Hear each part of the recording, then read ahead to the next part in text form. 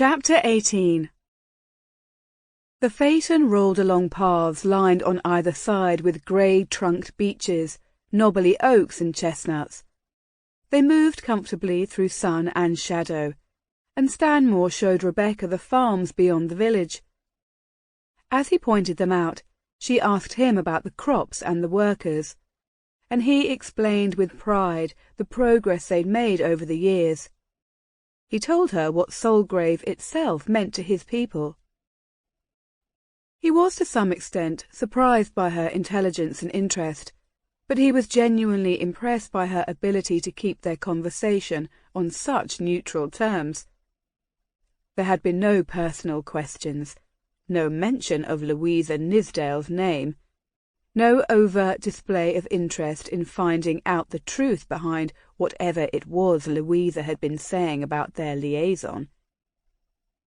Unlike any other woman that Stanmore had spent time with in his life, Rebecca Ford appeared to have a nature that focused on affairs outside of her own desires.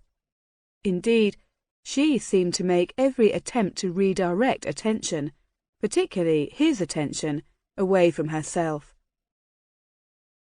But this honest and refreshing attitude only made him respect her more, he thought, casting a quick glance at her bright, lively profile. He pulled off the lane and stopped his horses in a protected spot by a running stream, where a patch of sunlight bathed the ground and the old beech leaves would lie warm and dry on the grass. Jumping down as his groom ran to the head of the team, Stanmore helped Rebecca out of the carriage before taking the basket down. "By the way, when I went back to Solgrave, I looked in on Mr. Clark, so you needn't worry about hurrying back." "Lord Stanmore, you know I've promised not to worry about James." "I thought your promise was not to show me that you worry about James." "As you say, my lord." Her smile was prettier than sunshine as she took the blanket from beneath the seat of the carriage and stretched it on the grass. After instructing the groom to walk the carriage up the lane and into a field around the next bend in the river, he turned back to his companion. "Mr. Clark is planning to spend a little extra time with James this afternoon," he said, "and after the lad is done with his lessons, Daniel is going to have one of the grooms take him around to the stables, so he can choose a pony. He might even be given a first lesson today, if he so chooses." The look she gave him was filled with tenderness, and Stanmore was once again touched by how much Rebecca's emotions depended on James's well-being. Another unconscious display of the selflessness so often lacking in the people of his set, of a nobility that stems from the purity of one's heart rather than one's station. James will be delighted with that, my lord. He's always been fond of horses, but living in Philadelphia he's never had a chance to learn to ride." As he placed the picnic basket on the blanket, she sat down beside it and lifted the cloth covering. "Have you always lived in Philadelphia?" He sat down on the blanket as well. "For the most part," she murmured, as her eyes searched the contents of the basket. "Where else have you lived?" "I stayed for some time in New York." Stanmore knew he wasn't offering Rebecca the same courtesy that she'd shown him in asking nothing of his past, but her evasiveness only served to stimulate his curiosity more. "Was your husband from Philadelphia?" "No." Her answer, almost too quick, surprised him. He eyed the blush rising into her cheeks. She bent her head over the basket until the brim of her hat robbed him of the pleasure of watching the rose bloom in the ivory of her skin. All he could see were the full lips, the perfectly shaped chin. "Where was he from?" She took the napery, silverware, and the plates out, setting them aside. "John Ford was from England." With an impatient move, She undid the ribbons beneath her chin and laid the hat beside her on the blanket. "From England, did you say?" "You could never have known him, my lord. He was a commoner. No position, no kin, nothing." Her eyes were that stormy shade of dark blue when they met his. "That is quite often the case with people of my station, you know. Many have been forced to flee their homeland and go far away to make something of themselves in the world, to find what is precious within them." She turned her face a little, but the sadness in Rebecca's expression struck Stanmore deep in the chest. His hand reached out uncontrollably and cupped her chin. "Some people are precious wherever they are." Stanmore leaned over the basket and brushed his lips over hers. At that moment, the power of the affection he felt toward her startled him. He sat back and released her. Rebecca averted her eyes, but sat for a long moment as if stunned, and then reached up with hesitant fingers and touched her lips. He wondered how long it had been since any other man had kissed those lips. "We'd better think about eating this food, or I shan't be held responsible for my actions." Stanmore tried to lighten the moment. Composing herself quickly, she smiled and reached inside the basket. Taking out pieces of roasted chicken and fruits and cake and pies, wrapped carefully in cloths, she laid them on the blanket. "I can see Harry's influence," she said. "There's enough food here to feed us for a week." And what a pleasant week that would be, just the two of us beside this brook. She unwrapped a piece of chicken and took a bite. "Based on what I've heard Mrs. Trent and Daniel say of your lordship's schedule, I have difficulty imagining you would be satisfied for so long a period of time with so little to do." "I have been known to steal a little time for myself here and there, like this fortnight that I plan to spend here at Solgrave." He thought for a moment, adding as an afterthought, "True, there's less to do here than in London, but I'm not speaking of social engagements, since I've never been fond of them." "But your stay here could be considered work as well. Valuable work." She used a napkin to wipe the corner of her mouth. "You're here to spend time with your son."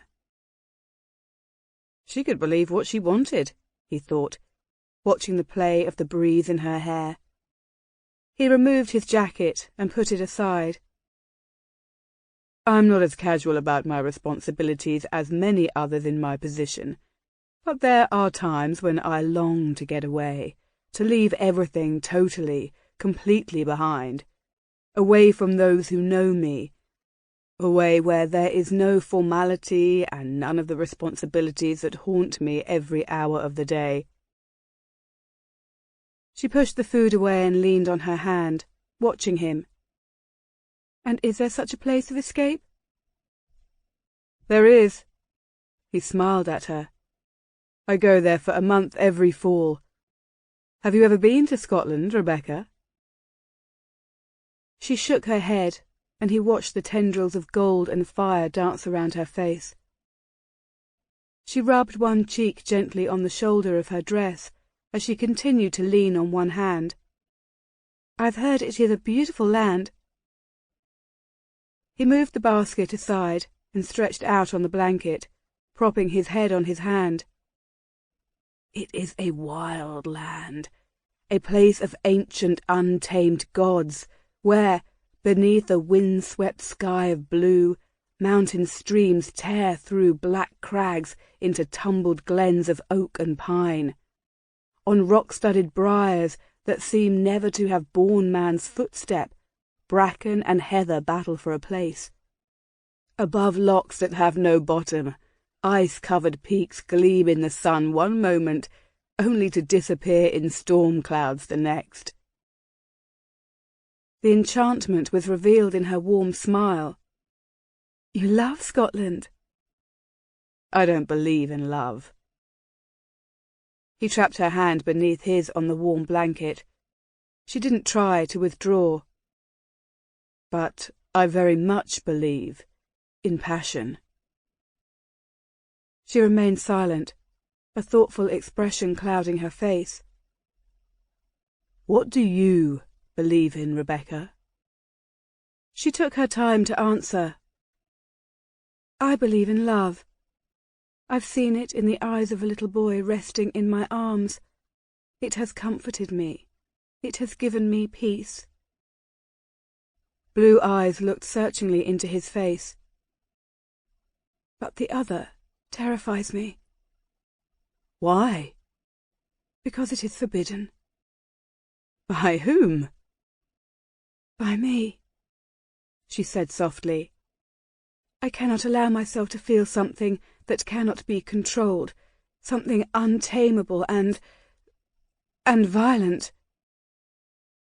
His fingers caressed the top of her hand, and he saw a shiver ripple across her skin and a blush colour her cheeks.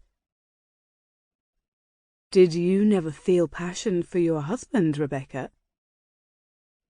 She turned her face away. Did you never experience the ecstasy of the marriage bed? The soaring sensations, the coming apart that passion brings? He could feel the wild beat of the pulse in her wrist. She refused to answer, though. There is intense pleasure that comes with losing control. There is indescribable peace that follows the violence of such unbridled passion. Stanmore's fingers left the warm fingers and moved up her arm, touching the soft fabric of the dress, caressing. Did your husband not know where to touch you? His fingers reached the exposed skin of her neck above the linen shawl around her shoulders, and he saw her close her eyes as he traced the beautiful column of her neck. Did he never make you burn with that inner fire only the passionate lover can know? Her face turned to him. He held her gaze as his hand moved down and gently caressed one of her breasts through the dress. A surprised gasp escaped her lips, and the hand moved even lower, rubbed the fabric against her flat stomach. Did he never pleasure you, cherish you, touch you, here? His hand moved lower. Her cheeks were flushed, her blue eyes open and aware. She did not push his hand away. Did he never learn your secrets and master your fantasies? His hand moved on top of hers again. Tell me what you feel now, Rebecca. She swallowed hard, and he pulled her gently down next to him. But this is all wrong. Is it? He whispered soothingly. But we shouldn't. You are...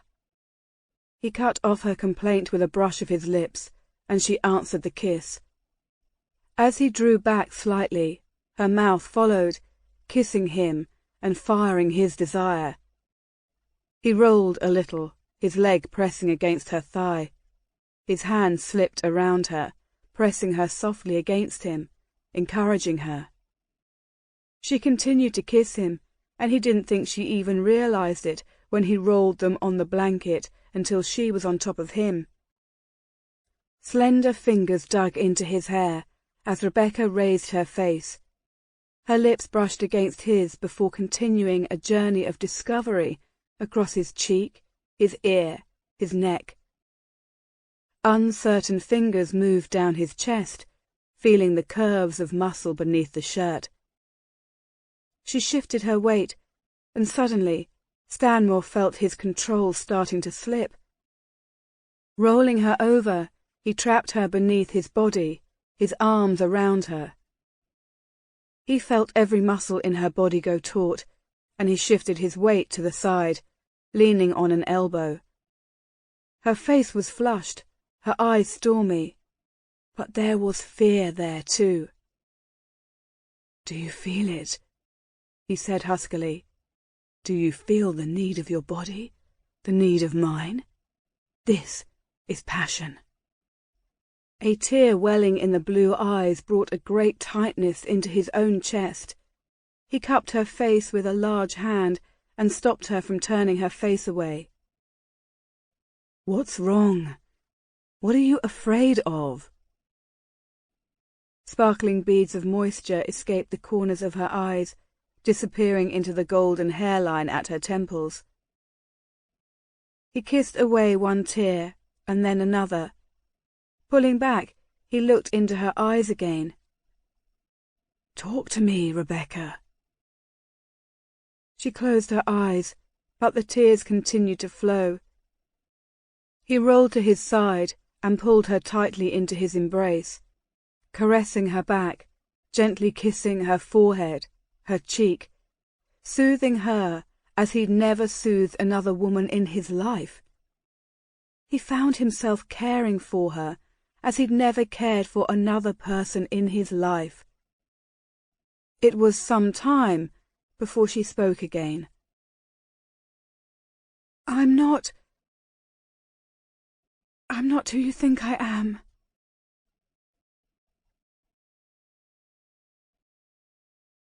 "Your insipid wife is being incredibly tight-lipped about this Ford woman."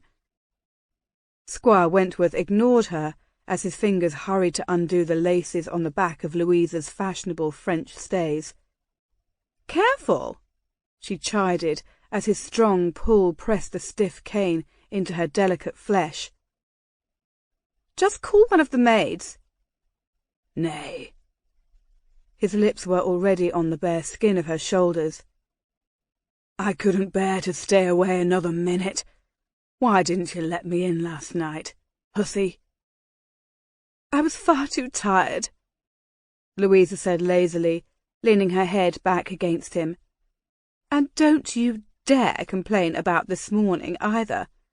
Just because your wife chooses to leave your bed before the lark sings, I don't see why I must take you in." "Leave my bed? I've told you, the little fool doesn't share my bed."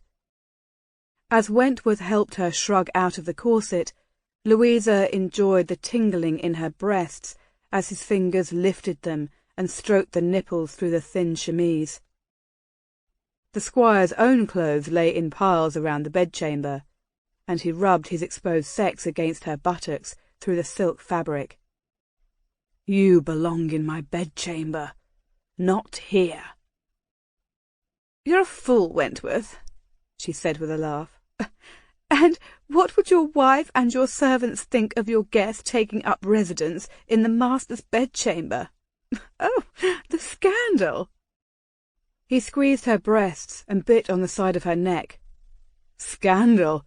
You don't care what anybody thought for all the time you came to me at my London townhouse. But that was different, when you lured me there." "Lured?" "Lured me from my poor late husband's bed, I might add.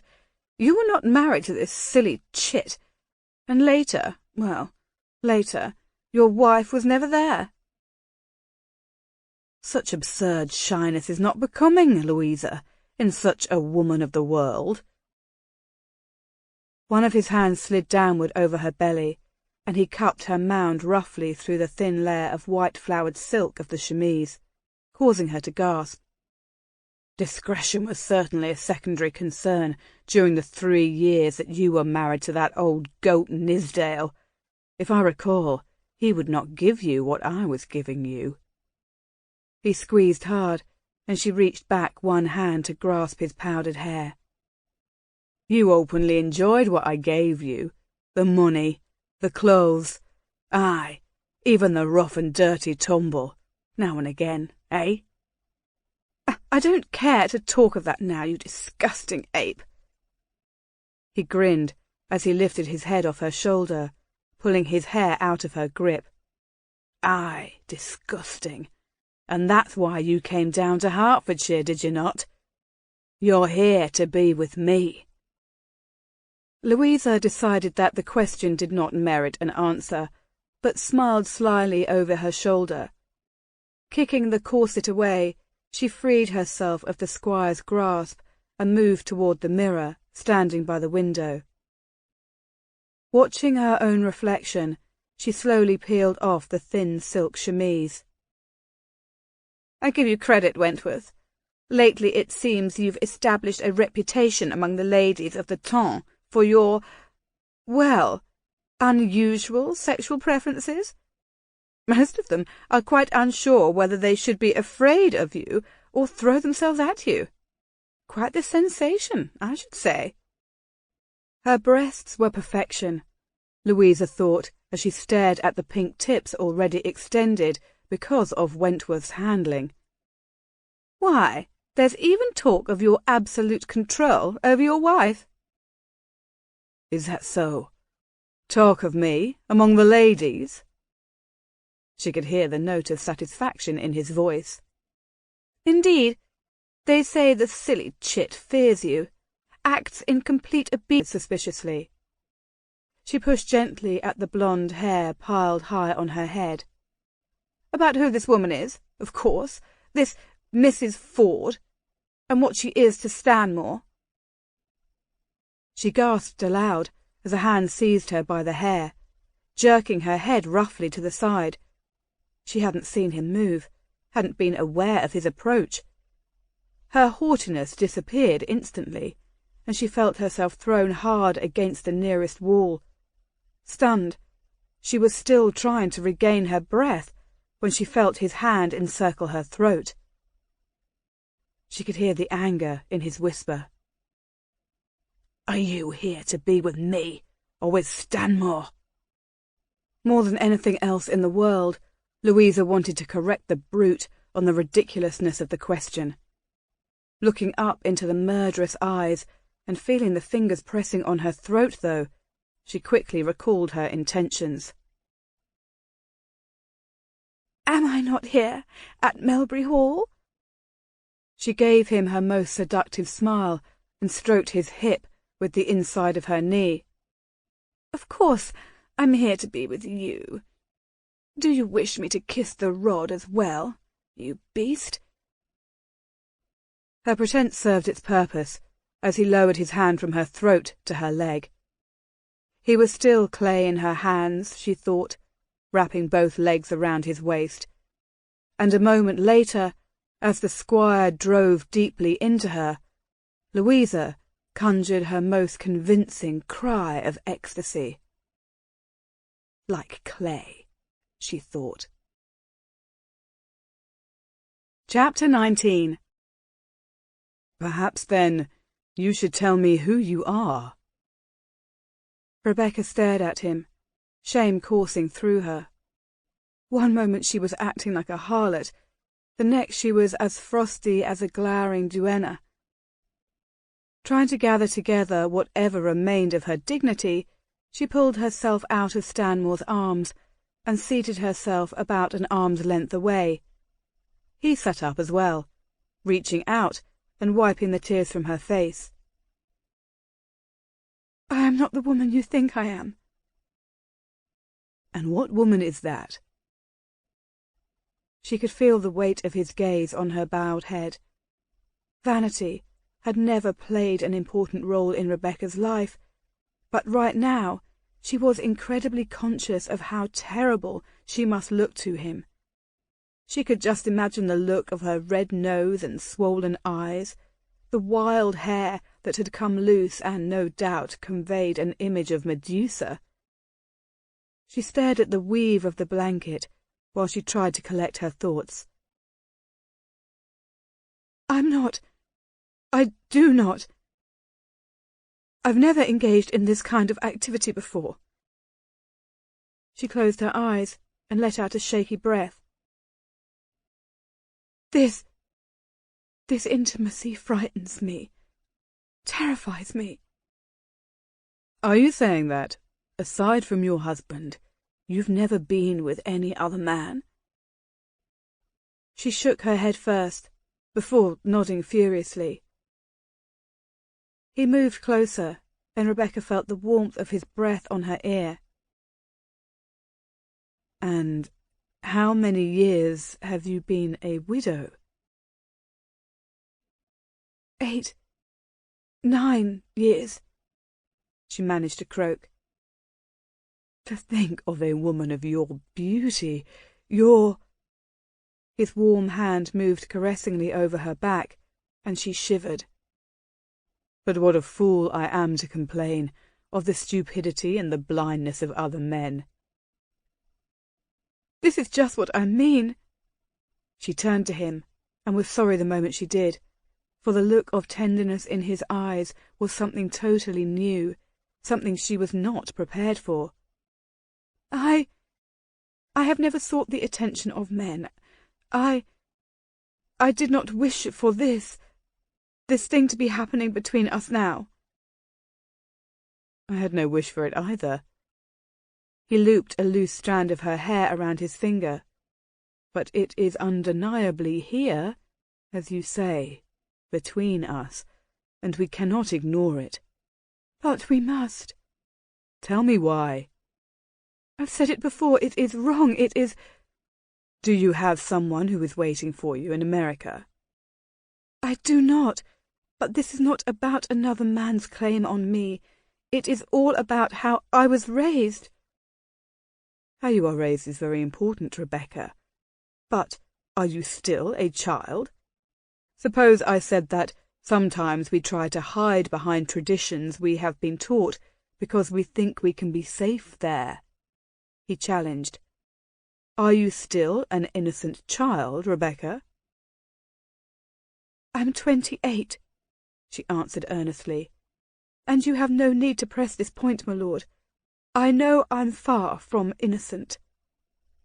"Of course, for anyone who lives in this world, the age of innocence is past."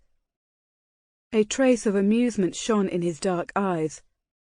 "But do you intend to join a convent after your return to the colonies?" A flash of temper, rose-colour in her face. "I hardly find it amusing that you should entertain yourself at my expense." "I am doing no such thing. My interest, though, is purely pragmatic. No matter what my attraction to you might be, I will cease to pursue you if your intention is to engage in some religious life." "You're making fun of me." Rebecca pushed herself to her feet and walked a few steps away before whirling on him. "I shall retain my reason, not only for my own sake, but for yours as well." "Is that so? And how is that?"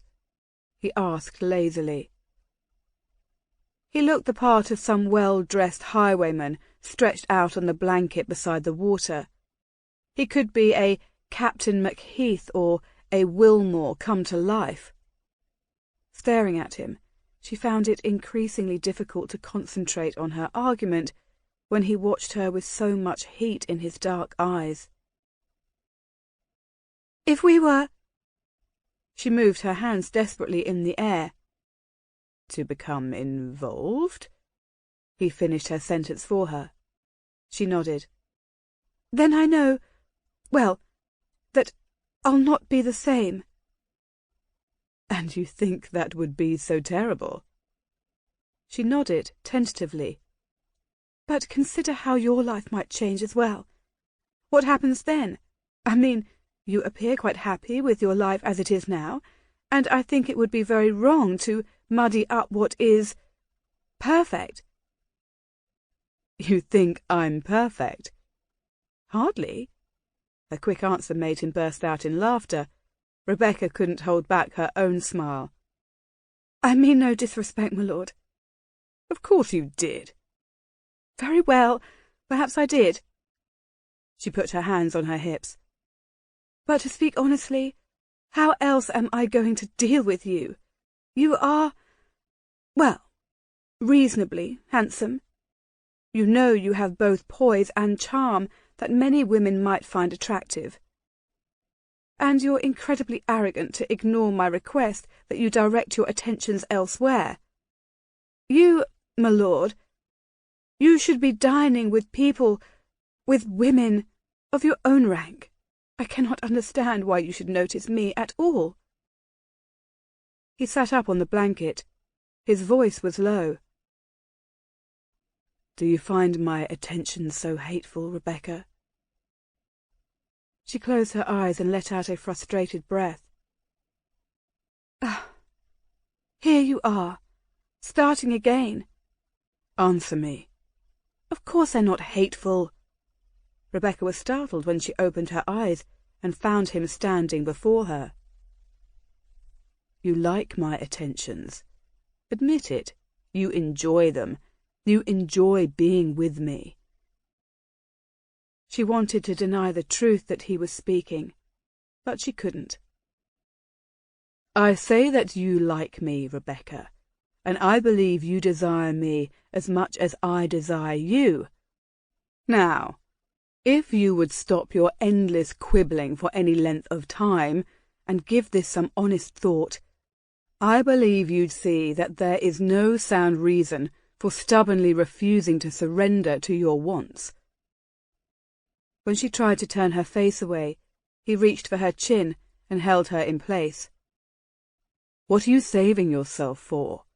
Most importantly, why are you robbing yourself of something that offers a promise of real fulfillment? Rebecca felt the insides of her body vibrate with anticipation. Don't be afraid of what might happen after.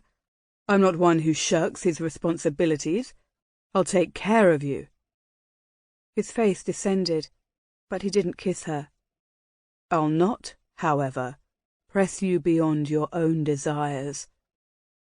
On the other hand, I'll not go away either. I'll just wait until you come to me. Following a young black-skinned girl who carried a small bundle of bread in her apron, Jamie had easily found his way to the half-circle of ramshackle dwellings where most of the slaves lived, on a stream by the edge of a grove beyond Melbury Hall.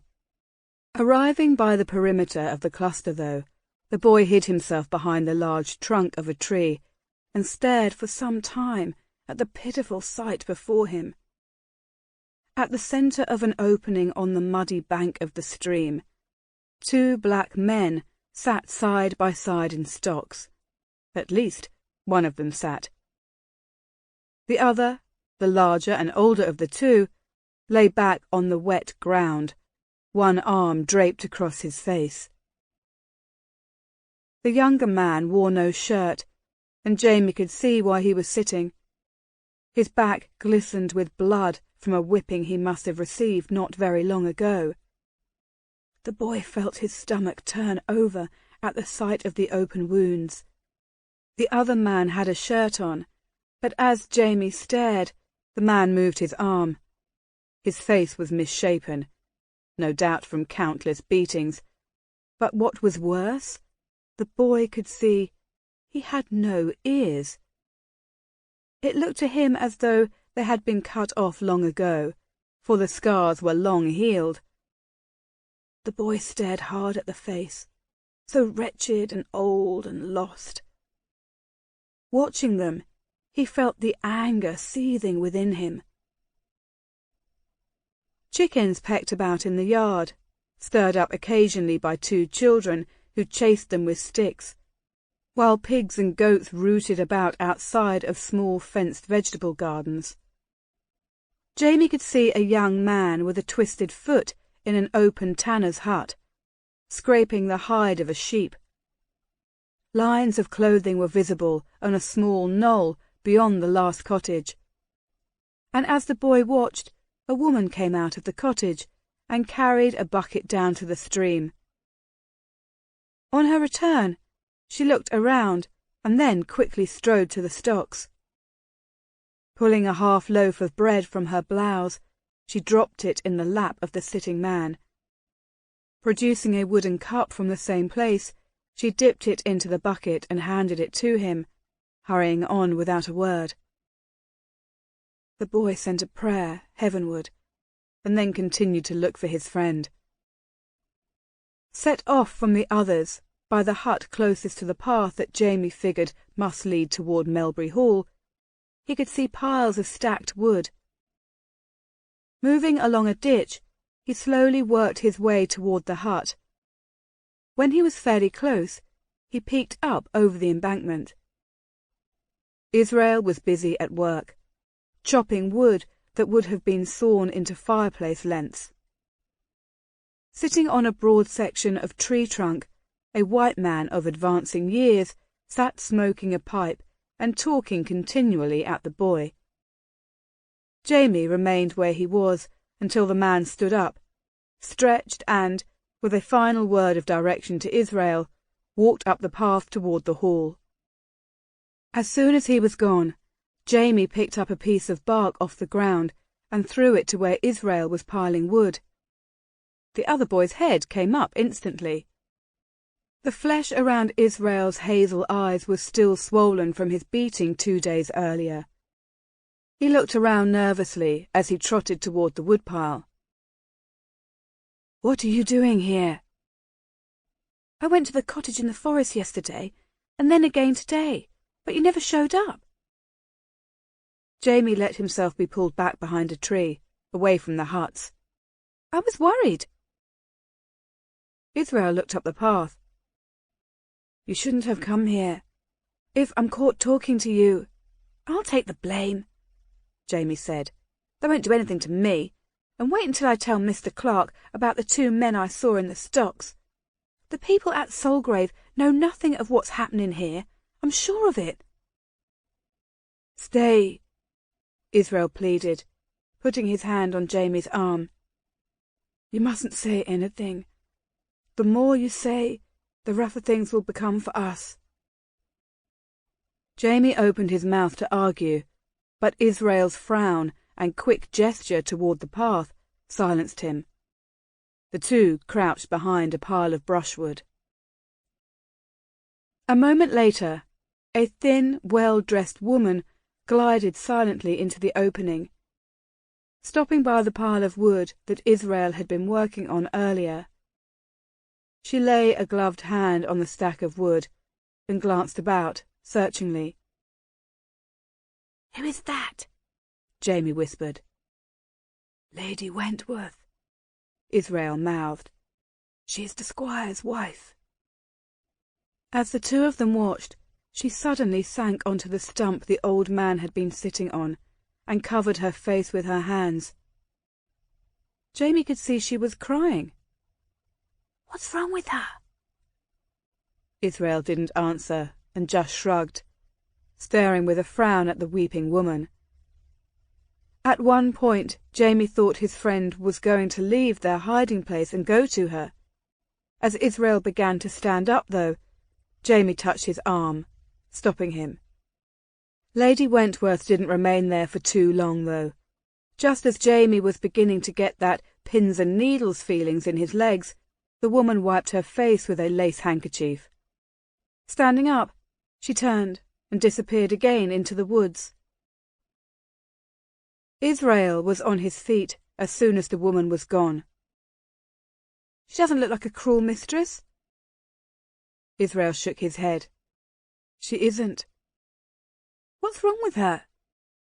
Jamie asked again, his curiosity eating him up. "What's wrong with any of us?" Israel answered, unconsciously raising his hand to his bruised cheek. "What's wrong with Jonah? Why must he be whipped and placed in the stocks without reason? And what of old Moses? He's already lost his wits from too many beatings. Why put him in the stocks over and over?" This was the first time that Jamie had seen Israel's temper rise, and he felt his friend's hurt and anger fuse with his own. "Squire Wentworth is the cause of all of this, isn't he?" Without answering, Israel moved away from their hiding place and went back to his job of piling wood. Jamie followed him. "I'll tell Lord Stanmore about this, about these beatings. He'll do something about it." "No white man will do a thing about us. No white woman either." He pointed in the direction that Lady Wentworth was disappearing. "She wants to help, but she cannot. So what does she do? She cries. She comes here and tends to our wounds, and then goes away again to London as soon as she can." "Stanmore will be different." Jamie defended his earlier statement. My tutor told me what he's trying to do in Parliament. He's trying to put a stop to the stealing away of people from their own homes. He's a good man, Israel. He will... If he's such a good man, then why don't you want him for a father? Israel's hazel eyes flashed with challenge as he faced Jamie.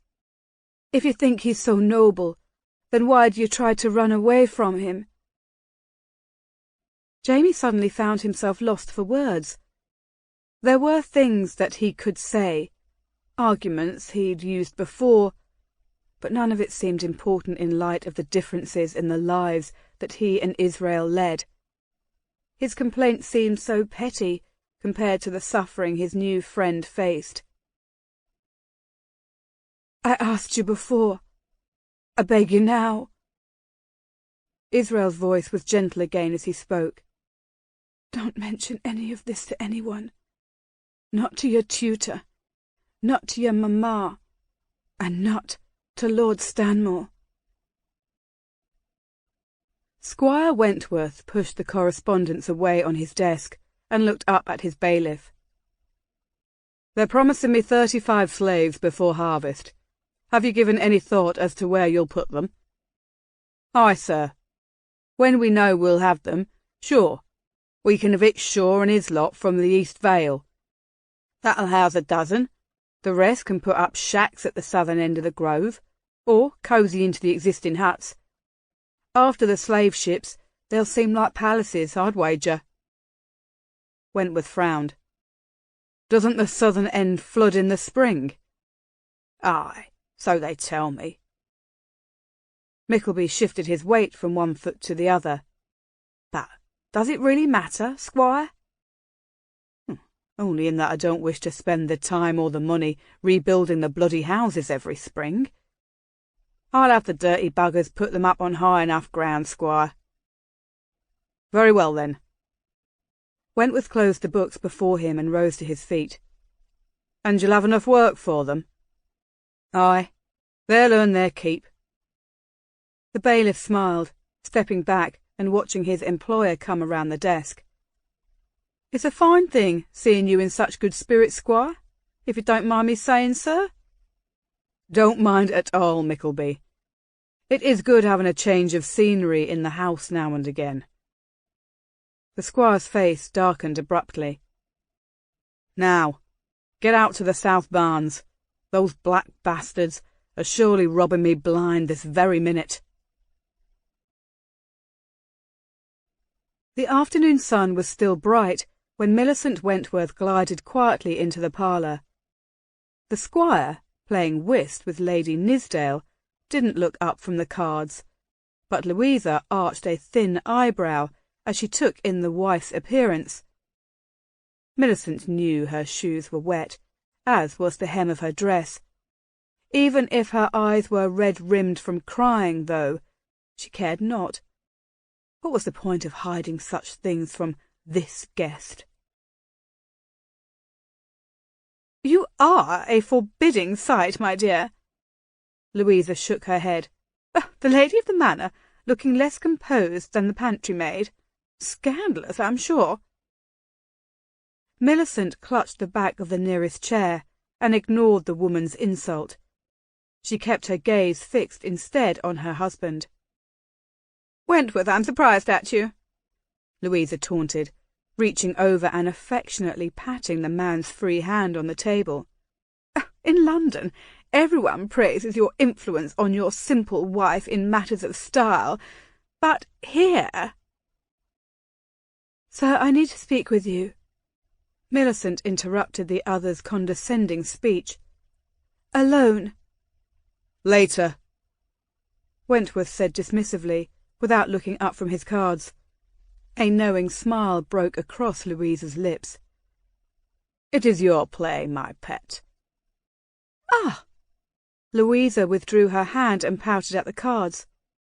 But this distraction has caused me to forget what's been played. She might as well not exist, Millicent thought bitterly, feeling anger and fear coiling simultaneously around her heart. This very afternoon, She'd stood and watched her husband disappear into their guest's bedchamber, totally disregarding her presence in the corridor or the presence of 2 passing servants. Not that she cared anything about his disgusting sexual liaisons, Millicent thought, as tears welled up uncontrollably in her eyes. True, treating her brutally and disdainfully and with complete lack of discretion was foul and villainous. But to treat their workers in such a way, even knowing what would follow, she forced herself to persist in her desire for an audience with him. "Wentworth, I need to speak with you. This is important." Perhaps it was the change in her tone, one that she'd never dared to use with her husband, that got his attention. She trembled uncontrollably as the man's hand visibly fisted and his glare flashed threatening toward her. His cool tone belied the fury she could see in his eyes. "I'm not accustomed to having my commands ignored." Louisa glanced from one to the other before laying her cards casually on the table and rising slowly to her feet. "I think I shall take a walk in the gardens before readying myself for this evening." "Stay a while, my pet," Wentworth ordered, clasping Louisa by the wrist and gently pulling her around the table until she stood beside his chair. It was impossible not to see her husband's hand slip possessively around the woman's generous hips as he gazed haughtily at Millicent. "You have 1 minute." Millicent was almost relieved to realize that her anger did not increase at his insolence, but remained focused on the injustice that she'd witnessed in the grove. "During my walk this afternoon, I found Jonah and Moses in stocks. Jonah was—" "Louisa," Wentworth interrupted, turning sideways in his chair and pulling their guest onto his lap. "Did I ever tell you about the arrangement between my wife and I?" "Jonah had been whipped." Millicent raised her voice. "I want to know why." "Unlike you, my pet, my wife abhors my touch." He ran a finger on the edge of the low neckline of the dress and tugged down. One pink tip peeked out. "Not now, Wentworth." Louisa's face turned a shade of red with obvious embarrassment. She placed her hands on his shoulders to push out of his grasp, but his strong grip on her waist kept her where she was. He pressed his lips on the ivory flesh of her breast. She pushed his face away. "No reason to fret, Louisa," he said with a short laugh. "She'll go soon." "Stop it, Wentworth." Louisa snapped, shoving harder this time and breaking free. She pulled her dress up in place as she took a step back. "Actually, I'm not astonished that you object to her watching us, considering." He still kept his gaze on Louisa as she ran her hands up and down her arms as if warding off a chill. "Considering my wife's sordid taste in men. But I would never dream of bringing her into our bed as we brought in that... What was her name?" "There has never been any other man!" Millicent cried out in disbelief. She stared for a moment. "Was this the reason for those poor men's beating?" "She favours the slaves, you know. Everyone knows. She goes into the park and allows the Africans to have their way with her. Last year, in fact, she tried to give birth to a bastard." "That's a lie!" Tears again rushed down Millicent's face. "That child was yours, a child you forced on me. If you had believed me, if you hadn't beaten me, losing him—" "But this year, Lady Wentworth has raised her standards." Malice was evident in every inch of the man's face. "She's been trying to lure that school teacher on, but I've been watching over what is mine. She thinks those slaves will not divulge the misdeeds of their own whore, but my wife is quite deluded on that count." It is not true. Millicent continued to shake her head as her husband rose slowly to his feet. Mr. Cunningham's visits have nothing to do with me. He comes here because he has compassion for people who need him. Do you hear it in her voice, Louisa? Do you see it in her face? She dotes on him. Louisa turned with distaste and stared out the window as Wentworth advanced on his retreating wife. Have you slept with him already, Millicent? Are you carrying his child too? Stop! She gasped in pain as Wentworth grabbed her upper arm. I'm innocent. There is nothing between... Innocent as a Covent Garden whore. And your dear Mr. Cunningham may enjoy the protection of our sanctimonious Lord Stanmore, the squire whispered, shaking her so hard that she fell against him. But you are mine, to touch as I like, to punish as I see fit, and in just the same fashion that I'll deal with those filthy brutes who think they can keep you as their whore. There is only one brute. Millicent's words turned to cries of pain as the squire's blows rained down on her face and body, and by the window Louisa Nisdale stared with a face of stone at the hills above Solgrave. Chapter 20.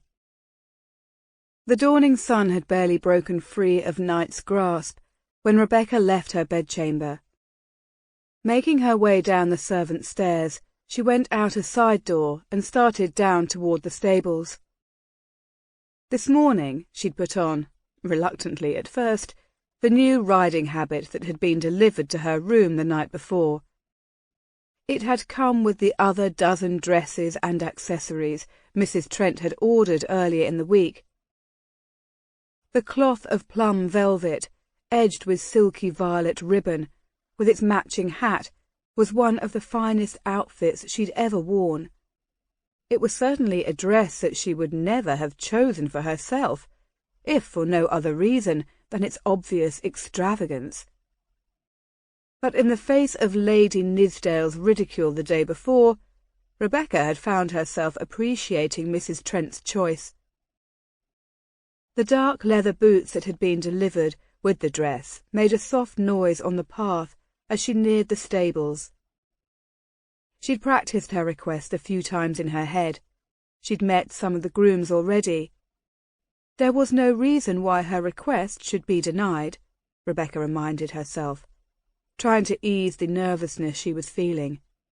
Nervousness that actually had very little to do with borrowing a horse. The source of her worries lay with how Millicent would react to what she was about to tell her.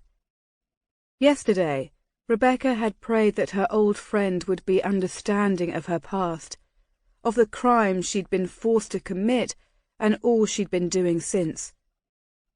But walking toward the stables in the cool morning air, Rebecca reminded herself that people change. Cheerful, friendly Millicent Gregory of Mrs. Stockdale's Academy for Girls was now a very different Lady Wentworth of Melbury Hall. What made Rebecca think she could trust her? The smoke from the Smith's fire was drifting into the treetops, and half a dozen grooms were visible bustling about the stables. As Rebecca approached, she could see a number of horses being brushed or led out for exercise in the paddock areas. But her friend had not yet arrived. Rebecca drew a deep breath, almost relieved that she'd have a few more minutes to calm her jittery insides. But the sight of the Earl of Stanmore standing by a handsome black hunter and engaged in reflective discussion with a groom took Rebecca totally by surprise. His gaze flickered toward her, and then returned with evident pleasure. "Rebecca, Mrs. Ford," he greeted her, leaving the groom behind. "What a pleasant surprise." "Good morning, my lord." Her insides ignited, and she forced out the words as he looked over her new attire with obvious approval. I met Lady Wentworth yesterday, and she invited me to go riding with her this morning, so I was hoping your lordship would not mind if I were to borrow a horse." "Of course not." He instantly turned to the groom and gave him a series of instructions. As the man hurried off to do as he was ordered, Stanmore's attention returned to Rebecca. "I was under the assumption that you didn't ride." "I don't ride, generally. I mean, I haven't for some years." She felt embarrassment flush her cheeks for the half-truth she told him before. "I used to ride, though, so Lady Wentworth's invitation sparked my interest in trying it out again." Rebecca noticed the frown that creased his brow. He picked up the reins of his own steed and led the horse through a gate into a meadow. Rebecca walked with him, closing the gate after Stanmore had passed through. Is Lady Nithsdale also to join you for your ride this morning?" "No, my lord. I believe it will only be Lady Wentworth and myself." He nodded once, and she felt his relief. He studied for a moment the shortening shadows along the edges of the meadow, and then looked back at her. "I'm happy that you accepted Lady Wentworth's invitation," he said gently.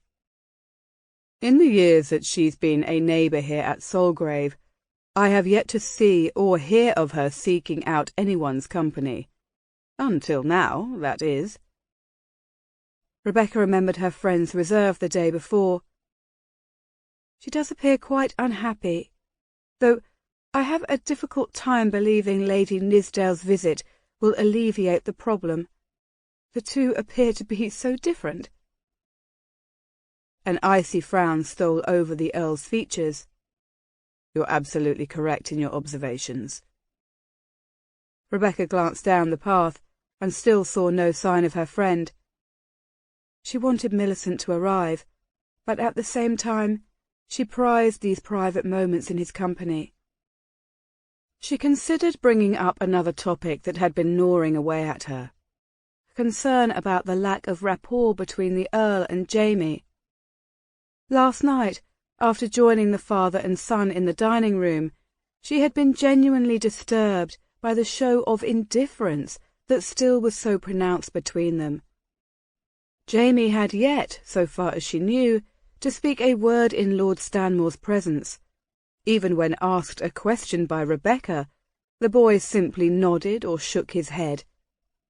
Rebecca knew she had taught him better behaviour than what had been displayed at the dinner table, and, following him to his room, she'd spoken to him in length about the unacceptability of his conduct toward his father. But Jamie was not even 10, and Lord Stanmore's cool silence had certainly been no better than the son's. What else could she expect, though, since the two had spent so little time in each other's company since their arrival at Solgrave? "I'm returning to London today." Her disappointment must have shown immediately, for a smile stole over his face. He reached over and took her hand. Though she found she could not bring herself to shake off the touch, Rebecca wished he would use some of that allure in winning over the affections of his son. "An urgent message arrived late last night. My presence is required, it seems, in London. But I shall not be away more than 2 days at the most." Rebecca swallowed her personal feelings regarding his absence and instead tried to focus on the more important matters. "When you return, my lord, will you be able to spare a day, perhaps?" His dark gaze was deep, bottomless, drawing her in. She shivered with excitement as he slowly lifted her fingers and placed a kiss on the back of her hand. "I can spare much more than a day." "Dare I ask, 2 hours a day, for the entire length of your stay at Solgrave, then?" "Why do I have the feeling that you're planning something?" She withdrew her hand and hid it in the folds of the skirt. You don't sound very trusting, my lord. The sound of his laughter reverberating in the yard brought a smile to her lips. What are you after, Rebecca? Not much. Only 2 hours a day of your lordship's time. What for? Instruction. What kind of instruction? Better yet. His voice dropped low. Which of us is to do this instructing? You're teasing me, my lord. She looked down at his high-topped boots, at the dark buckskin breeches that moulded to his muscular legs. Her gaze hurried past his narrow waist to the short black jacket that hugged his impressive wide shoulders. She had thought to charm and fool him and have him agree without knowing the details, but as the warmth spread through her, she found it was she herself who was charmed. You keep this up, and I'll cancel my trip to London. He leaned toward her until his voice was a husky whisper in her ear. And I'll see to it that you and I are locked up in my bedchambers for a fortnight, at least. And what do you think of that proposition, Rebecca? If the mail coach from London had been bearing down on her, Rebecca could not have moved an inch. Stunned, unable to breathe even, she felt the molten heat flow through her, scorching her from the inside.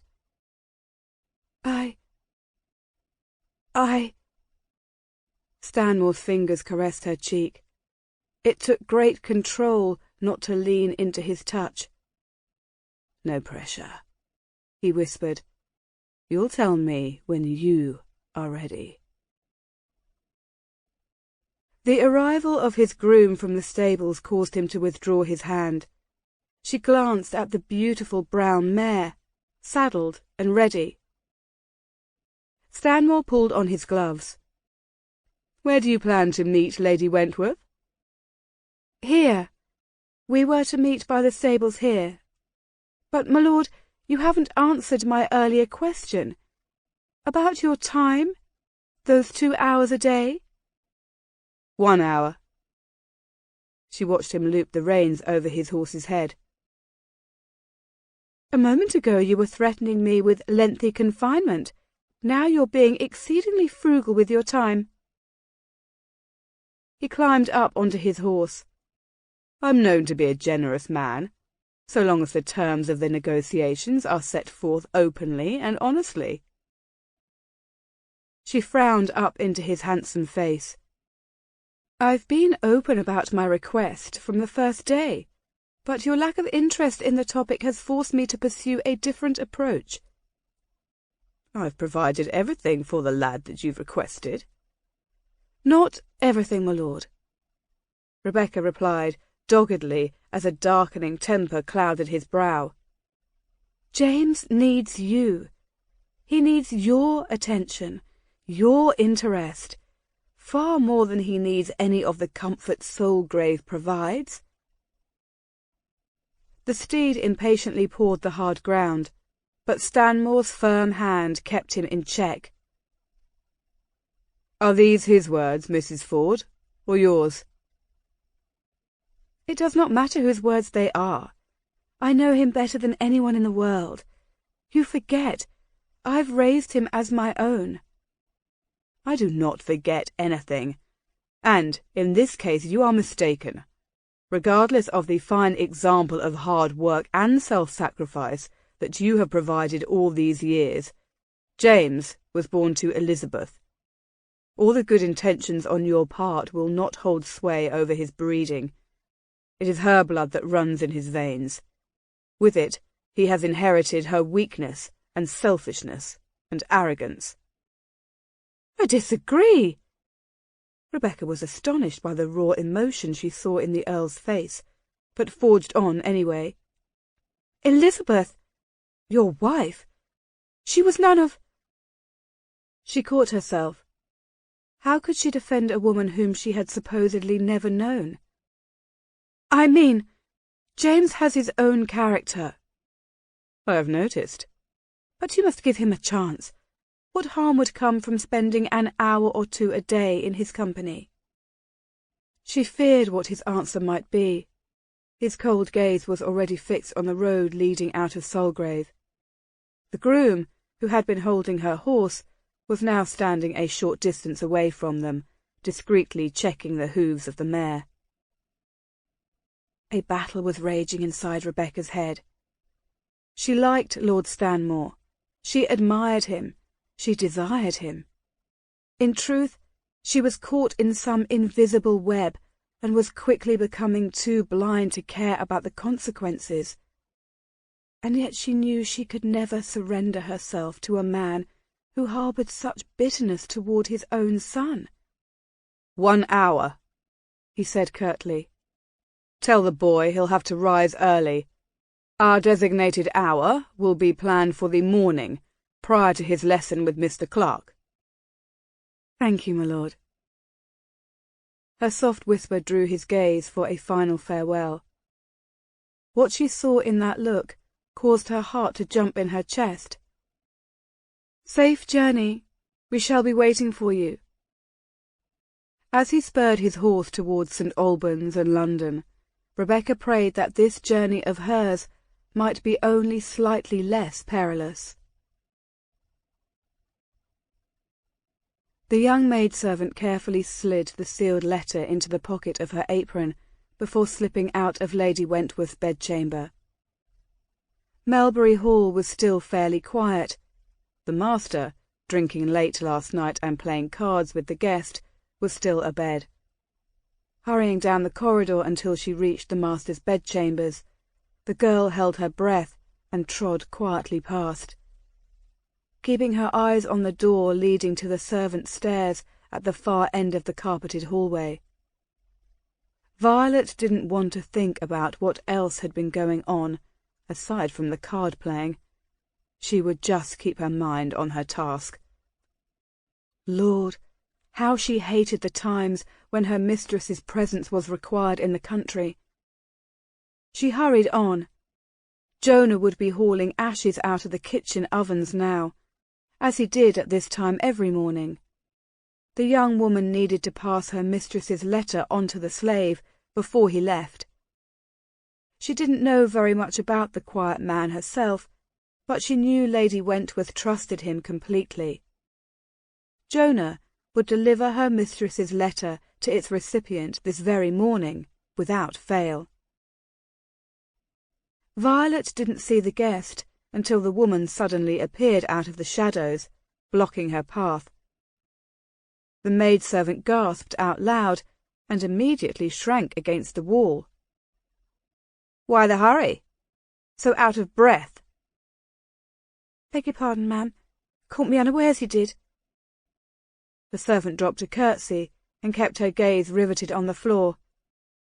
"I hope you slept well, my lady?" "You just came out of Lady Wentworth's room. How is your mistress faring this morning?" The woman's concern struck V as a little odd, coming as it was from someone who had just left the squire's bed. The servant gave a quick glance at the woman. Her hair, bound up in a high scarf, tilted precariously to one side. She wore a robe of fine silk, loosely tied at the waist. It did very little to hide the naked body beneath it. "She's feeling a little better, my lady." "Did you bring her any breakfast?" "Nay, my lady. Her ladyship had—" Violet backed away nervously as the guest took a step toward her. Her back bumped against the wall. Her ladyship had no appetite." "Then why did she call for you?" The young woman thought of the letter tucked into her apron pocket and intentionally hid her hands behind her back. She wanted me to tell cook not to send a tray up." "Of course." A sardonic smile blossomed on Lady Nithsdale's full lips. The guest reached out and touched a loose blonde curl that had escaped the servant's cap. "What's your name, girl?" "V, ma'am." "Very well, Violet. And how old are you?" 16? She croaked nervously. You have lovely skin. Lady Nithsdale let her finger trail down caressingly over the maidservant's cheek. Violet tried to turn her face away, but the woman's quick grip on her chin held her in place against the wall. You are a very pretty girl, V. How long have you been in the service of Lady Wentworth? I started just a few months, my lady.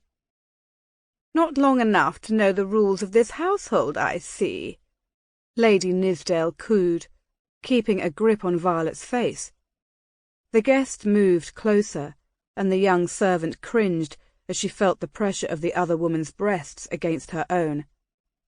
Many in this household think of me as a new guest, but I'll share a little secret with you. V swallowed hard and pressed her back hard against the wall.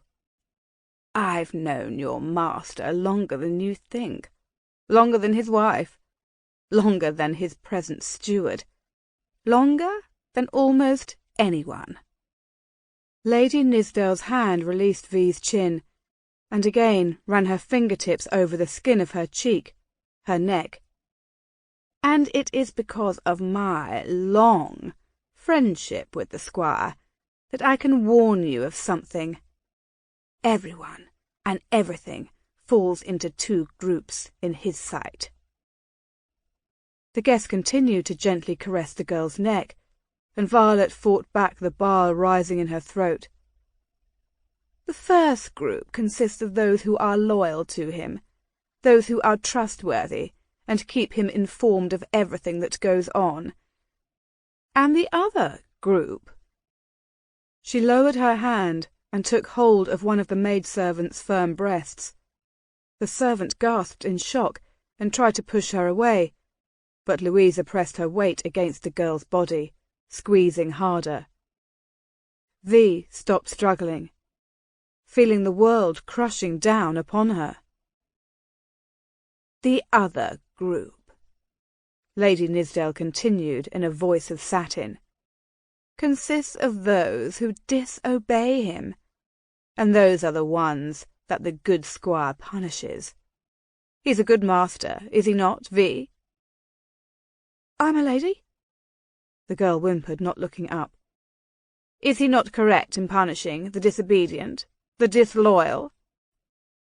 Aye, ma'am, she whispered, beginning to cry silently. You heard of the lashing of the 2 slaves yesterday, I'm certain, and you surely saw your mistress's face this morning. The guest brushed away the tears running down the servant's face and leaned forward to whisper in her ear. And what you saw is nothing compared to the bruises the wife has here. She squeezed the girl's breast hard. And other places. Have you ever been touched in those other places, V? The servant's tears turned to a soft sob as she shook her head. Please, m'lady, I'm a good girl. Please let me go. That's all very well, that you're a good girl, V. Your master will be delighted to know that you're a virgin. Perhaps I shall take you into him right now, in fact. He and I could start the day off quite pleasurably enjoying your plump little body. Please, m'lady, Violet begged, continuing to shake her head. Please. Let me ask you again, V. What did your mistress want for you so early this fine morning? The girl's blue eyes rounded with fear. She looked down the hallway as a movement caught her eye. V. Squire Wentworth is known to be quite manly in the mornings. Large and manly. Louisa pressed her hand against the juncture of the girl's legs. He could very well tear you in half with his thick shaft, and all I need to do is drag you to his bed. A letter, the girl sobbed. It was a letter. You can have it. Lady Nithsdale pulled back slightly and let the girl reach into the apron and draw out a sealed letter. "Not a word," Louisa threatened, taking the girl's chin in one hand and the letter in the other. "To anyone." With tears coursing down her face, the maidservant slipped around Louisa and ran in terror down the hall. In a moment, she disappeared down the servants' stairs. Without waiting another instant, Louisa broke the seal and scanned the contents of the letter. A polite salutation to Mrs. Ford, followed by fictitious excuses why Millicent could not attend a previously planned meeting with the other woman. A vague promise of writing again and rescheduling their morning ride, possibly next week. Nothing of significance, Louisa thought angrily as she glanced over the end of the correspondence. Nothing more than she already knew, or could have guessed. But there had to be more, Louisa thought, her temper beginning to rise. Something had passed between the two women. They shared a secret, she was certain. Something significant enough that they would arrange this private ride this morning. Just as Louisa was ready to crumple the letter in frustration, her gaze fell on the last line before the signature. Our dear Mrs. Stockdale would have reproved of this hasty postponement. Louisa stared again. Our dear Mrs. Stockdale. Mrs. Stockdale. Ah, Mrs. Stockdale. Scanning the letter again, a smile broke across Louisa's face.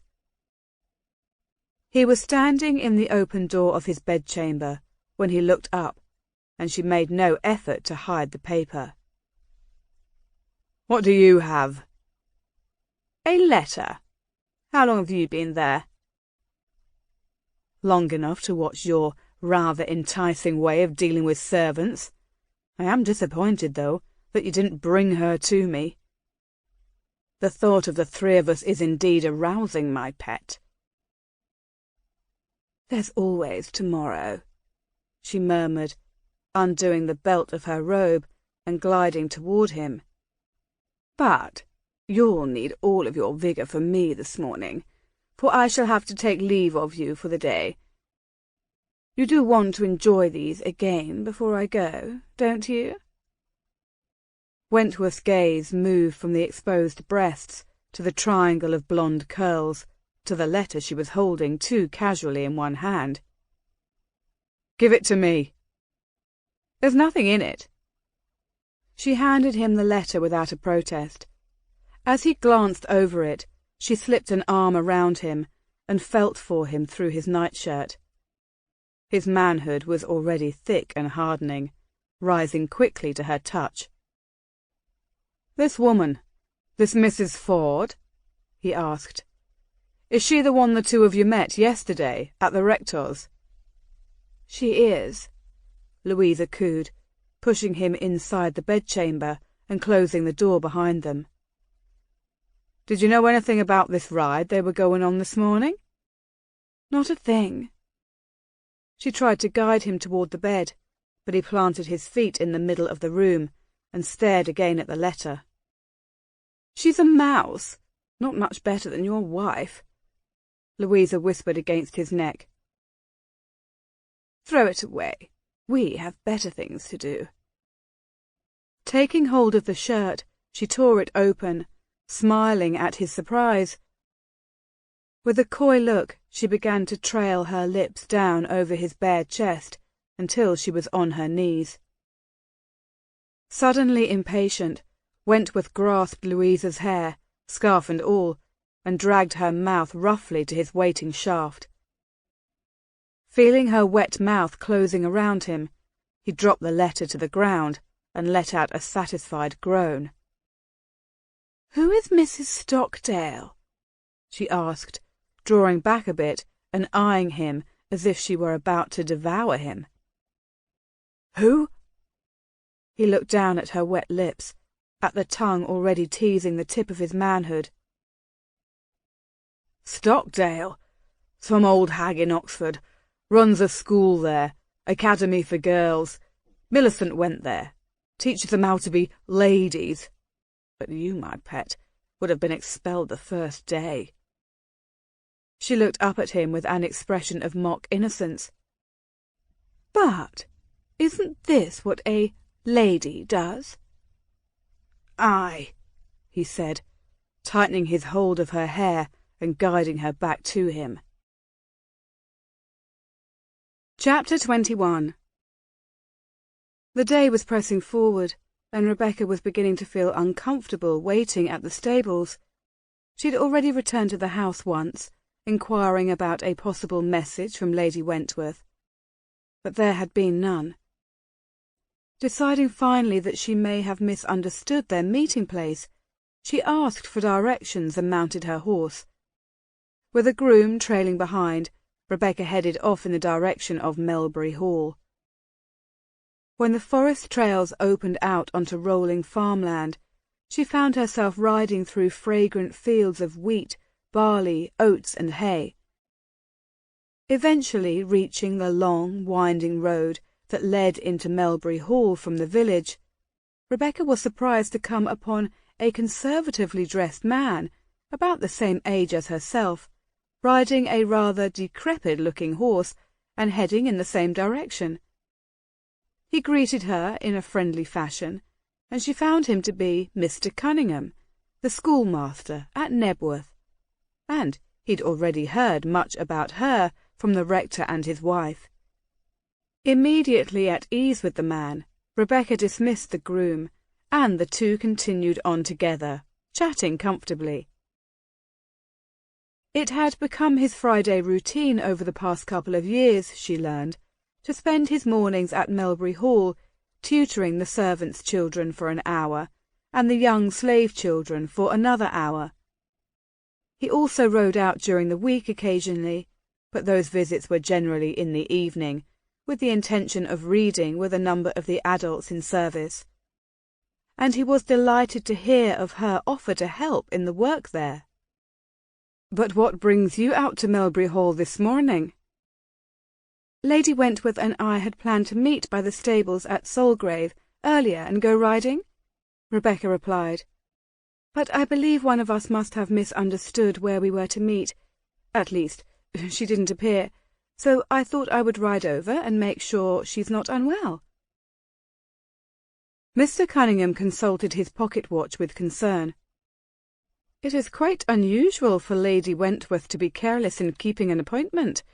I do know that when she rides, though, by this hour she has generally returned to Melbury Hall." Rebecca glanced discreetly at the teacher. He was medium in height and build, with regular features that were pleasing, but could never be considered handsome. The spark of intelligence in his dark eyes, though, and the absolute confidence that rang in every word he spoke, gave him a distinctive flair. Rebecca thought the schoolmaster's knowledge of Millicent's schedule interesting, however. "It was probably just my error regarding the meeting place. At any rate, I was hoping she would receive me if I were to ride over. I would like to deliver my apologies in person, and perhaps impose upon her for another visit sometime soon." The man's intense face brightened as he turned to her. "That is quite delightful, Mrs. Ford. Quite the thing indeed. Lady Wentworth could certainly use the company." "This is the second time today that I've heard this sentiment." "Have you?" Lord Stanmore's feelings were much the same. The schoolmaster nodded with understanding. "It's difficult not to be affected by that good woman's melancholy. She is not a happy woman."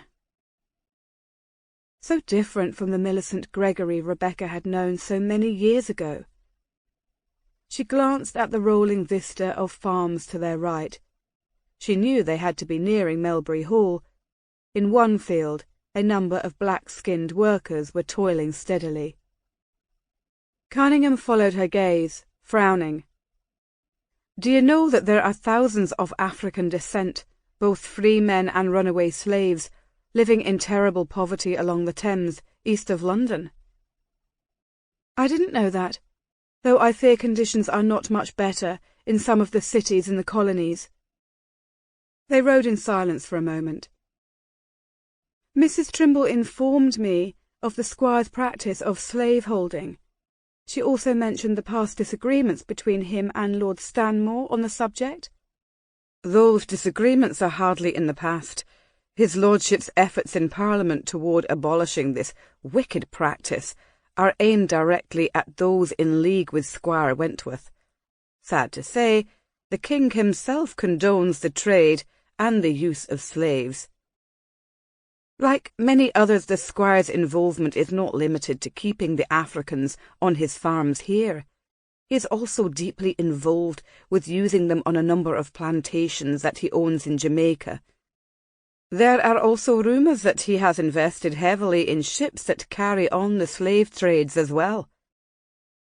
Mr. Cunningham's strong voice reflected his conviction.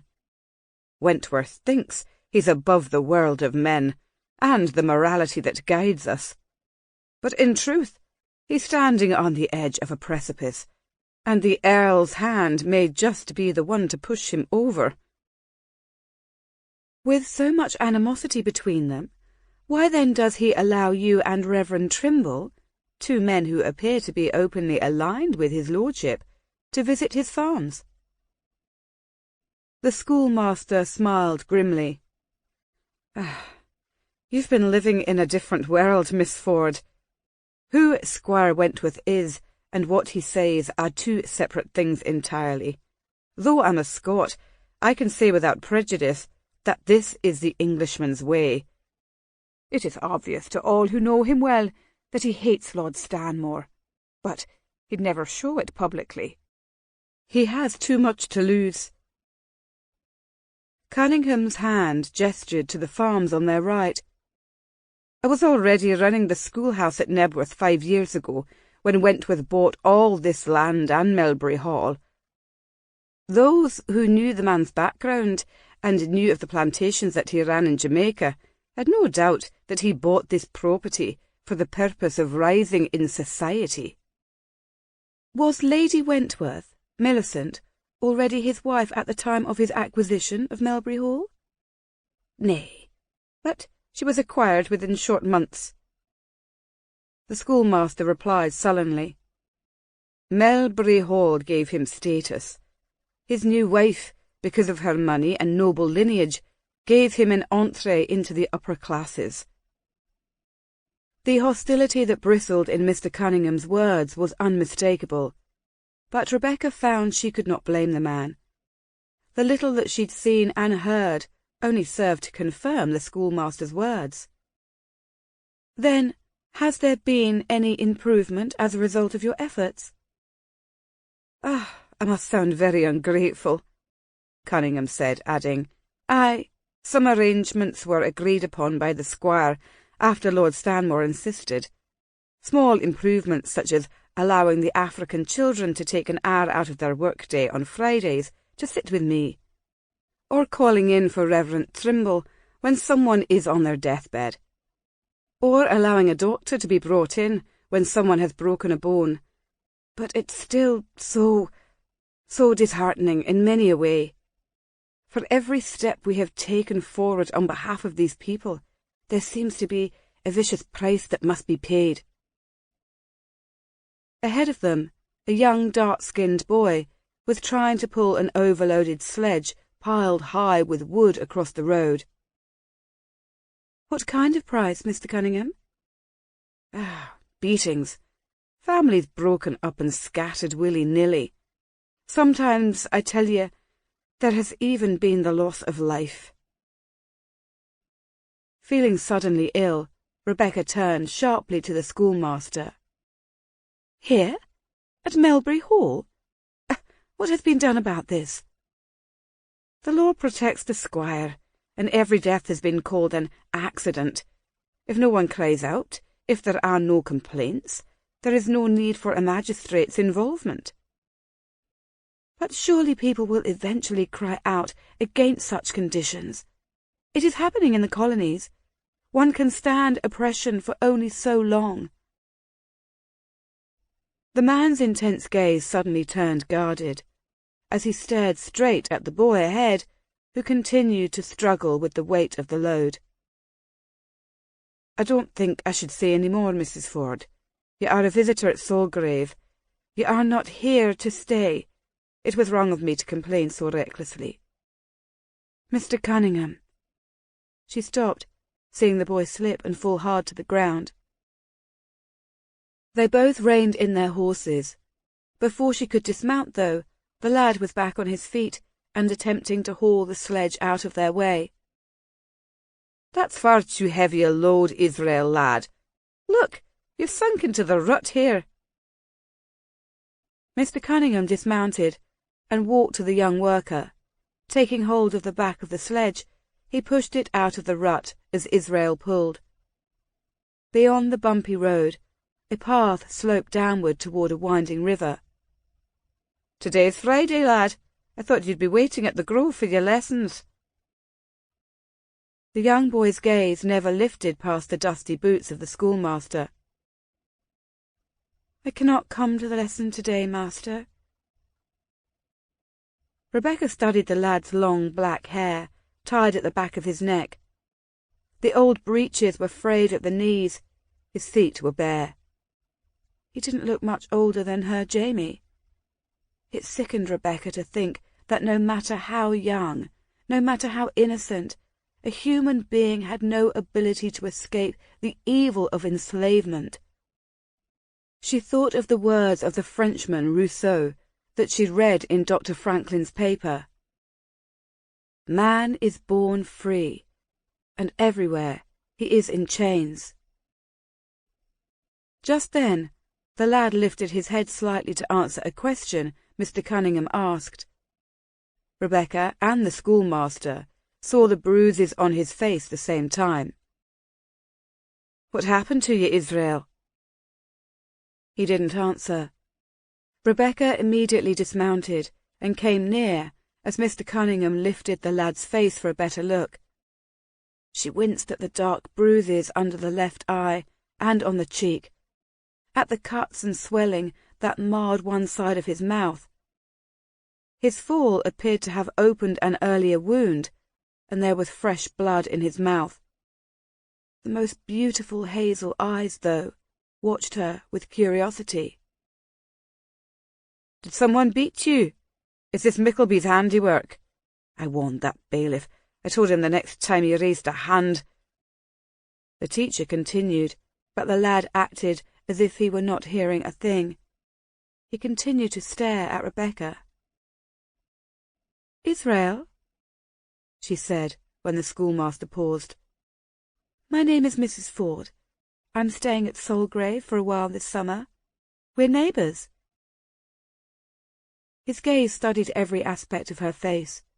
They took in the hat, the hair, the eyes. "Aye, ma'am," he finally said softly. "Your lip is bleeding. Can I clean it for you?" His gaze lowered again. "It's nothing, ma'am." She took out her handkerchief and offered it to him. "I'm sorry that I asked. Of course, you're old enough to take care of this yourself." He stared at the lace handkerchief in her hand. "Take it. I want you to use it." Still he continued to stare. "You may keep it." "Keep it, ma'am?" "I want you to." With hesitant hands, he reached out and took the handkerchief. But instead of bringing it to his bleeding lip, he closed his eyes momentarily and inhaled the cloth's slight lavender fragrance.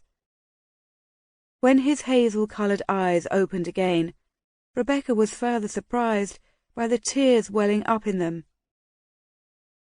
"Bless you, ma'am," he whispered softly before tucking the handkerchief safely inside his shirt and turning to the load of wood piled high on his sledge. Mr. Cunningham and Rebecca watched him pull the sledge down the hill, but the memory of his response to the simple smell of a handkerchief lingered. "Are there many like him here at Melbury Hall?" There are at least a dozen children of African descent who live in the grove. Some of the wee ones were born here. Others were brought over with their mothers from the squire's plantations in Jamaica. The schoolmaster led Rebecca back toward the horses. But Israel is the only one of them who has no one, and that may be why he's treated worse than the others. Rebecca could understand Millicent's melancholy the day before. She could see perfectly the reason for her low spirits. She herself had not even arrived at Melbury Hall, and already her mood was souring. "Who is this Mickleby that you mentioned?" She accepted Mr. Cunningham's help onto the mare. "He's the latest in a line of hard-handed bailiffs that the squire has employed. A brute of a man with a nasty temper and a quick fist." "What do you mean, the latest?" The schoolmaster's face was darkening with loathing. It is an ongoing cycle.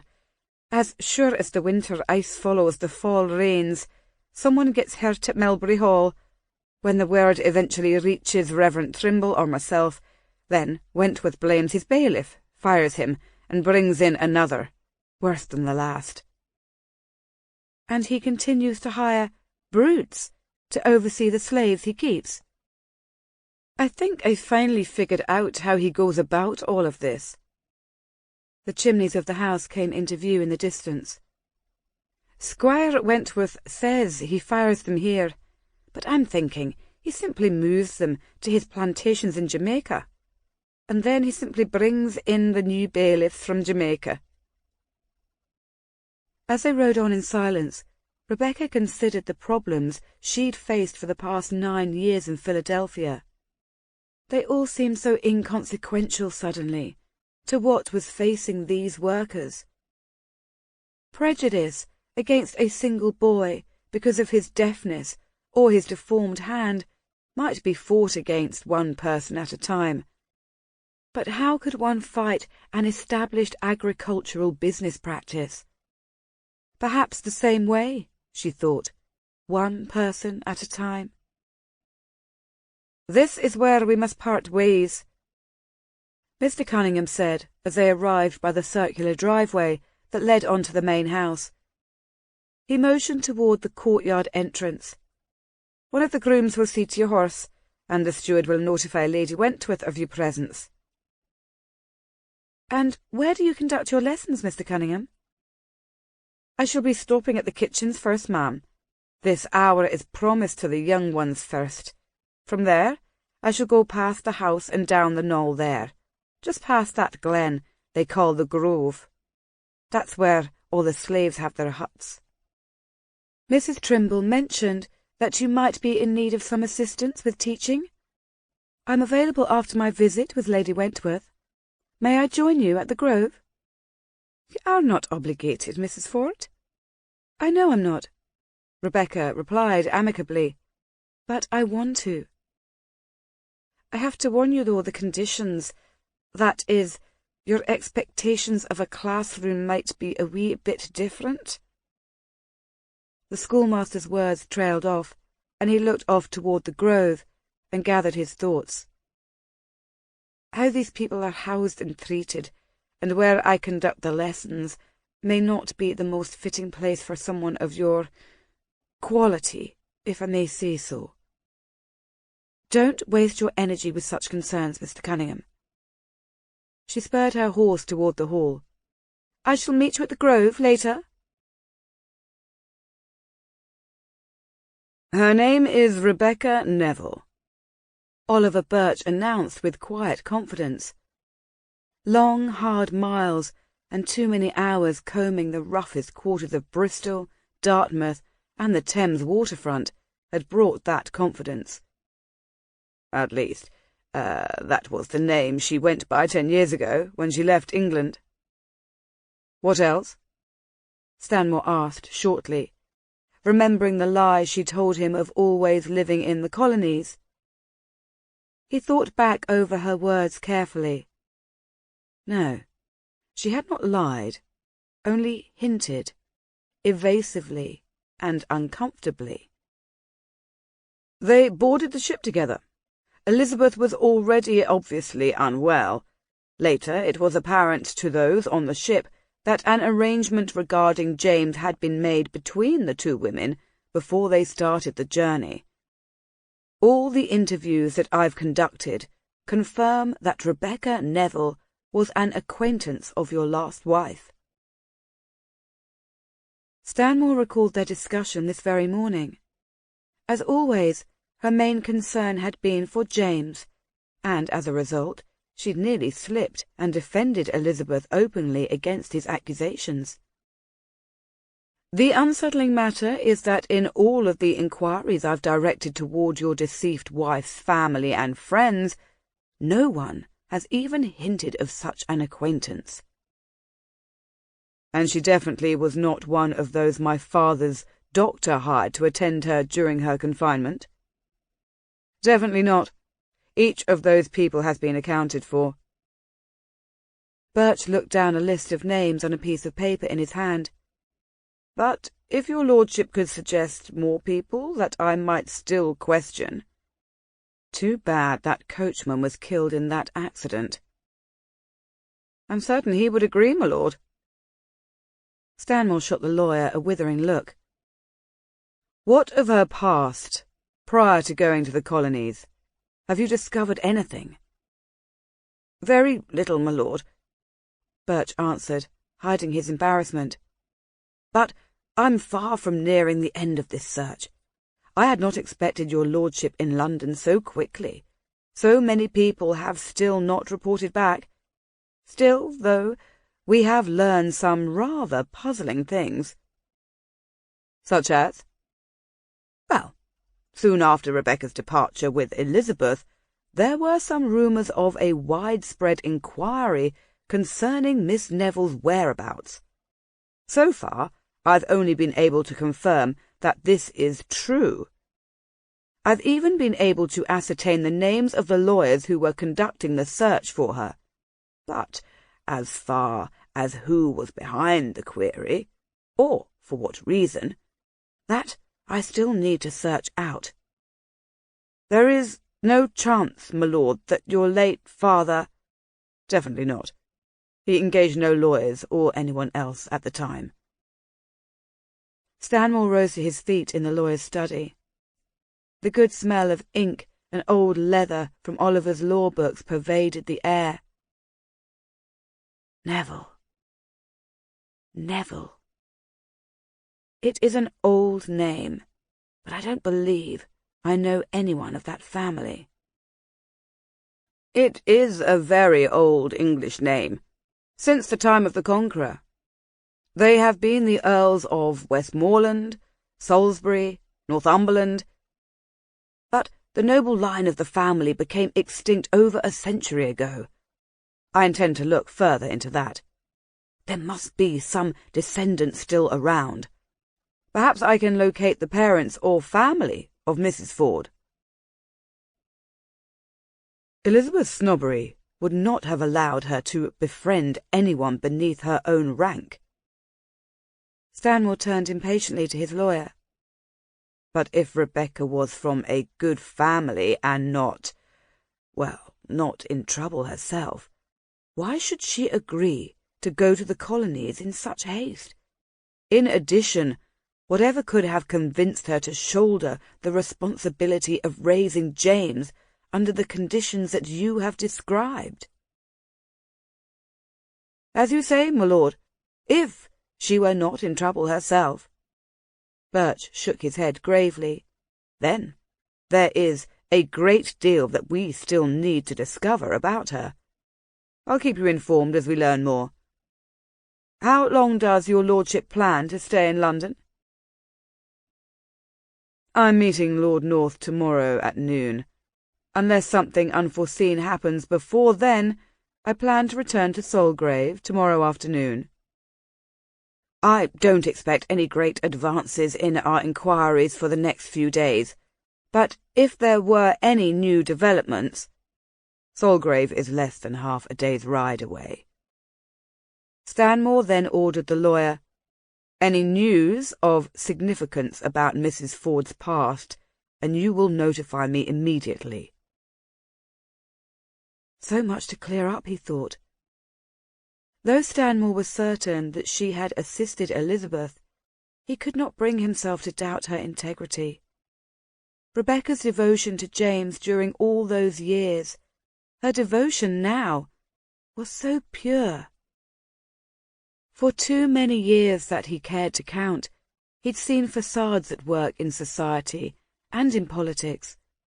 As a result, he'd developed a keen ability to recognize lies and identify ulterior motives. But in Rebecca's case, from the first day, he'd been able to look into her soul. She was good and pure, as beautiful inside as she was on the outside. He'd demanded this investigation. He'd wanted the truth, but he realized now that with every layer of truth revealed by Birch, he'd been unconsciously preparing a defeat himself. It was liberating to admit that after so many years, Rebecca had managed to pry open his own shuttered heart. He had to get back to Rebecca. There was simply too much between them that needed to be said. Chapter 22. "I'm sorry, ma'am, but Lady Wentworth is not accepting visitors today." Rebecca refused to wither under the steely gaze of the bewigged and liveried footman blocking the main entrance of Melbury Hall. The man's blunt refusal, however, only served to increase her growing concern that something was wrong. Mr. Cunningham's words about the squire of Melbury Hall, combined with the noticeable signs she'd seen yesterday in her friend's demeanour, had made her think of a woman she'd known slightly in Strawberry Alley in Philadelphia. She'd seen her often, though, moving furtively along the alley, cringing from contact with anyone. The woman had been the wife of the candlemaker, and the magistrates had hanged him after they'd found her buried in the cellar of their neat brick house. Now Rebecca was becoming worried about the true nature of Millicent's situation. "Has she taken ill?" "Good day to you, ma'am." She put a hand out to stop the servant from closing the door in her face. Mrs. Stockdale had taught her girls well how to be haughty with those in service, and the man's abruptness brought out Rebecca's training instantly. "I am here by an invitation. How dare you close the door on me? Inform the squire that I'm here. Immediately." The man's ruddy face took on a brighter hue beneath his powdered wig. "My deepest apologies, ma'am," he said with a deep bow. "I was under the impression that you were calling for Lady Wentworth, ma'am." He took a step back, opening the door wider. "If you would be so kind enough to wait in the drawing-room, I shall announce your arrival to the squire." Rebecca stared at the open doorway. Somehow, her plan of explaining her own twisted past had fallen by the wayside. In its place, Rebecca now found the desire to help her friend in whatever was plaguing her life. Perhaps meeting the squire would provide some answer. Perhaps. Nonetheless, she still needed to find a way to see Millicent. "Very well. This is a most beautiful house," she announced loudly, slowing her pace as the servant tried to usher her past a wide stairwell. Her voice echoed in beneath the vaulted ceiling. She only hoped her voice would travel up the stairs to where she assumed Millicent might be. "Tell me, have the squire and his wife occupied this house for very long?" There was no answer, and Rebecca decided that the footman had exhausted his ration of civility for the day. They passed a number of servants on their way to the drawing-room, and Rebecca was instantly aware that the sullen mood of the lady of the manor was not limited to Millicent alone. "Are you quite certain that the squire is expecting you, ma'am?" The footman challenged, as he led her into the designated room. "Are you questioning me?" she replied in her loudest and haughtiest tones. At the sound of the door closing, Rebecca let out an anxious breath. Her palms were clammy, her heart beating unevenly in her chest. She decided against sitting on one of the plush, cushioned chairs and, to calm her nerves, began pacing the room. What was she doing? With every new Englishman she met, she thought suddenly, she was exposing herself to greater danger, exposing Jamie to danger. And now she realized she was even exposing Lord Stanmore to public censure. And it was all her own doing. It was true. Since arriving in England, Rebecca had drifted with each passing day further from her original purpose. Settling Jamie with his father had been the sole reason for returning. But now, not even a month had passed since stepping foot on English soil, and she had already entangled herself in too many matters to count. But then again, had life ever allowed her any other way? Suddenly, a side door to an adjoining room opened a crack, drawing her attention. Rebecca stood still, waiting uncertainly as the door slowly swung back. The face that peered through the opening made Rebecca gasp with dismay. "Millicent!" "Hush!" the other woman cried nervously, motioning for Rebecca to come closer. "Please don't say or do anything that would make my husband suspect that you've seen me. It would be dangerous for both of us." A bruise of purple and yellow and green spread in an ugly crescent below one of her eyes. Her upper lip, too, was swollen and discoloured. She did not appear to be able to stand straight. "What happened to you?" "Please don't ask. If anyone should know, I could not bear the shame." The battered woman clutched at Rebecca's arms, her eyes darting constantly toward the door. "But for your own sake, for mine, don't tell him we know each other, that we're friends." "But your face—" Rebecca raised a hand to touch the bruise above her mouth. Millicent caught her hand and pressed it frantically between her own. "Make some excuses to him, but don't go. I need to talk to you." She glanced nervously toward the door. "But he cannot know." "I'm meeting Mr. Cunningham by the Grove in an hour. Could you come there?" "I don't know." Tears sprang to desperate eyes. "I'll try, but I cannot let the schoolmaster see me like this. Please don't say anything to him either. Please, Rebecca, I need your help. I cannot live like this any more." Her anguished plea hung in the air as she backed out of the room and pulled the door shut. Rebecca had had no time to gather her thoughts or compose herself, though, when the main door to the room opened. She whirled hastily and faced Squire Wentworth. "Well, Mrs. Ford, I take it." Rebecca dropped a small curtsy. Quite unlike the monstrous giant she'd assumed him to be, the squire was a man of medium height. He had not yet completely dressed for the day, but was comfortably, though carelessly, attired in breeches, slippers, and a satin brocade dressing-gown. His hair, thinning and fashionably curled, was tied in the back. His features were regular, cocksure, perhaps even handsome, and, though a heavy odour of spirits wafted across the drawing-room, the squire's face was certainly not the face of a brute. But Rebecca was not fooled for a moment. Sir Charles Hartington had been considered handsome by many as well. And as she thought this, the squire's gaze swept downward from her face, taking in her attire in a way that reminded her very clearly of her dead employer.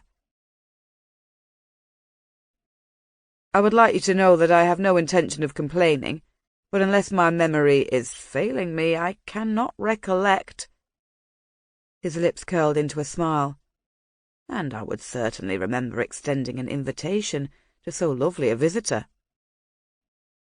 Allow me to apologise, sir, Rebecca said quietly. But I rode over to Melbury Hall this morning with the intention of assisting Mr. Cunningham with his lessons to those in your service. I see.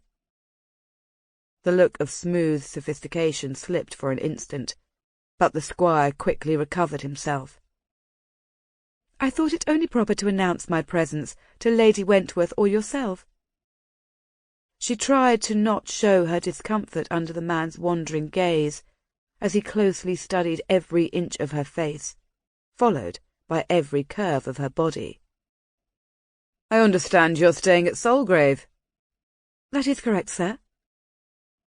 He walked toward her, and Rebecca fought the urge to take a step back. It was clear to her that he'd already been drinking heavily, as early as it was. And you're a friend of our illustrious neighbour, the Earl of Stanmore, Mrs. Ford? The tone of his question conveyed an impertinence, a nuance of disrespect. His attitude and his disordered condition put her off, increased her discomfort, made her feel vulnerable. Considering those feelings, she welcomed his invoking of Stanmore's name. There was protection in it. I am Lord Stanmore's guest, sir. His careless look became a lecherous grin. Damn Stanmore. His taste in women is damnably fine. Rebecca opened her mouth to retort, but shut it again immediately. She refused to be baited, no matter what this man chose to think. He motioned toward a chair, but she declined the offer and glanced at the direction of the door. I believe I shall just take my leave, Squire Wentworth, now that we have been introduced. So, if you don't mind, I shall go and join Mr. Cunningham. It was a pleasure meeting you. But I do mind, the squire replied seriously. Crossing the room to a sideboard, he picked up a crystal decanter from a silver tray and poured himself out a generous portion of amber-coloured liquid. You must join me, Mrs. Ford. She declined with a shake of her head. I'm not partial to drinking this early in the day. This early, did you say? He raised his glass to her with an impudent wink. Then I must drink alone. To intoxicating beauty. Before she could move, the squire had drained the glass and banged it down onto the sideboard. As he sloshed more into the glass, she started for the door, but he moved quickly to cut her off, carrying his glass with him. Tell me, ma'am, what is Cunningham's attraction? She stopped. Pardon me? Cunningham, the blasted schoolmaster. The dog is a Scot. He's poor. He has no place in society. Even his damned looks are no asset. So answer me. His face was growing flushed from drink. Why do women all throw themselves at him? Temper heated the blood pulsing in her veins. I hardly understand you. Your accusation, sir. And I believe I'm not mistaken that you are accusing me, is entirely unfounded. I've known the schoolmaster only since this morning, and my offer of helping him in teaching some of your workers comes from charity and not from some infatuation, if that's what you mean. He laughed without a shred of mirth. My deepest, humblest apologies. I'm clearly mistaken, he said with a facetious bow. Then I must assume you're still the dalliance du jour of Stanmore. Indeed, I must be correct. I can see my good neighbour still has you blinded with his charm. Well, the time will come, my sweet, and much sooner than you think, when he'll be replacing you with the next pretty face that happens to cross his path." She clamped her mouth shut, refusing to respond to such insolence. "But there's a lot to be gained for a woman of your type in being my friend as well. A woman cannot have too many protectors these days, you know." "I appreciate the offer, sir," she replied, infusing her tone with sarcasm. "But I'm not presently searching for such friends, and you are completely mistaken in Lord Stat—" "But you should be, my dear woman, you should be." He threw himself carelessly into a chair by the door and pointed at her with his glass. "I'm told you met Lady Nithsdale yesterday, in that God-forsaken village down the road." Rebecca glanced at the door, wondering if the squire would physically stop her from leaving. Now she, very much like yourself, was a woman with no title and even less means when we first met years ago. He took another swig of his drink. "Of course, she'd show a little temper if she ever found out what I'm telling you right now. But Louisa's conquests have gone right to her head. Now that I think of it, she may just be in need of a good setting down." "If you'll forgive me, sir, Mr. Cunningham is—" "Let the bastard wait. I have more important things to share with you, now that we're to be neighbours." He waved a hand in the air. "Did you know I was the one who broke in Louisa? Nay, of course you couldn't know. Well, it was I who taught her everything that she knows about pleasing a man. It is an art, you know, to reduce a man to mere clay in your hands." His eyes focused on her breasts. "After that, of course, she had no trouble in finding a husband.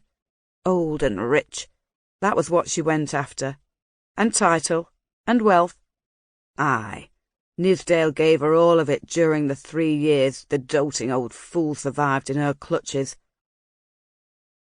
The fire within her veins quickly turned to ice. The man's gaze appeared to have become permanently fixed on her body.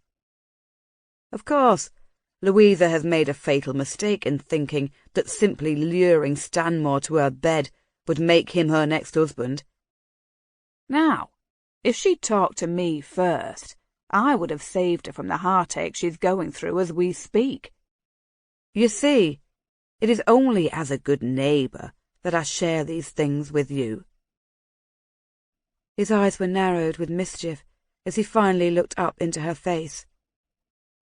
"I know a secret about Stanmore's past that will explain why the Earl will never, hear me, my sweet, never trust a woman enough to take as a wife." It wasn't for the sake of her own personal interests that she should listen, Rebecca assured herself, but for the first time she was curious in hearing what this man had to say. He must have sensed her change in attitude, though, for a smile broke across his lips. "Are you aware that the boy, that cripple that you raised in the colonies, is not Stanmore's son?" Rebecca stepped back, stunned by the man's words. "Are you also aware that Stanmore knows who it was exactly his wife opened her legs to, while he was away playing the hero against the French at Quebec?" He leaned forward and stared with malicious delight into her face. "Did you know that my illustrious neighbour knows that his own father cuckolded him?" The room whirled around her. "Aye, the cripple is the old Earl's bastard." Rebecca tasted the bile rise in her throat. "So you see, Stanmore is not the marrying type, my pet. He has sworn on his father's grave never to trust a woman again." He sat back in the chair. "And who can blame him? The walls of the room were beginning to pulse, and Rebecca shook her head to clear it. Her feet seemed to be rooted to the floor. "So, my sweet, that is why it is only in your best interest to sever your ties with the heartless cur of Solgrave before he throws you over. I like what I see in you, and I'm quite prepared to be your friend." An age seemed to pass before she could find her voice. "I shall remember your offer," Rebecca whispered, forcing her legs to move toward the door. Nearly blinded by tears, she made her way from the room and pushed past a blur of stairs and arches and footmen. Suddenly, she found herself standing in the courtyard before the house, walls of brick and high iron gate still surrounding her, and fields with black workers were visible beyond. Leaving the half-dozen servant children with admonitions to read a little each day and say their prayers, William Cunningham went out through the kitchens, the only way that he was allowed in and out of the house. As he went, he glanced past the neglected old-style formal gardens, with its trellised roses and arbours, toward the more fashionable, natural vista stretching out from the house. The view had been under construction for a number of years now, though Cunningham wondered whether Capability Brown, from whom the design had certainly been stolen, wouldn't think it somewhat hackneyed, vulgar, and overdone. As he passed the entry to the formal garden, he was surprised to hear two voices coming over the enclosed wall. One voice he recognized, and he stopped with dismay, overhearing her words. Turning back to the gate, he looked in to see the two women inside huddled together on a stone bench. Neither noticed his approach until he was upon them. "Please forgive me, my lady," the servant girl was saying. "I've tried, I swear on my mother's grave, but she's a devil. I know she meant all those horrible—" "Hush, Vi. No damage done. It was my fault to burden you." Lady Wentworth stopped abruptly as Cunningham drew up before them, trying to think of some apology for intruding upon them. "Mr. Cunningham." "Lady Wentworth." He bowed. The young servant quickly dropped a curtsy before running back toward the house. He watched her wiping her tear-stained face as she ran. "I'm sorry for disturbing you." He stopped. The veil of a tall, brimmed hat covered the face to her delicate chin. Her dress was long-sleeved, the neckline high, in spite of the comfortable warm weather. She wore white gloves that hid every bit of skin. Cunningham, though, didn't have to see her eyes to know that there was something terribly wrong. The way she had turned her face from him told him a great deal. He stepped closer. "Lady Wentworth, about my conduct the other evening." Holding up a gloved hand to him, she glanced toward the house. Without a word, she stood and quickly walked from the garden, turning her steps toward the path through the woods that eventually wound down to the grove. Shocked by the suddenness of her action, Cunningham quickly followed.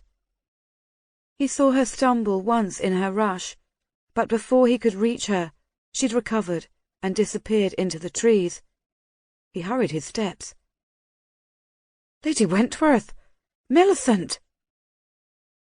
Not heeding to his call, she continued rushing down the path. He caught her beneath the protective limbs of a great oak. "Millicent!" Cunningham called out, taking hold of her arm. For the first time, he realized she was crying. "Stop and talk to me, please, Millicent." She struggled weakly as he turned her in his arms. When he drew her against him, though, her hands came up to push at his chest. "I beg you," he said softly. I cannot concentrate on my work, knowing you're still angry with me. Millicent turned her face away, but he saw the tremble in her chin and felt the soft sob that racked her body. He cupped her hands between his own and bent his head over them. I am sorry. I'm terribly sorry for my transgression. It was wrong of me to try to kiss you. I've been so frustrated with everything at Melbury Hall, with the lack of progress here while you were away. And then you were here with me, and all that I felt for you, feel for you, spilled over. Don't, she whispered. Please, William.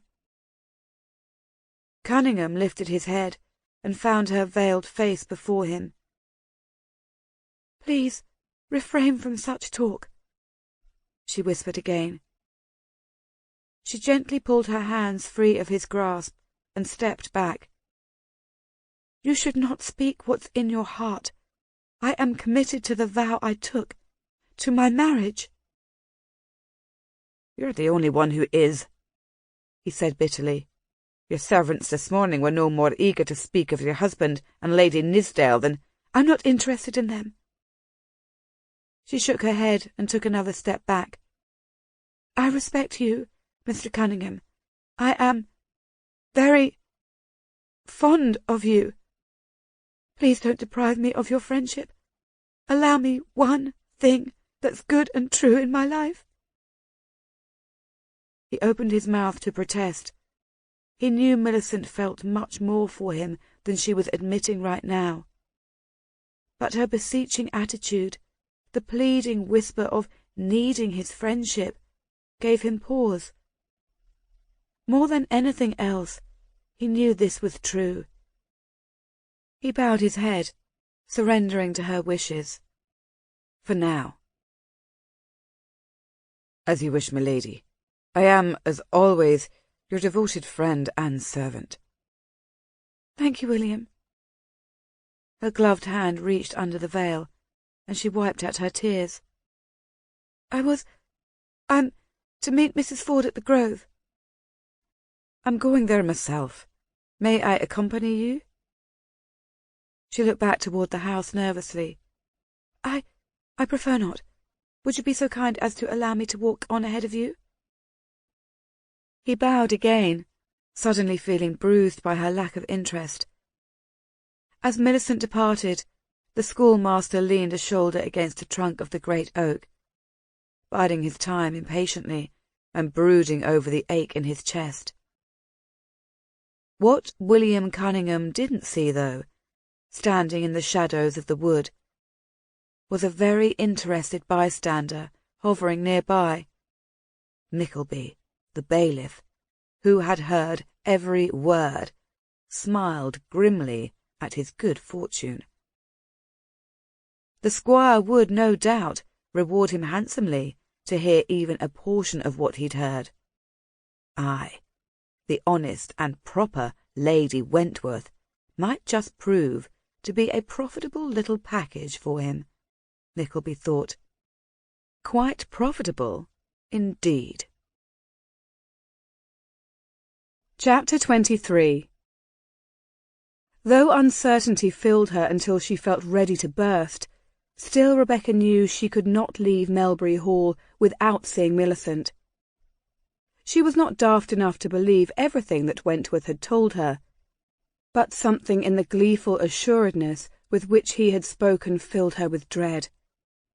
And Rebecca was hardly secure enough in everything that she had seen in the Earl of Stanmore and in his relationship with his son to discredit totally the squire's words. But the answers to her questions resided at Solgrave, and she was now painfully impatient to be returning there. First, though, a woman, a friend, needed her. Rebecca directed her horse down the path one of the grooms had told her would lead to the grove. She saw the cluster of decrepit huts on the river at the same time as a large man of advancing years appeared out of nowhere and staggered into the path. It took all of Rebecca's presence of mind to yank the horse's head around. The black man stopped, gazing uncomprehendingly at the animal blocking his path. Rebecca slid off the horse's back and, holding the reins, peered at the distracted man over the back of the mare. Taller than Stanmore and strongly built, the man stared without moving. Rebecca was shocked to see that beneath short-cropped hair of black and grey, both his ears had been cut off, and his face was marked with innumerable scars. Despite his size and the fierce look born of his mutilated features, though, he looked weak and faint. Without thinking, Rebecca found herself going around the animal and standing next to him. I was in search of the grove, but I believe I found it." She lifted a hand and patted the horse's neck. The man's gaze drifted to the movements of her fingers as she combed the long mane. "She's a friendly one, so gentle that even a novice like me has no trouble handling her." "Beg pardon, ma'am." Rebecca turned with a start at the deep voice of a man coming up from the river. She watched him drop a large basket beside the path and walk toward her. "Moses meant no harm at all. I'll take him away if you please." "He did no harm," she said quietly to the newcomer. This man, younger, shorter, and thinner than Moses, appeared weak and ill, but still showed a protectiveness toward the older slave that impressed Rebecca. "I was hoping to meet Lady Wentworth or Mr. Cunningham here." "I don't know if Lady Wentworth will be coming this way today, ma'am." His sober expression told Rebecca that he must know of Millicent's condition. Everybody at Melbury Hall seemed to have the same look about the eyes, the same sadness, the same downtrodden spirit. Even she herself was feeling the same oppressive mood. The newcomer touched Moses on the arm, and the big man turned immediately to the other. "Jonah!" The relief was instant, all traces of fear evaporating from the older man's expression. "Jonah!" The younger man shook his head at his friend, and the other went silent. "If you don't mind waiting here, ma'am, I'll find Mr. Cunningham for you." "Thank you," Rebecca whispered, watching the two of them walk away. The backs of both men's frayed shirts were stained with blood. Through a rip in Jonah's sleeve, she could see an oozing cut that looked too much like the result of a fresh lashing. Rebecca's stomach turned, and she grabbed at the bridle of the horse for support as the helplessness of these men's situation struck her with the force of a club. Millicent's appearance some time later did little to alleviate Rebecca's dismay. Though dressed and wearing a hat and veil that hid her bruises, she glided through the trees like some forest-dwelling ghost. "Thank you for meeting me here." Rebecca reached out and the two women embraced briefly before Millicent pulled back to wipe the tears away under the veil. "I'm the one who must thank you for keeping my secret yesterday." "Walk with me a little?" Millicent asked, looking back the way she'd come. Rebecca nodded and tied the reins of the horse to the bough of a tree. "Don't thank me yet. I may have done you great wrong," Millicent said as soon as they stepped onto a path leading along the river. "I sent you a note this morning, apologizing and trying to reschedule our ride." "But I never received it." "I know. Lady Nithsdale intercepted it before it ever left the house." Millicent's gloved hands clutched Rebecca's. "You have found a bitter enemy in that woman." She didn't have to ask why. While Lord Stanmore's attentions had elated Rebecca, she knew it had infuriated Lady Nithsdale. She asked me many questions about you yesterday on our way back to Melbury Hall, none of which I answered, continuing the pretence of not knowing you. But I believe from the tone of my letter this morning, although I did not reveal your true name, she might guess at our deception, perhaps even our connection. It was only a matter of time. She was to be exposed. Rebecca knew it. And it was no longer the fear of prosecution and death that horrified her, but the responsibility of bringing dishonour to Jamie and to the Earl of Stanmore's name. Wentworth's words crowded her mind. What if he was speaking the truth about the illicit affair between Elizabeth and the late Lord Stanmore? Stanmore's aversion to establishing any type of rapport with Jamie supported such a claim. She'd been a fool to insist on something between the two that could never exist. And who, other than an honourable man, a man who was devoted to his family despite the lies of the past, would search out and bring this child back and claim him as his own? It was time for her to let them be. Jamie already had much more than she could ever have given him in life. He was strong enough to stand on his own. It was time for her to go. Why are you denying your past, Rebecca? Your upbringing in England? Millicent's question drew her out of her reverie. 10 years ago, I killed a man. A fallen tree lay on its side by the river, and the two women sat down beside each other. Having made up her mind to go, Rebecca found that she had no fear of telling the truth. All of it. From her first meeting with Mary Hartington, to the murder of Sir Charles, to the carriage ride and ocean journey with Elizabeth Wakefield, and Jamie. She even told her friend about her years in Philadelphia. My God, I admire you, Millicent said when she'd finished. All that you've done. They sat for a few moments without speaking, the gurgling sounds of the river filling the air. Millicent stared at the rippling currents. I wish I had the courage to kill my husband. There are better ways to deal with hardship than murder. Rebecca took her friend's hand. I don't regret what I did that night so many years ago.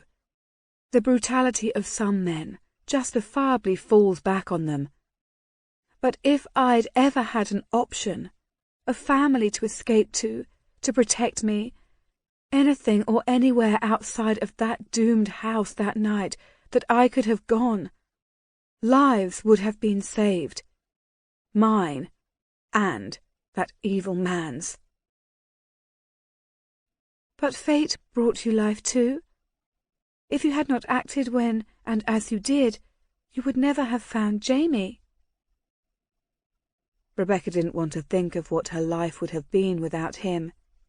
True, she'd had an unexpected blessing. Still, though, as she watched Millicent slightly lift the veil on her face to wipe her tearing eyes, she could not wish her own path for her friend. Millicent had never done anything to prepare herself for such a life. You have family, wealth on your side. Why not leave the squire? Millicent shook her head and stared at the path leading to the grove. I cannot. He will not let me go. Rebecca watched her. The bruises now visible with the veil pushed up onto the brim of the hat were ugly marks of his viciousness. This is not the first time that he's treated you like this, is it? Millicent's silence was the answer. Does your family know of his cruelty? Fresh tears rolled down her bruised cheeks. I'm rarely allowed to see any of them, and when I do, he's always there. But even if they knew, I don't believe they can do anything anyway. My two older sisters are the ones who left, Each of them has her own husband and children to keep them busy. And my uncle, he was all too glad to get rid of me when he gave me away to Wentworth. He surely has no desire to have me back again. He would not brook such disgrace being brought to his doorstep. Millicent was far more vulnerable than Rebecca had thought. There must be other ways. What about your own income, from your family? With that in hand, perhaps you can move away. Run away, if you have to. He would kill me. Her voice was cold, passionless, defeated. That's what he did to his first wife. I know it now. Wentworth told me himself after the first year of our marriage, after I threatened to leave him if he ever beat me again. A breeze rustled the leaves in the tree-tops. Millicent shivered. To him, I'm just property, like everything else here. The land, these poor workers, his horses and dogs and sheep and cattle. He sees it as his right to abuse us and cut us down when we are no longer useful to him. His first wife's family owned a number of plantations in Jamaica. That's where he made a small fortune. But just before he decided to move back to England, she mysteriously died. Millicent's grey eyes were empty of emotion, as if it were she who was dead. Wentworth told me, in his drunken boasting, that she'd worn out her value. Rebecca placed her arm around her friend's shoulders. She was trembling. My uncle was more than eager to be rid of me. 23 years old I was, and no eager suitors.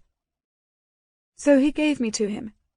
Wentworth married me as many men of rising fortune marry, for name, for lineage, for connections in society. And now, after 5 years, he has gained everything that I could bring him. I, too, have worn out my usefulness, Rebecca. He's going to kill me. I know he's just looking for a way. One wrong step, and I shall die. It is only a matter of time. Oh, Millicent. Rebecca hugged the shivering woman tightly. You cannot stay here. Come with me to Soulgrave. I can't. She shook her head sadly before pulling out of the embrace and wiping her face. If I cannot burden my own family, I certainly cannot drag strangers into it. You're the only one I have ever told any of this to. You're the only one I trust. Then come back with me to the colonies. The idea unfolded in Rebecca's mind as quickly as it occurred to her. Everything was suddenly making sense. This was what was meant to be. She was losing Jamie, but gaining someone else to help and to nurture until Millicent was strong enough to stand on her own. She was a friend who desperately needed help. This was her opportunity to give to someone what Elizabeth Wakefield had once given her. A second chance in life. I told you, no one found me there in 10 years. It is a great new world. We can disappear in it together. He cannot find you there, Millicent. I shan't have any access to my income. Will you miss it? Millicent thought for a moment, and then shook her head, her face brightening as a shred of fear dropped away. I should be happy never to sleep in a real bed again. I would happily wear nothing finer than a rag, so long as no man could ever again raise a hand to strike me, or violate my body against my wishes. Then you'll be happy there, Between the two of us, we shall work and make an honest living. I've done it before. We can do it again." Millicent grasped Rebecca's hands fiercely in her own. "Do you really mean it? Will you take me back with you?" "I shall. I promise you. We shall do it together."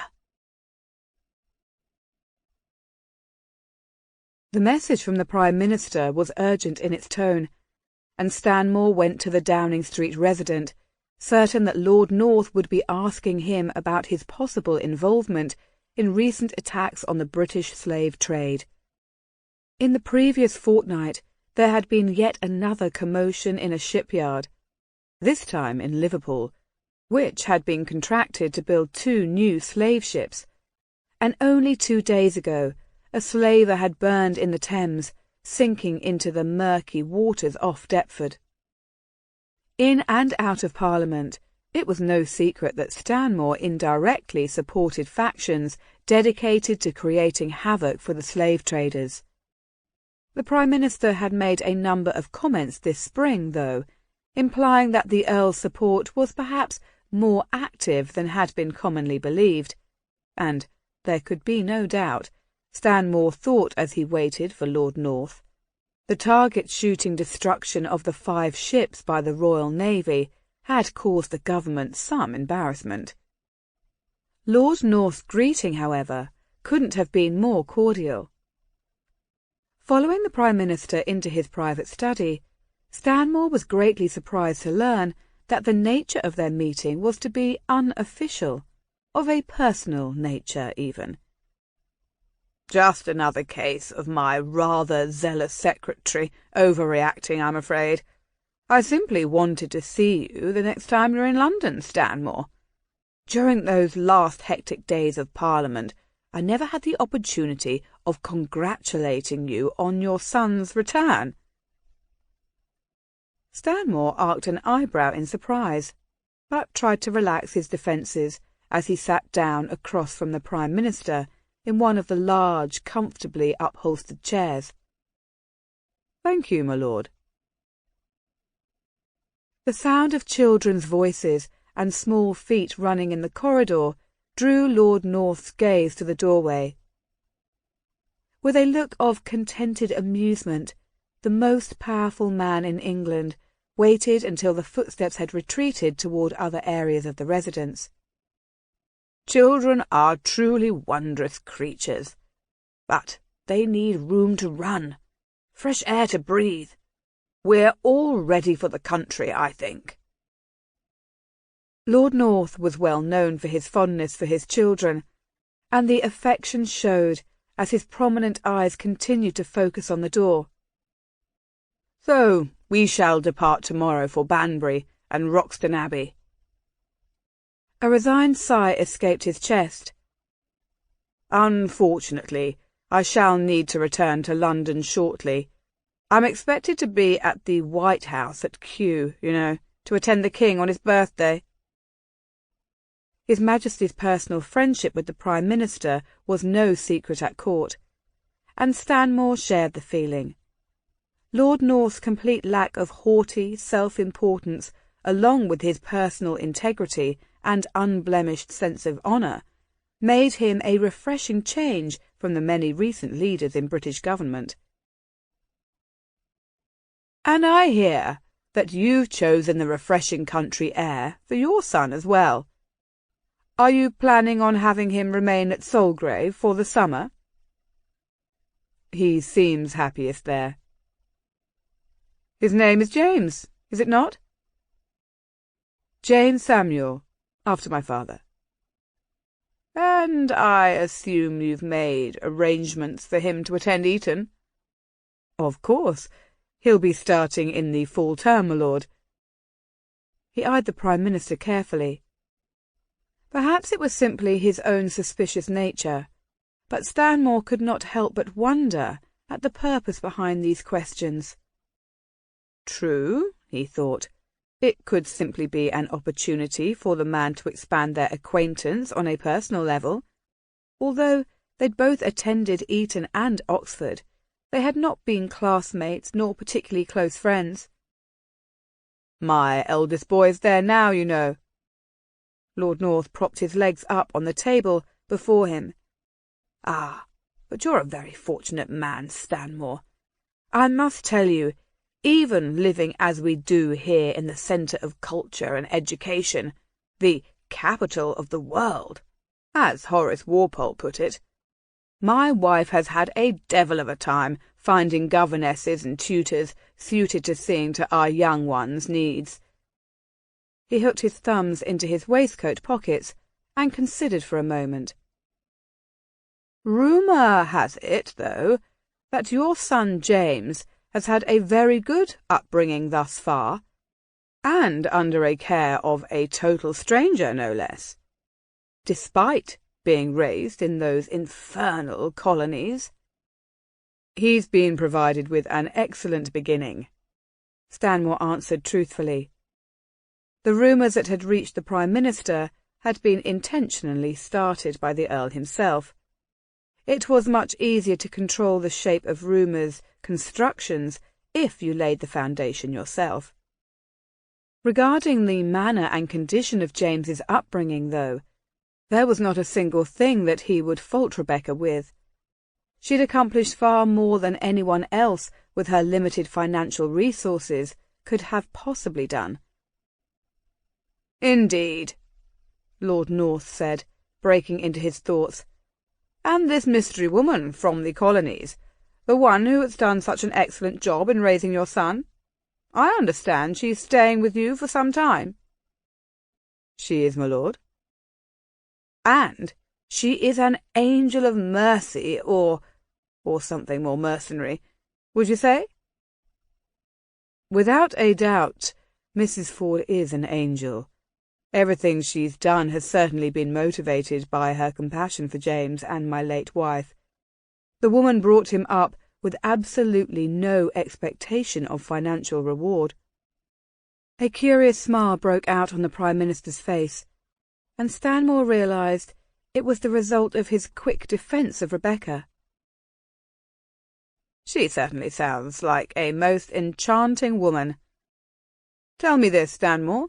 How long is she planning to stay in England?" He didn't want to think about Rebecca's departure. "I assume she'll be staying for a while yet. She believes that James should be completely settled before she takes her leave and returns to the colonies." "A smart woman, and a benevolent one." Lord North pouted his thick lips as he considered for a moment.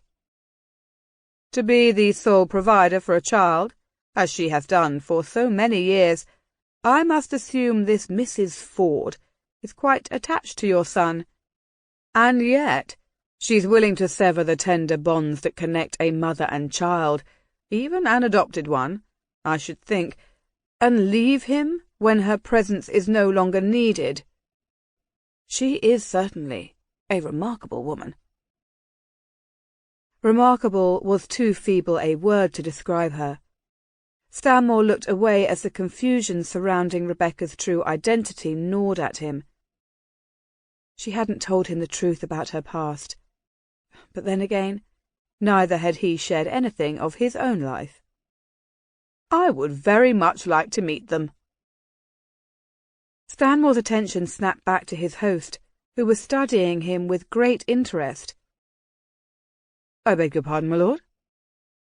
"I said I would very much like to meet both your son and your fascinating Mrs. Ford."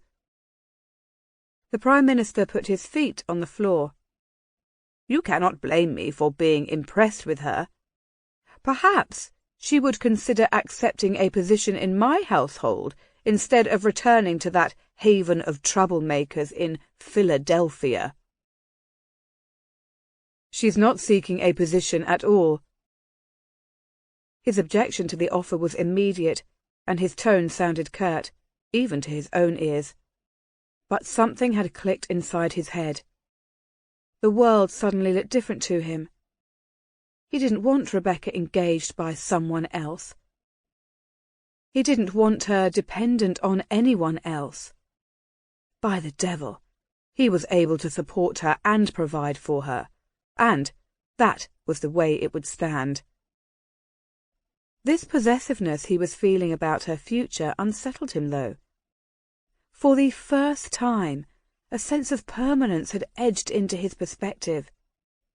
In his mind's eye, even now he could see her beautiful face, her eyes, her hair.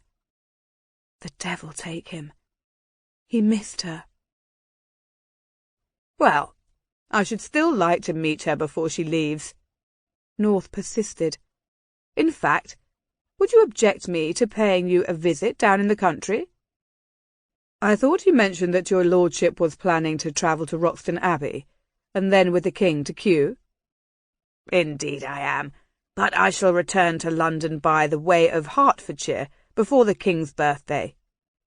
Come, Stanmore, you'll surely extend your hospitality to a weary traveller.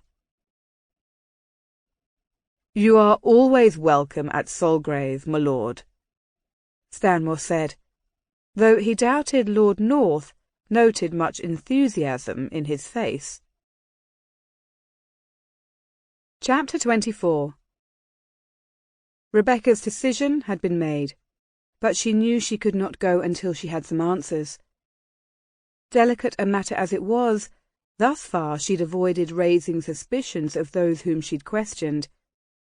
Unfortunately, neither Mrs. Trent nor Daniel had been able to shed any light yesterday on the late Lady Stanmore. To both of these people, Elizabeth Wakefield had been a spoiled young woman who had left the pampering of her own family and had expected the same treatment from her husband's family. The fact that she'd chosen to stay away from Solgrave for the short duration of her marriage only added to their suspicion and hostility. Rebecca had quickly turned her discussions with them to more mundane topics. Discarding any hope of gaining any information from Daniel and Mrs. Trent, she decided to focus her efforts in bringing up the topic with Philip. Despite the London house steward's reputation for a dour humour and for brevity, Rebecca had found the older man to be nothing short of charming from the first day they had met. Saturday morning dawned grey and wet, and unusually cold for a day so near the end of May. Jamie, free of Mr. Clark and schoolwork, was at Rebecca's door shortly after dawn, restless and seeking her company. It was time together they both needed. They had shared many moments like this in Philadelphia, and she cherished them. At the same time, she knew this was perhaps one of the last mornings like this they would ever have. Snuggled together, she told herself she was able to leave him. She wasn't as worried about him as she'd been when they first arrived. He had once again managed to get his feet under him, as he'd done in the streets and on the wharves before. But with this renewed sense of independence, she noticed a loss of naivety that was part of being a boy.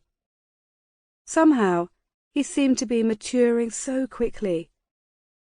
His questions no longer centred on his own needs, now focusing, curiously enough, on more worldly subjects.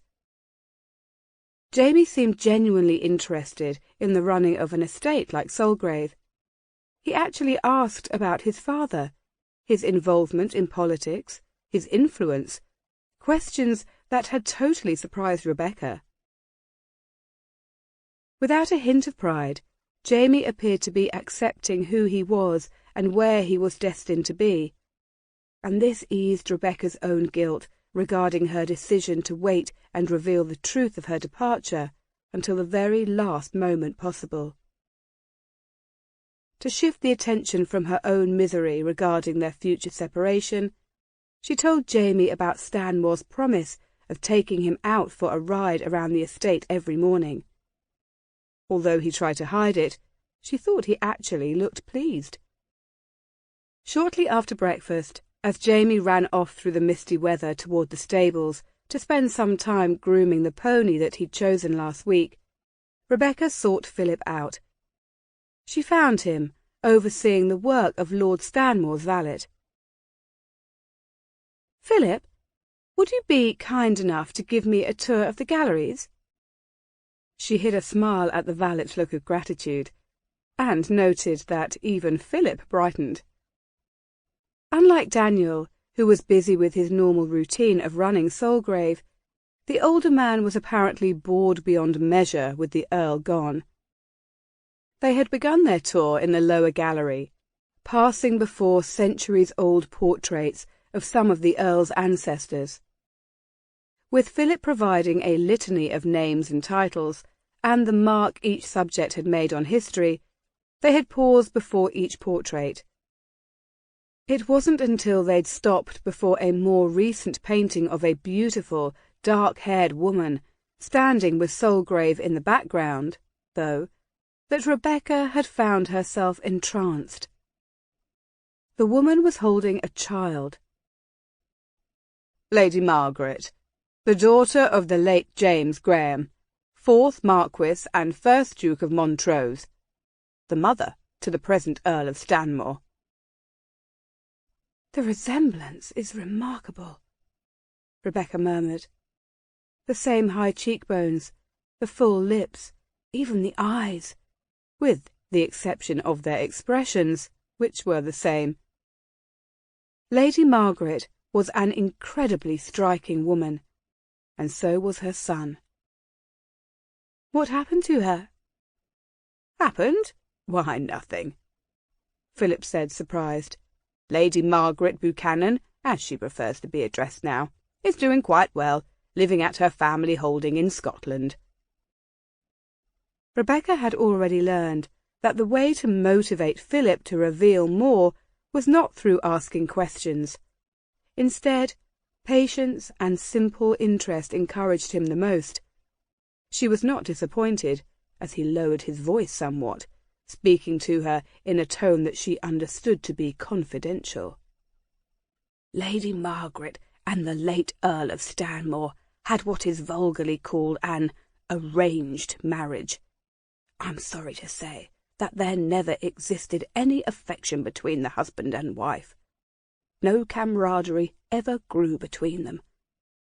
The good lady abided her family's wishes, however, and stayed with his lordship until their son was raised to the age of 5. Then she took her leave and retired to Buchanan House in Scotland, near a place called Loch Lomond." No wonder Stanmore had such negative view of love, Rebecca thought.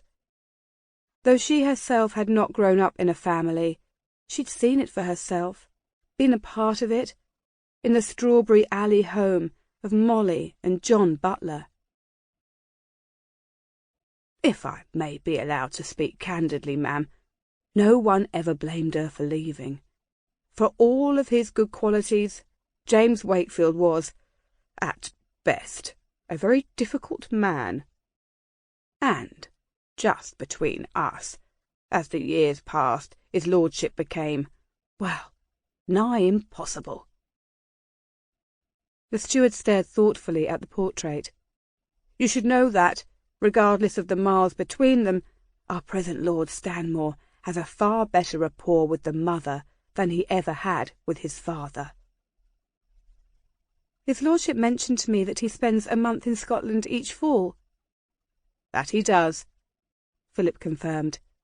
"It began as a tradition when he was a lad, to appease Lady Margaret's family. But if the truth be told, he always enjoyed the holiday. Still does." Rebecca moved reluctantly away from the portrait, looking at the others. As she and Philip continued to move on along the gallery, she realised that, even here, there were no reminders of Elizabeth. "I believe James will enjoy viewing this gallery." "He already has," Philip nodded approvingly. "I found him here yesterday afternoon, engrossed in the pictures, so I offered to be his guide, and he accepted it. Fine lad that he is. I hope you will accept my congratulations, Mrs. Ford, in the way that you've raised the young master." "All the credit is due to him," she said softly. "He is a most intelligent and good-hearted boy." Was there anything James was looking for in here particularly? Indeed, ma'am. A picture of his mother, he replied, hesitantly glancing at her direction. As it should be, she replied. For James to accept his lineage, he needs to see that someone far better than I brought him into this world. Not better, if I may say so, Mrs. Ford. Master James was only brought into the world by someone other than you. She looked down at her hands, resisting the urge to speak in Elizabeth's defence. Her battle was not with this man, she reminded herself. Thank you, she said a moment later. All the same, is there a portrait of James's mother anywhere for him to see? Philip shook his head. Not at Solgrave, ma'am. No time for a portrait to be done. You see, they were married in the month of July, in 1759. Less than a month after their marriage, his lordship took his place as Major in His Majesty's 45th Regiment of Foot, and sailed to the colonies to join in the taking of Quebec. He was away for 2 years. With Samuel Wakefield gone, Lady Stanmore stayed mostly in London. Philip stared at a Dutch painting of a city at the edge of a storm-tossed sea. Quite soon, we could see she was not herself. She had a most difficult time carrying Master James, and she spent much of her time secluded and bedridden. There was never any time to have a portrait of her done after the marriage, but I'm certain that her own family— Philip's voice trailed off. Rebecca's heart sank like a stone. Stanmore had left in August. James had not been born until the following July, the day Rebecca and Elizabeth had first met. You say she was ill during the confinement? Indeed, ma'am. When the child was born in May, the doctor required that she remain in seclusion indefinitely. The house was closed to all distractions and company, since both mother and child were too frail after the ordeal. An announcement was made in May? A rather bleak one, if I might say so. As far as any of us knew in the household, there was not much hope for the young master surviving. But Lord Stanmore's father did announce that a boy had been born, and announce his name as well? Indeed, ma'am. James Samuel Wakefield. Philip was looking at her curiously. Rebecca looked hard at the Dutch painting. Above church spires, the sky was filled with battling clouds of white and grey and pink. Did you attend the mother and child yourself, Philip? The steward stiffened at the memory. No one, with the exception of the old Earl and a number of attendants the doctor brought in, was allowed to see to their needs. He was born only this morning. Elizabeth's words, as if spoken this very day, came back to her clearly. She remained in their care, cut off from the world for 2 months, ma'am, and then, one morning, the house fairly exploded with activity. She'd just up and taken the child during the night. They were gone, ma'am. Rebecca's head echoed with the lies that had surrounded Jamie's birth. She had no doubt that he was only a day old when she'd first set eyes on him. If a year had passed, and Stanmore had returned from Quebec, it would have been impossible for the father to know the true age of the child. But Rebecca was certain of what had happened. Stanmore's father had announced the birth before it actually took place, hiding the mother away until the child was really born. It was almost too horrible to consider. But she wondered what would have happened if a girl had been born to Elizabeth. But with the husband in Quebec, she puzzled, what was it exactly that drove the young woman to take her son and run away? Rebecca smoothed the furrows lining her forehead and glanced up at the portrait they were standing before now. "This one is the portrait of last Earl Stanmore. The great Sir Joshua Reynolds painted this the summer before all of this." The brooding man standing before a statue of Zeus was striking enough to capture anyone's attention. Greying hair was the only hint of his age. Strong of build, with a carriage that exuded confidence and power.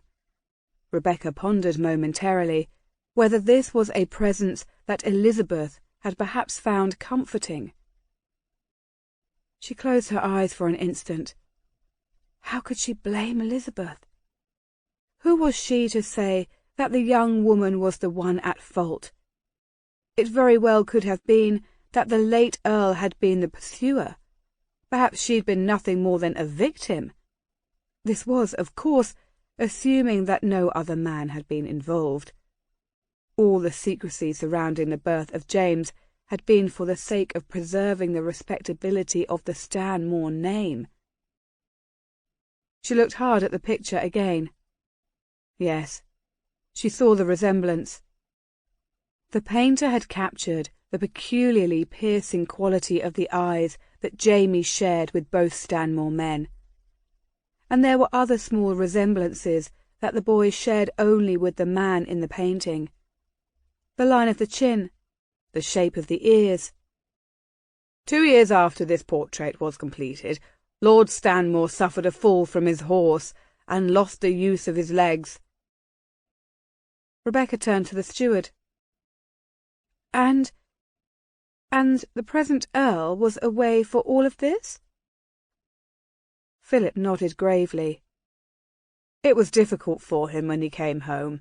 His wife and son gone, his father crippled, and I'm sorry to say that losing the power to walk was not the only thing that plagued the old Earl.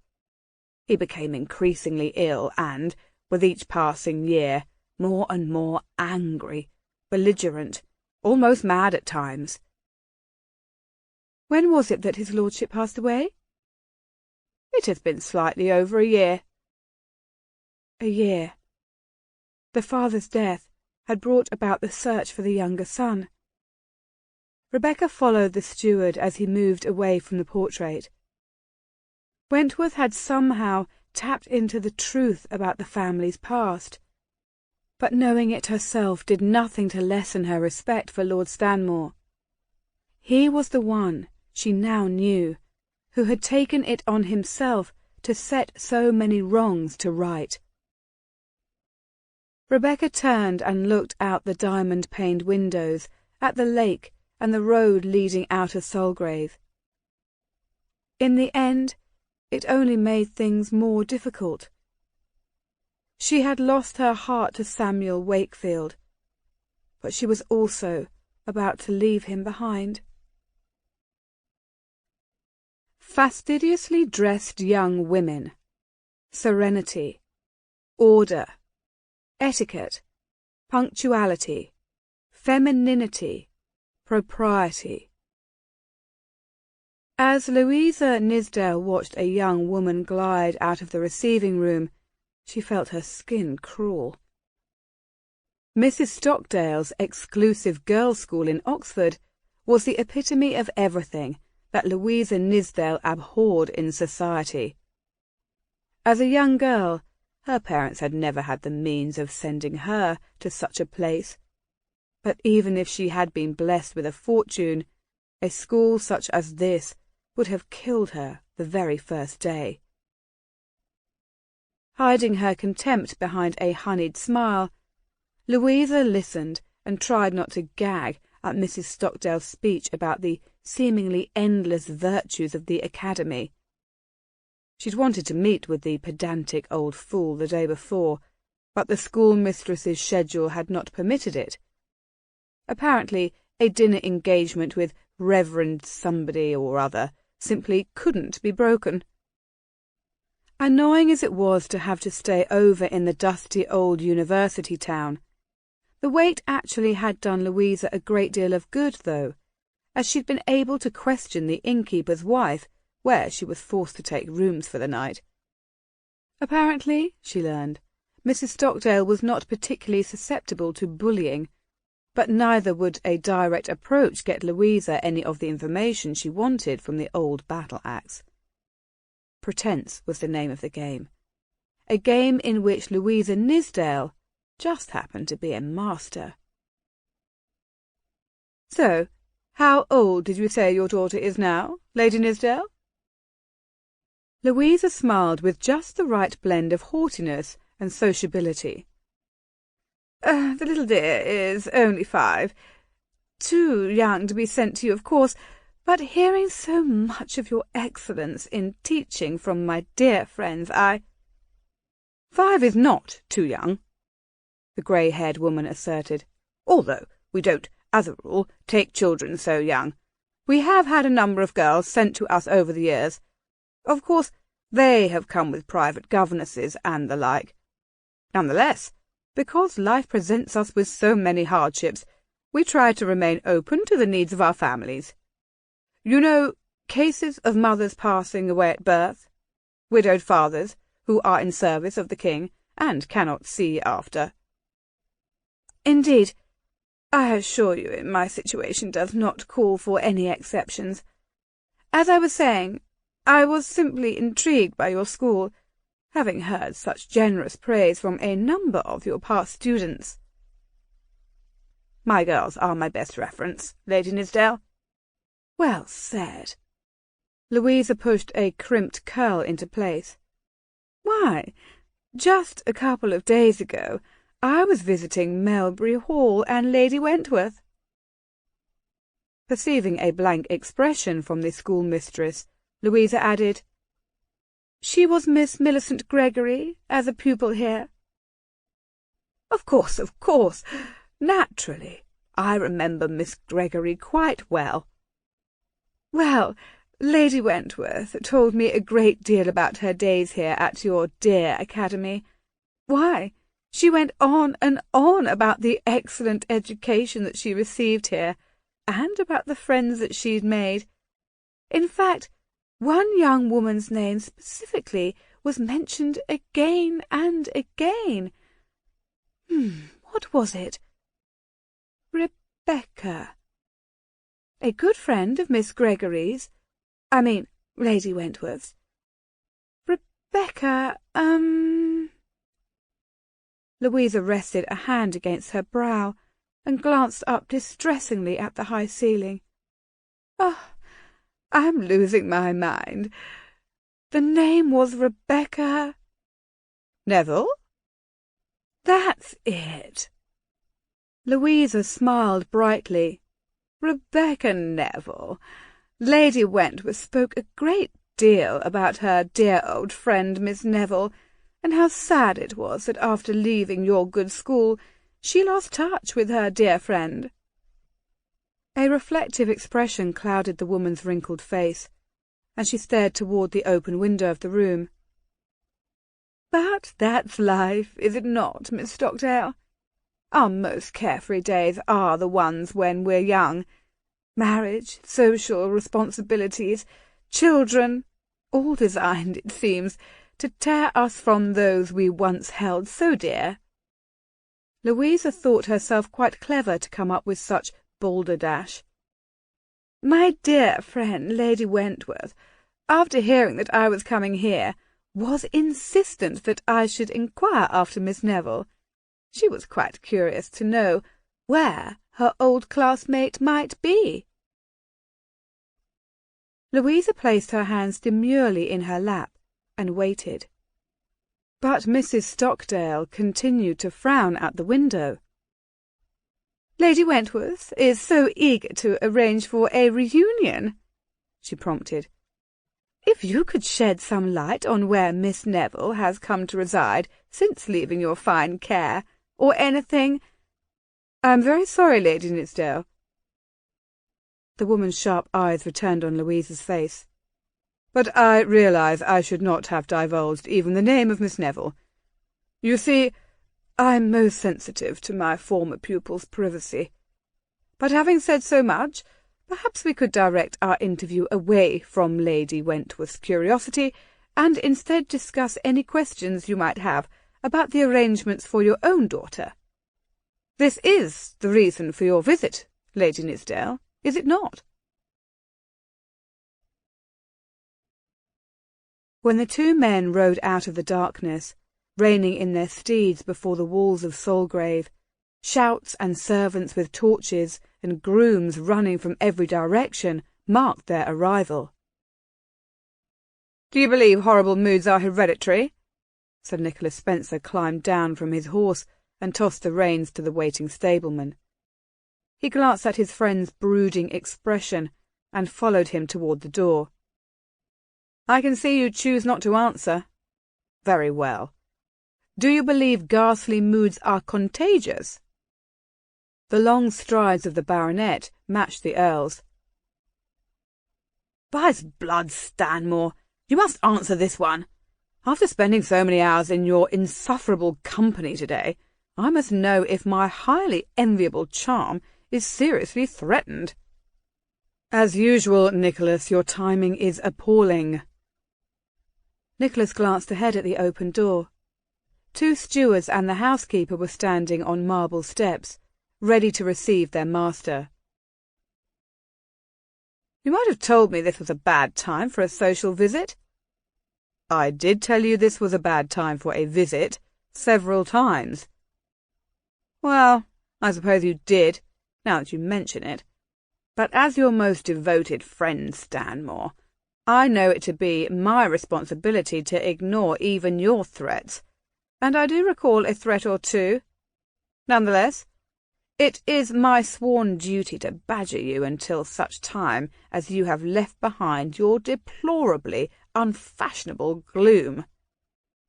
"Spare me your charity." Nicholas ignored the retort, instead exchanging pleasantries with the housekeeper as the Earl spoke to his stewards. The London tongue was absolutely abuzz with talk of the swarm of visitors in Hertfordshire. Lady Nithsdale, Squire Wentworth, Lady Wentworth, Lord Stanmore, his newly recovered son. Even Lord North was said to be heading into the country. But then, of course, there was the mysterious Mrs. Ford, about whom everyone talked so much, and yet no one in society had actually met her.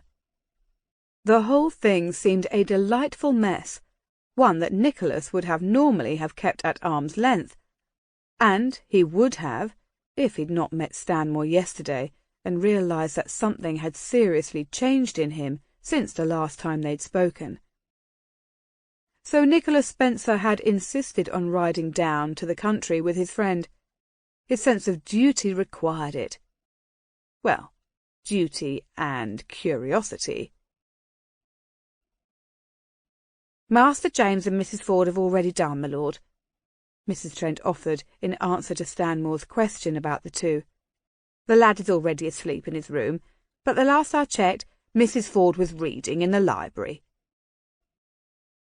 Daniel spoke just as Philip was ready to whisper something in the Earl's ear. "Would you care for some dinner, my lord? I can have Harry. No need. Sir Nicholas and I stopped at the new inn on the other side of St. Albans." "A dreadful place," Nicholas put in. "I believe one of Harry's brothers is the cook there." The older steward leaned again toward the Earl.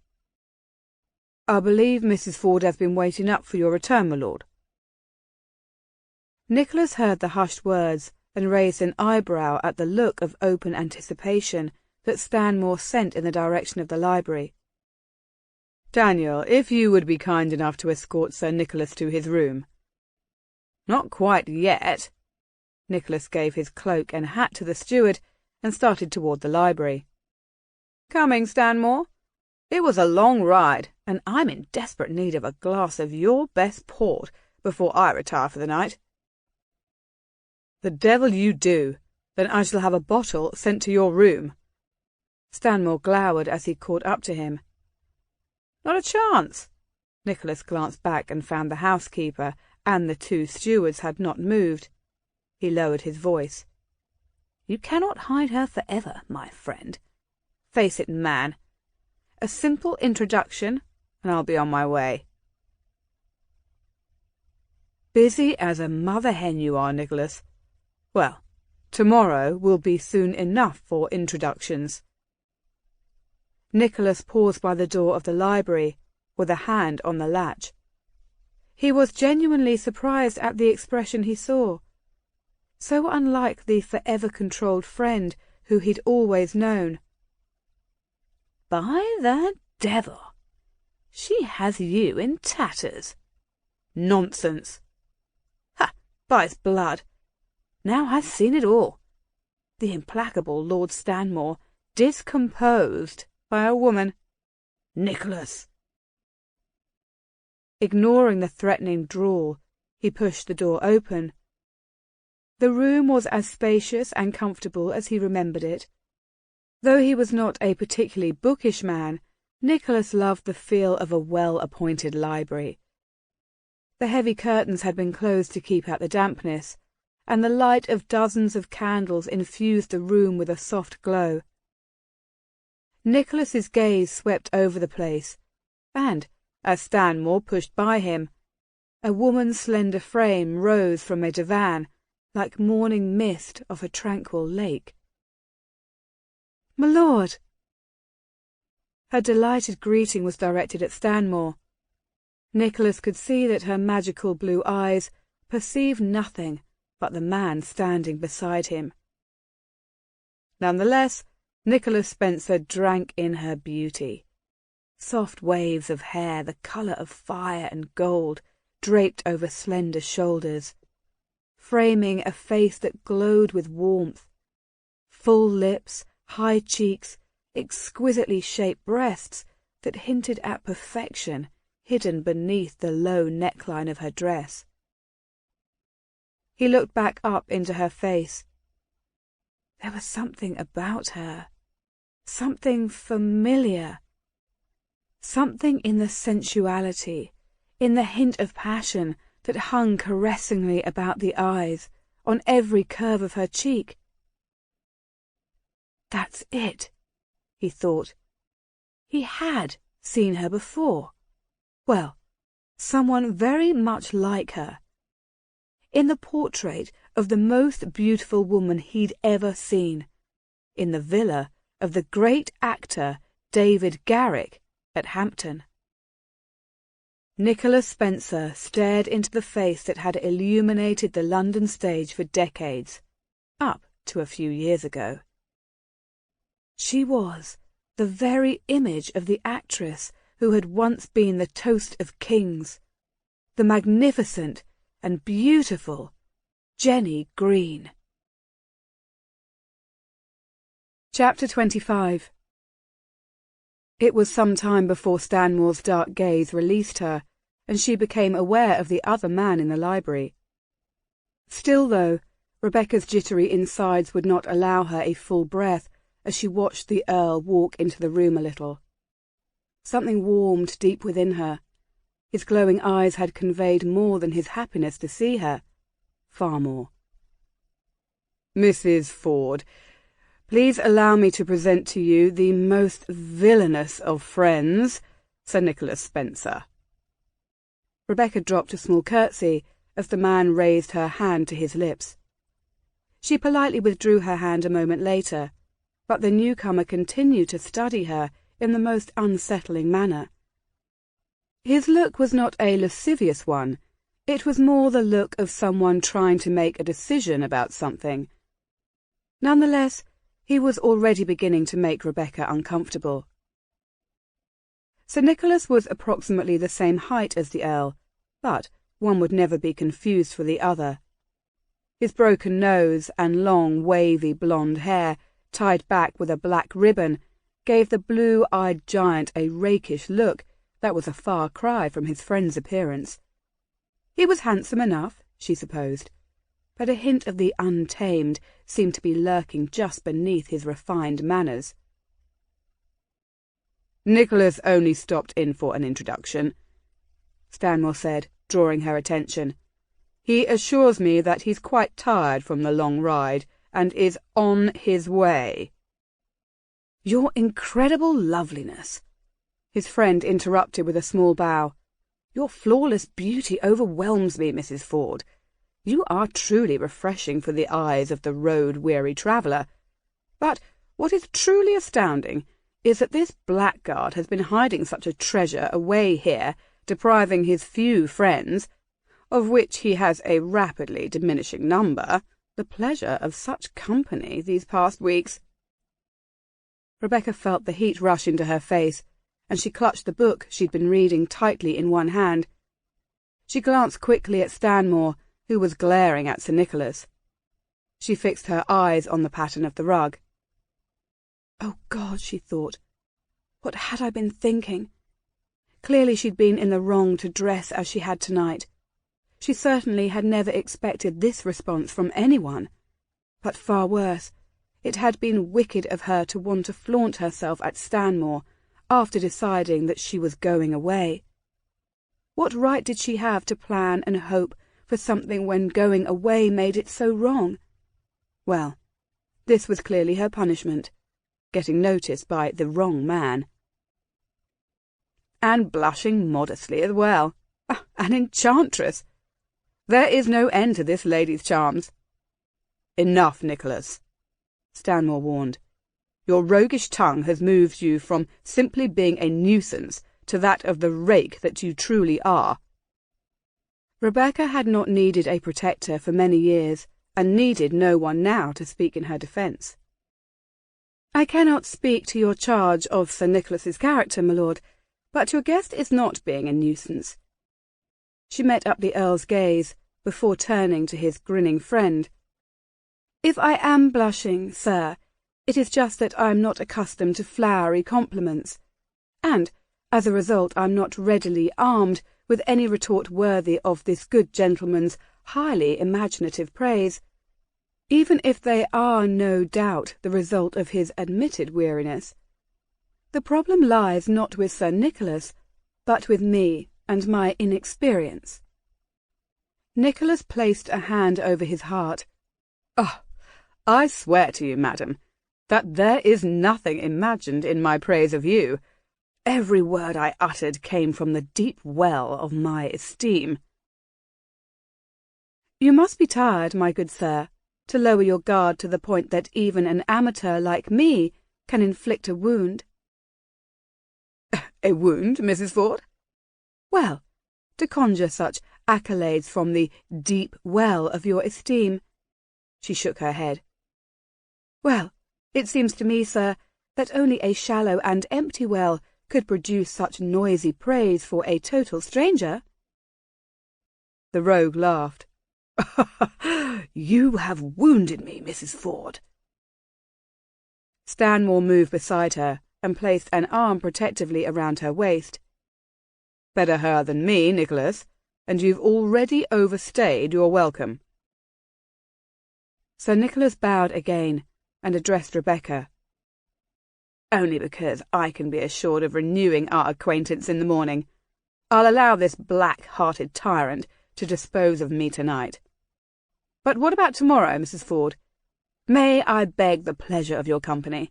Perhaps for a ride or a casual walk in his lordship's deer park?" He held up a hand as she started to speak. "But before you decline my invitation, I give you my word of honour that I shall leave behind my roguish tongue and speak only the absolute truth." "Excellent," Stanmore growled. "Shall I nail it to the stable door where you can find it?" Rebecca realised that she actually liked Sir Nicholas. He was certainly a womanizer, but he was also a charmer who did not offend. "I shall have to answer your invitation in the morning, sir, after I've had the opportunity to assess your references with our host." It was a slight move, but she felt the pressure of his large and comforting hand at her waist. She didn't dare look up at Stanmore, for fear she might see him smirking at his friend. Sir Nicholas was glowering with mock fierceness at the Earl. "Just watch your tongue, my friend, for there's no end to the damage I can cause. Be on your way, empty well." With a wink, Sir Nicholas bowed to Rebecca before turning to leave. At the door, though, he paused, suddenly serious. She would be older than you by 20 years, perhaps 30. Who is that, Nicholas?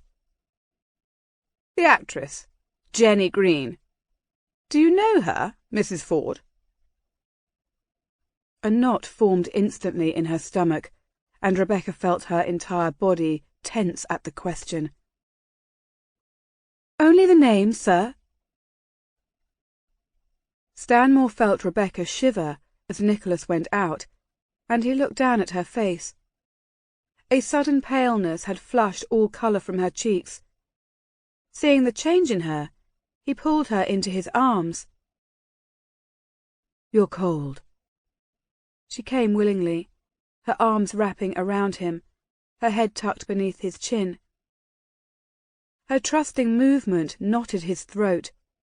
She wasn't seeking passion, only comfort. She wanted to be held. Everything about her bespoke her innocence, and this only caused his heart to open a little wider, drawing her deeper into long-protected regions. It was so strange. They had not spoken any words of commitment. They had yet to fulfill the longing of their bodies. But she was already a part of him, more than he'd ever before thought possible. Did I stay away too long? Her head moved up and down on his chest, and he smiled. Might I be bold enough to assume that you were waiting up for me here tonight? She pulled back slightly and looked into his face. You don't have to assume, my lord. I willingly admit it. But dressed as shamelessly as I am, I believe everyone who has seen me this evening must have guessed at my intentions. Stanmore was charmed by the intensity that brought colour again to her cheeks. He glanced down at the neckline of the dress, and with difficulty tore his eyes away from the graceful curves of her ivory breasts. His hand caressed the delicate line of her neck. You're dressed in the height of fashion. I believe anyone would feel blessed just to follow you here and feast upon your beauty. She smiled, and her hands moved from his back to rest against his chest. And I believe you spent too much time today in Sir Nicholas's company. You're starting to sound like him. There is a distinct difference. Nicholas praises all women who are exceptionally beautiful. I praise only the one that I have desired for an eternity of days. The one woman who stirs my insides and sets my blood afire with need. The only woman who has ever managed to insert herself beneath my skin and reach into my heart. The one who I have failed to be able to push from my mind from the moment I first saw her. His hand moved lower on her back, and he pressed her closer until his arousal was pressed tightly against her belly. A flash of awareness darkened her blue eyes. Don't confuse me with him, Rebecca. She stared up at him with eyes so large that in them he could see her giving heart, her besieged soul. In them he could also see his own reflection, the image of a man in love for the first time. I could never confuse you with anyone, she whispered finally, before raising herself on her toes and pressing her lips softly against his. He didn't know it before tonight, but Stanmore realized that he had been so ill for so long, and Rebecca was the cure. Stanmore's blood pulsed. Desperate as he was to peel away her fears and see her rejoice in the passion that was ready to burst forth between them, he held back, controlling his desires, determined not to frighten her again. Rebecca's hand slipped around his neck, her fingers threading into his hair, her mouth slanted beneath his, her lips pressing harder.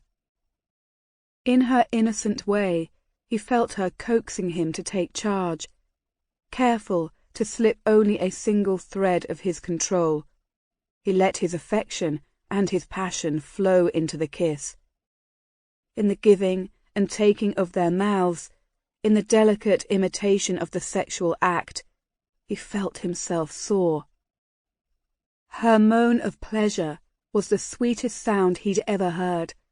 Her body moulded to his, softened, formed itself to him in ways he'd only dared to dream. He let slip another thread of his restraint, allowing his hand to roam over her back, pressing her closer, cupping her bottom, savouring the perfect fit of their bodies. Stanmore tore his lips away from her mouth and trailed kisses on her face, along the column of her neck. He lifted her in his arms, and his lips came in contact with the round flesh of her breasts. He found himself becoming ravenous with need as her slender fingers guided his movements, pressing him to go on. "Is this it, Rebecca?" Stanmore managed to ask as he carried her to the divan and lowered her onto it. "Are you ready?" Her answer came as a whisper. "I am. For the first time in my life. I'm ready." And he was ready as well. He knew what he wanted for today, for tomorrow, for eternity. "I don't want our first time to be here." The layers of skirts draped across his arms as he lifted her again and started for the door. "But there is no stopping now. No changing our minds." She shook her head and kissed him on the lips. "No stopping. No regrets. Just the opposite." She smiled shyly at him. "But I'm not accustomed to being carried off to anyone's bedchamber while an entire household looks on." He hesitated by the door and then put her gently on her feet. Discretion had rarely been an issue with any of the women he'd known. "Of course. We'll do this in the way that will please you." Her warm smile and the affection that shone in her blue eyes rewarded him for his words.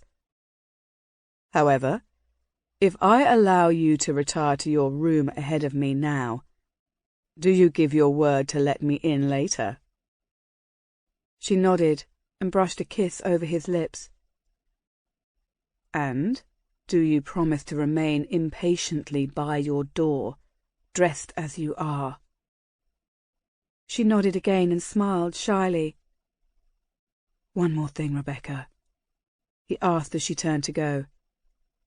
"What was your name before your marriage?" Stanmore watched the colour rise from her neck into her face. Her gaze, though, did not waver. "Neville," she said softly. "My name was Rebecca Neville."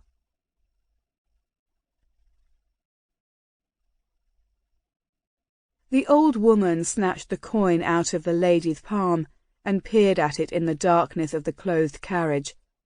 She glanced quickly at the drawn shade. She had met the carriage at the appointed place, an alley by Christ's Church, but she could no longer hear the sounds of High Street. "What is it that you want to know?" she asked nervously. "Rebecca Neville. Tell me everything you know." "It's been a long time since I've heard that name, your ladyship." Louisa Nisdale impatiently reached inside her purse. "Talk to me, and there's another shilling in it for you." The woman eyed the purse. "Miss Neville was well off, I should think, but kept to herself, she did. Polite to us servants, unlike the rest of them snooty ones. Oh, begging your pardon, mum. The girls lived upstairs. We was in the attic rooms, but I worked in the kitchens, and I don't know much more about her, to tell the truth." "What happened to her?" Louisa took out 2 coins this time and held them close to the woman's face. Where did she go? What were her secrets? Can't say I knows any of this, mum. Her eyes narrowed. But even if I knew some, that's a lot of questions for the little ye be offering. Louisa angrily reached inside her purse again and took out a gold coin. Tell me anything worth knowing, and you'll earn this. That's more friendly like, mum. The servant snatched the coin, holding it tightly in her fist. We're talking years ago, of course. Of course, Louisa hissed impatiently. Go on. Well, shortly after Miss Rebecca left, there was confusion in the house, mum. You see, Mrs. Stockdale had found the miss a paying job in London town, but whoever her kinfolk were, they didn't take to it much. Fit to be tied, as far as we could see, especially after nobody could find her. What do you mean, no one could find her? Well, that's just it, mum. She just kind of disappeared, she did. Went to that paying job and disappeared quicker than a dog with a bone. Who were those people that she went to work for? Give me a name. The servant shook her head. That I can't, mum. I mean, I don't know.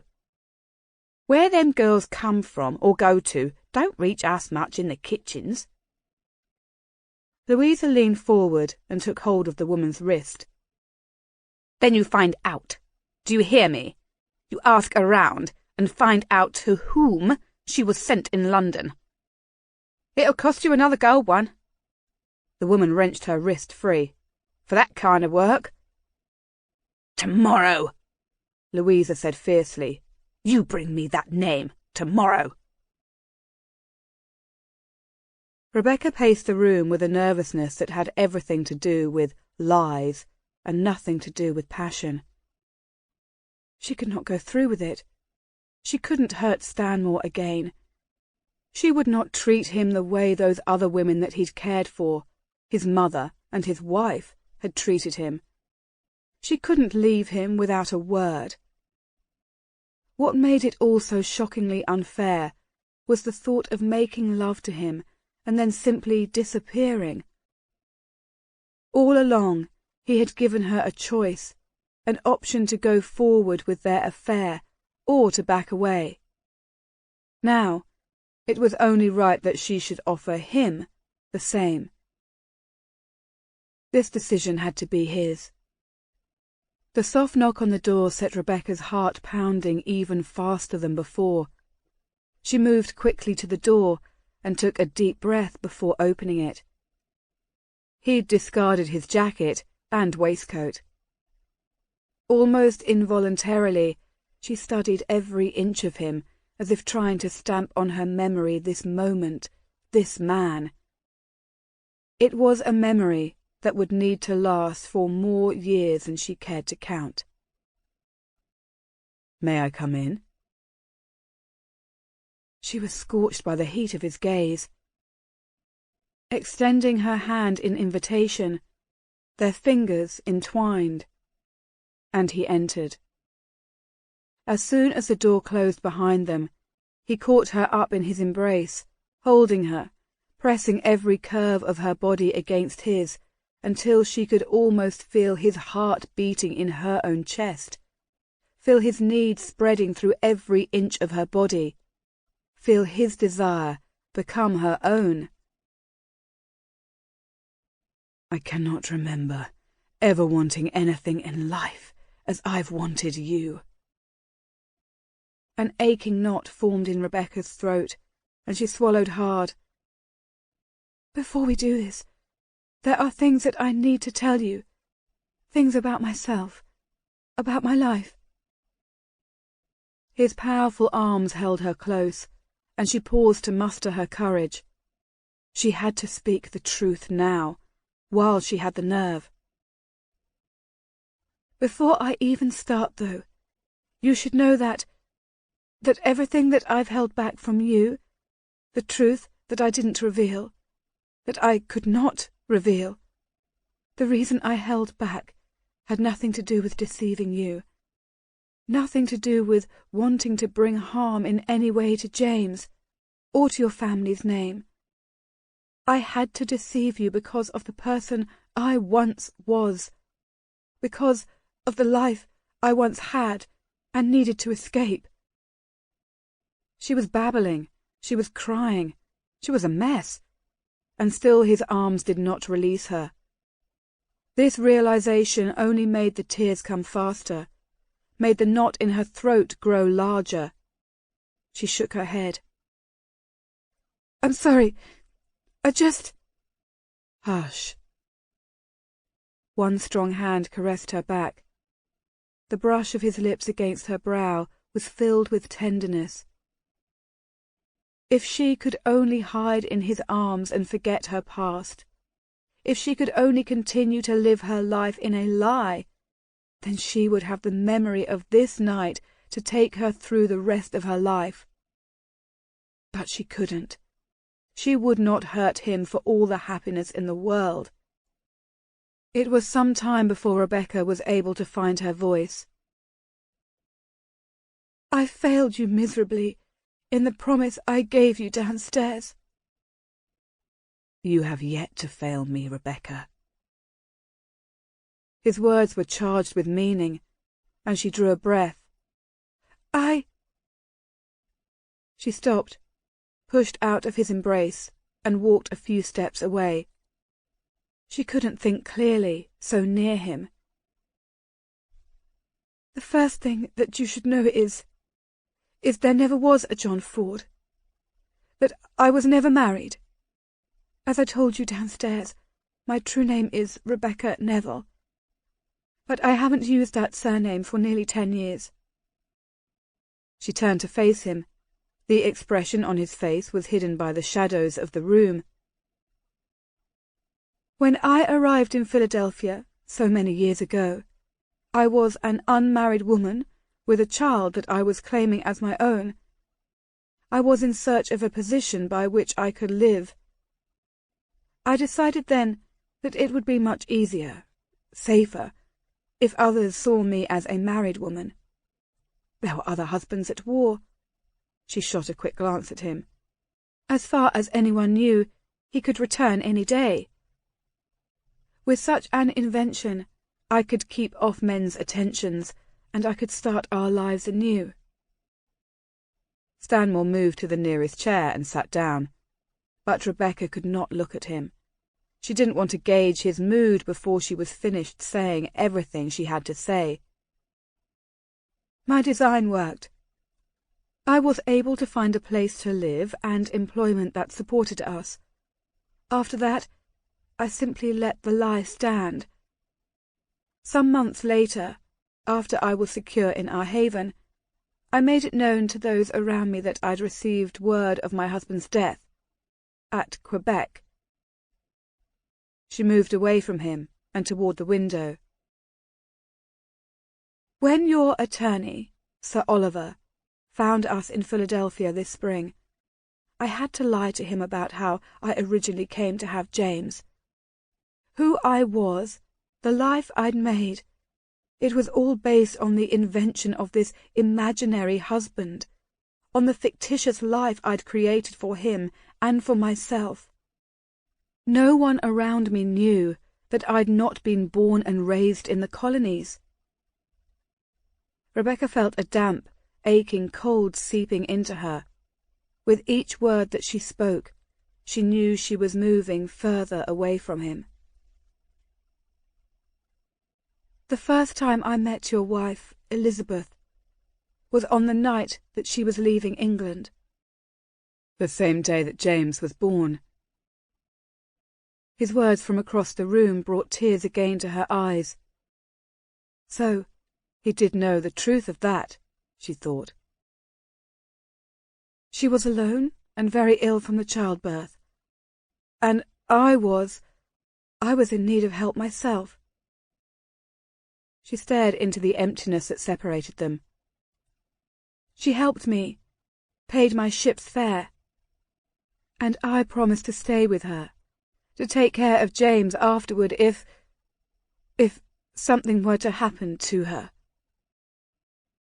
Rebecca leaned against the windowsill and brushed away her tears. She died less than a week into the journey. I, on the other hand, won a treasure from the bargain. I had James. I left England with only the clothes on my back, though, so upon arriving in New York, I sold the jewels your wife gave me. With what I received from them, I took James to Philadelphia, and we started our new life. Rebecca leaned her head against the window, vainly hoping that the coolness of the pain would penetrate her feverish skin. Sir Oliver asked me in Philadelphia why it was that in all these years I never sought to seek James's father, to return him to his rightful family. The answer I gave him then was different than the truth I've held in my heart. If things were different, if I had the financial means and the courage to return to England on my own, I still would not have returned him to you. Elizabeth may have given me the initial means to go on, but James was the one who gave me the courage. Raising him taught me about life, taught me independence, made me forget my fear and seize all that life might offer. Selfish of me, it was, but I would not have come back if you'd not sent for him. The two of us might have been out of place in some ways, but we had each other. She reached up to wipe a tear from her face, but his fingers were the ones that brushed the bead from her cheek. He'd moved close to her, and she'd not been aware of his advance. Why were you running? She was trapped by the touch of his fingers, by the dark gaze that caressed her face. You must not ask me that. Rebecca. She shook her head, and his fingers released their hold on her face.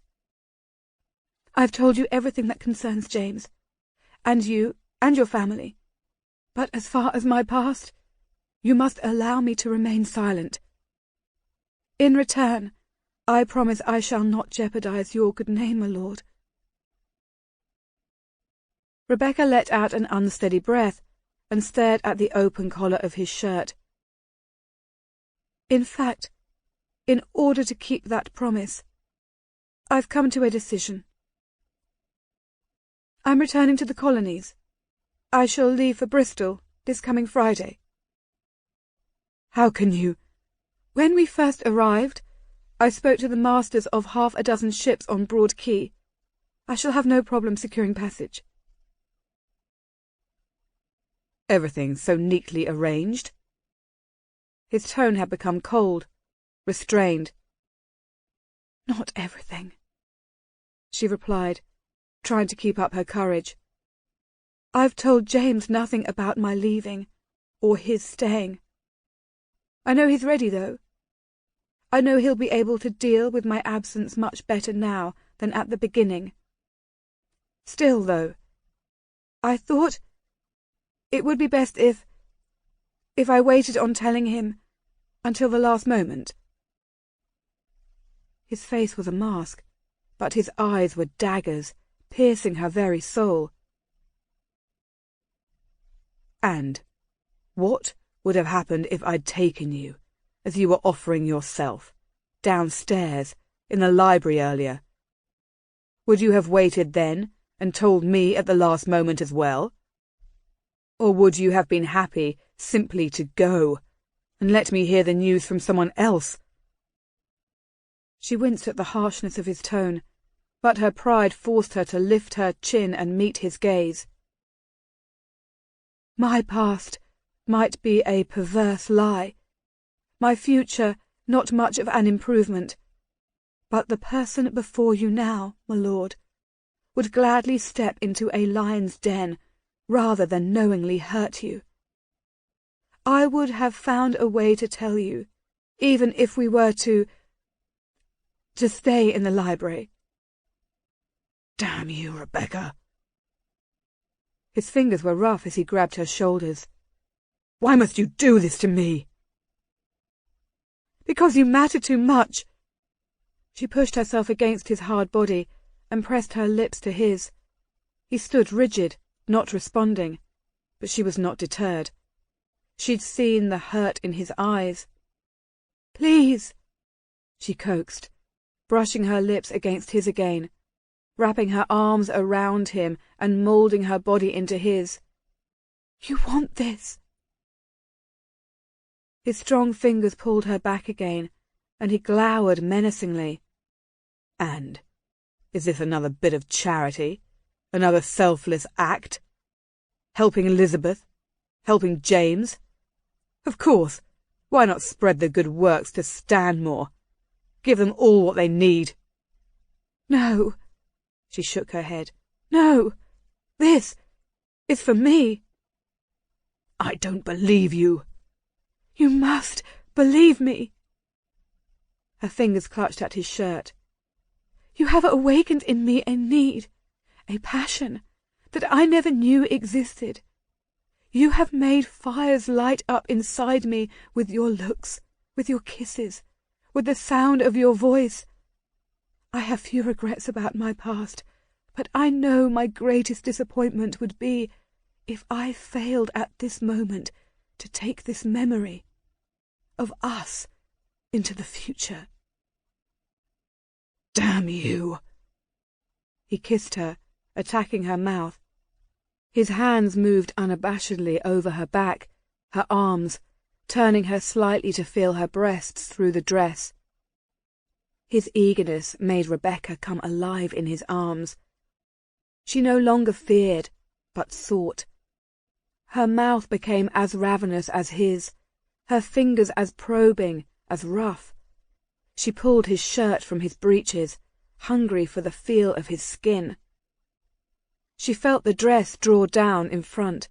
Her nipples tightened at the feel of the air, and then one rough hand cupping and shaping her flesh. The sweetness of the ache was excruciating. Rebecca knew if they were to slow down, he would have time to think. She knew he would stop, and this knowledge added to her frenzy to please him, to keep him mindless in this reckless moment of passion.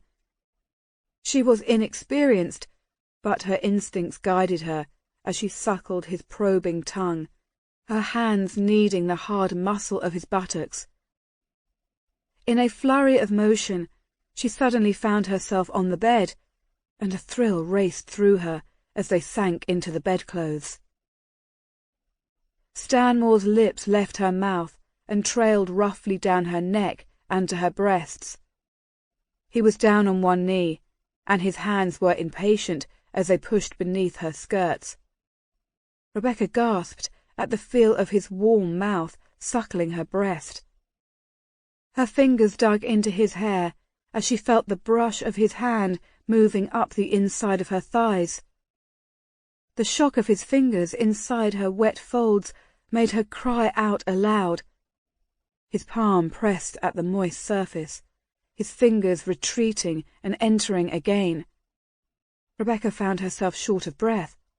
Her body was suddenly humming with sensations anew. His mouth moved up to her face and captured her lips again. His fingers were still relentless in their sweet torment. She was possessed by him. He had enthralled her body in a timeless, frenzied world of sensation and passion. The climax exploded within her with the awesome power of a summer storm. Somewhere, in a more conscious world, she could hear a woman's voice. No, it was her own voice, crying out exultantly. Her hands were pushing him away, the same time as she fought fiercely to hold him closer. She could not breathe.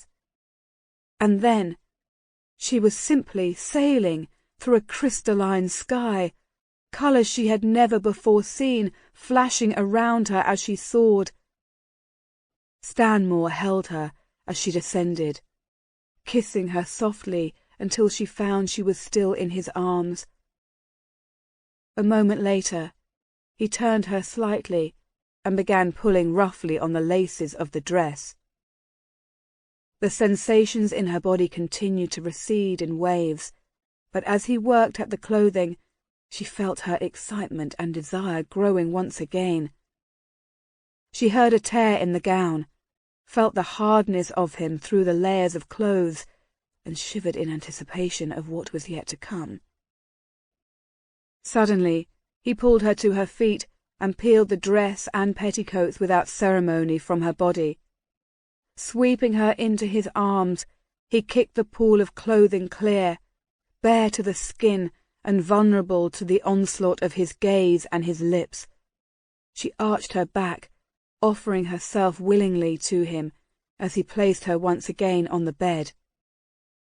Even in the haze of frenzied delight that followed, even as his mouth moved over her belly, her thighs, loving her in ways that made her cry out for release, even then he astonished her.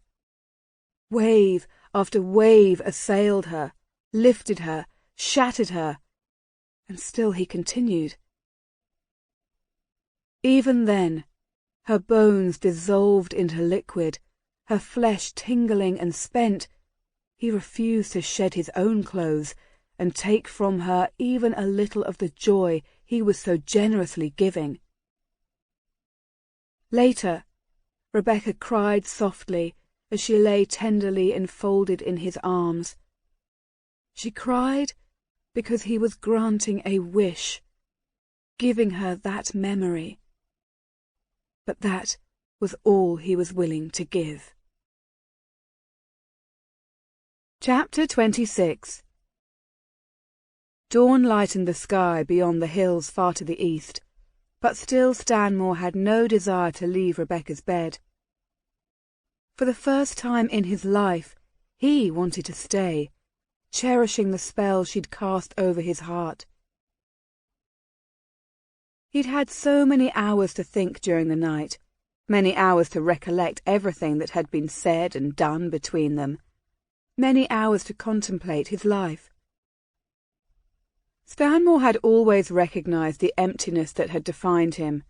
He'd learned long ago to accept it as a way of life, but everything had changed the moment she stepped into his life. Rebecca made a small sound in her sleep, and he felt his throat tighten. Stirring a little, she reached for him, just as she'd done numerous times during the night. He placed a kiss against her brow, and tightened his own arms around her, pressing her head against his chest. Last night had been a first for her, and a first for him. For her, it had offered the first experience of her birthright as a woman.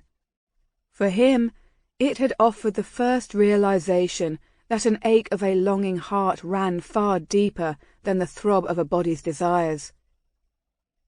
Somewhere between the time her eyes had closed and the first grey hint of day, he'd come to the realization that no matter what the obstacles were between them, he could not let her go. Somewhere, somehow, the union of two hearts had emerged from a woman who had feared passion and a man who had feared love. Last night, he'd found that the two of them had formed a bond. For love. For life. Forever. He needed her. Although he'd not said the words, he now understood the meaning of love. He wanted to marry her, have children with her, grow old with her. But having heard the determination in her voice last night, understanding her devotion and her willingness to sacrifice herself, he knew she would not agree to stay unless he could solve the mystery of her past and release her from its stranglehold. From all that she'd told him, and all he'd learned from Oliver Birch, Stanmore didn't have to stretch his brain to guess that a crime must have been committed the night she fled. Whatever the crime, he knew that scandal was attached to it. Before last night, he'd known that she harboured a deep fear of men. He remembered their kiss by the old mill, her panic whenever she came near him, their picnic by the stream. Rebecca's words came back to him. It would be much easier, safer, if others saw me as a married woman. I could keep off the men's attentions. He wondered if the crime involved a man, perhaps an attack on her. She had the beauty of an angel and the integrity and industry of a saint, and yet she was 28 years old and still a virgin. He brushed his lips against her sleeping brow and tried to not think of the smooth, naked body beneath the linen sheets. His virgin, he repeated silently, ignoring the ache in his tightening loins. After last night, he was a candidate for sainthood himself. 6 days. She had threatened to leave in 6 days. Oliver was on the right trail. What he'd discovered corresponded perfectly with everything that Rebecca had revealed last night, but 6 days was too short a time to solve the rest. Stanmore knew he had to convince her, charm her, make her as mad about him as he was about her. Perhaps then she would listen to his plea for more time. A soft knock on the door woke Rebecca with a start. She clutched at the sheets before looking frantically up into his face. Her voice was a panicked whisper. "Jamie!" I latched the door, he whispered back before being pushed out of bed ahead of her. He watched with great interest her attempt at modesty in her haste to pull on a robe. The sheet dragged from the bed successfully covered her breasts, but Stanmore had an unobstructed view of her flawless back and perfect bottom. He wondered how it was that he'd lasted through the night, and what he could possibly have been thinking of, for now he couldn't wait to make love to her. There was another soft knock, and Rebecca turned to him pleadingly as she wrapped the robe around her. "He cannot find you here. What am I to do?" Stanmore rose from the edge of the bed and, before she could object, planted a kiss on her full lips. "Send him to the stables. Tell him I want to meet him there in half an hour." He ran his finger down her neck and into the open neckline of the robe. She coloured beautifully and caught his hand. "I seem to remember some pixie tricking me into giving an hour of each day to a certain lad. Well, tell him this is a designated hour, and he'd better not keep the Earl of Stanmore waiting." Brightening, she gave him a quick and affectionate hug and ran to the door. Standing in the shadows of the room, Stanmore watched them. He was a fool. What he witnessed pass between them, the touch, the soft word, the embrace, made him understand for the first time the nature of the bond between Rebecca and James. This wasn't attachment, as he previously called it. This was love. The smell of hay and horses drifted out of the open doors of the stables and mixed in with the dampness of dawn. Jamie took a deep breath and savoured the already familiar scent. Since being allowed to choose a pony of his own 4 days ago, he'd come back to the stables every day, insisting on learning how to take care of Strawberry himself. Pawson, the groom, had been teaching Jamie things about the horses, had laughed and had asked the reason for the name. Jamie explained that the reddish mane of the large pony reminded him of the Strawberries, and, besides, he lived in Strawberry Alley in Philadelphia. The pony made him feel like he was at home. Parson stopped laughing. Jamie walked inside of the stables and went to the stall where his pony was waiting. He didn't know how he felt about going riding with the Earl every morning. His mamma had insisted on it, so he knew he had to do it. But he couldn't wonder if this was the Earl's doing, or if he was being forced, like Jamie himself, to go along. The problem was that he just didn't know how he felt about the Earl of Stanmore anymore. He still didn't want to like him. He could never be a replacement for the parent that he already had, but at the same time he'd heard so many workers praise him at Solgrave that Jamie was having a hard time believing that he could be too bad of a person. "The Earl of Stanmore is the only one who can make a difference," Mr. Clark had said when Jamie asked the teacher about the use of slaves at Melbury Hall. Jamie remembered his own conversation with Israel and his friend's challenge. "If he is such a good man, then why don't you want him for a father?" Confusion battering his brain, he began saddling the pony. He didn't know where to start, how to take the first step so the man would like him. He didn't know how a son could make his own father accept him. "Well, I'm glad to see you're an early riser." Jamie whirled and stared at the open door of the stall and at Lord Stanmore standing in it. Habit kept the boy from speaking, but he nodded in greeting. He shot a second look at the man, though. Stanmore looked different today. It was the curious expression in his face, as if he were really looking at Jamie.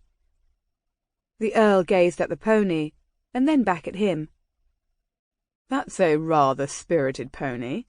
It takes a fearless lad to handle one that lively so soon after learning to ride." Jamie looked away, but felt a strange feeling of pride wash through him. "I assume you've had no breakfast yet?" He shook his head. "Nor I, and am hungry too. But I suppose a good morning's ride will help run off some of this parliamentary fat, eh?" Jamie stared at the man. He was as fit as anyone he'd ever known, tall and muscular. A groom appeared, leading the Earl's black hunter past the stall. "Nonetheless, go easy on me this morning, will you?" He turned to go, and Jamie turned to hide the unexpected grin tugging at his lips. When they were outside in the stable-yard, Pawson the groom appeared and talked to the Earl for a moment about what he had and had not taught Jamie so far. "I thought we'd head toward the gamekeeper's cottage this morning," Stanmore said, as the two of them trotted their mounts along the drive leading past the lake. "It is not often I ride in that direction, but the past couple of times that I've come looking for you, that seems to be a favourite haunt. You're doing well with that spirited fellow." Jamie thought of bringing up Melbury Hall and Israel, but he felt awkward saying anything. The longer he refrained from speaking to the Earl, the more difficult it was becoming to start. "Train yourself to manage your pony with a light hand," Stanmore said a little later. "Firm when you want him to respond. Brook no nonsense, but handle him with a light hand otherwise. That's it. You have a natural touch, James." Jamie smiled shyly, feeling his face grow hot. Luckily, the Earl was not looking at him, though, and in a moment the trail wound into the trees. "It is fascinating to me that you found that cottage so soon after arriving at Solgrave. That ruined hut was my hiding place when I was your age as well." He needed to hide too? The boy shot him a sidelong glance. Lord Stanmore did look different today. His feelings were showing so plainly on his face, and Jamie had never heard him so talkative. "We used to play Storm the Keep out at the cottage. There were generally 6 of us from Solgrave, and 2 sons of the woodcutter and Mrs. Trent's 3 boys, and I, against a half-dozen farm lads, and sometimes more from Melbury Hall." "Were the lads from Melbury Hall slaves back then too?" Jamie didn't realise that he'd asked the question aloud until Stanmore's surprised gaze snapped around. The Earl turned his attention back to the trail, but Jamie shifted his weight uncomfortably on the back of the pony. These were the first words he'd ever spoken to his lordship. "No slaves back then," he answered. "Melbury Hall was owned by someone else when I was a lad, and they didn't keep Africans as slaves." Jamie studied the hardness that had crept into the Earl's face as he stared ahead into the woods. "I noticed that someone has been doing some work on the cottage." The boy decided not to make a comment.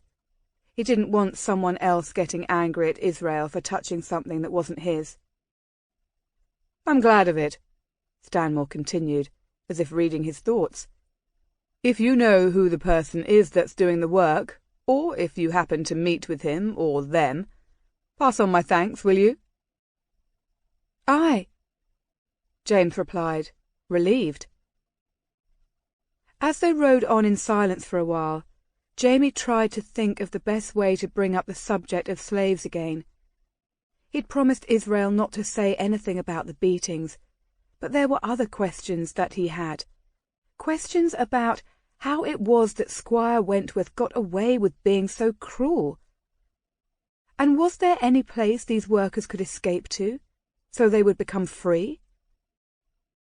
As they broke out of the woods into the edge of the meadow, Jamie could see the top of the cottage in the distance.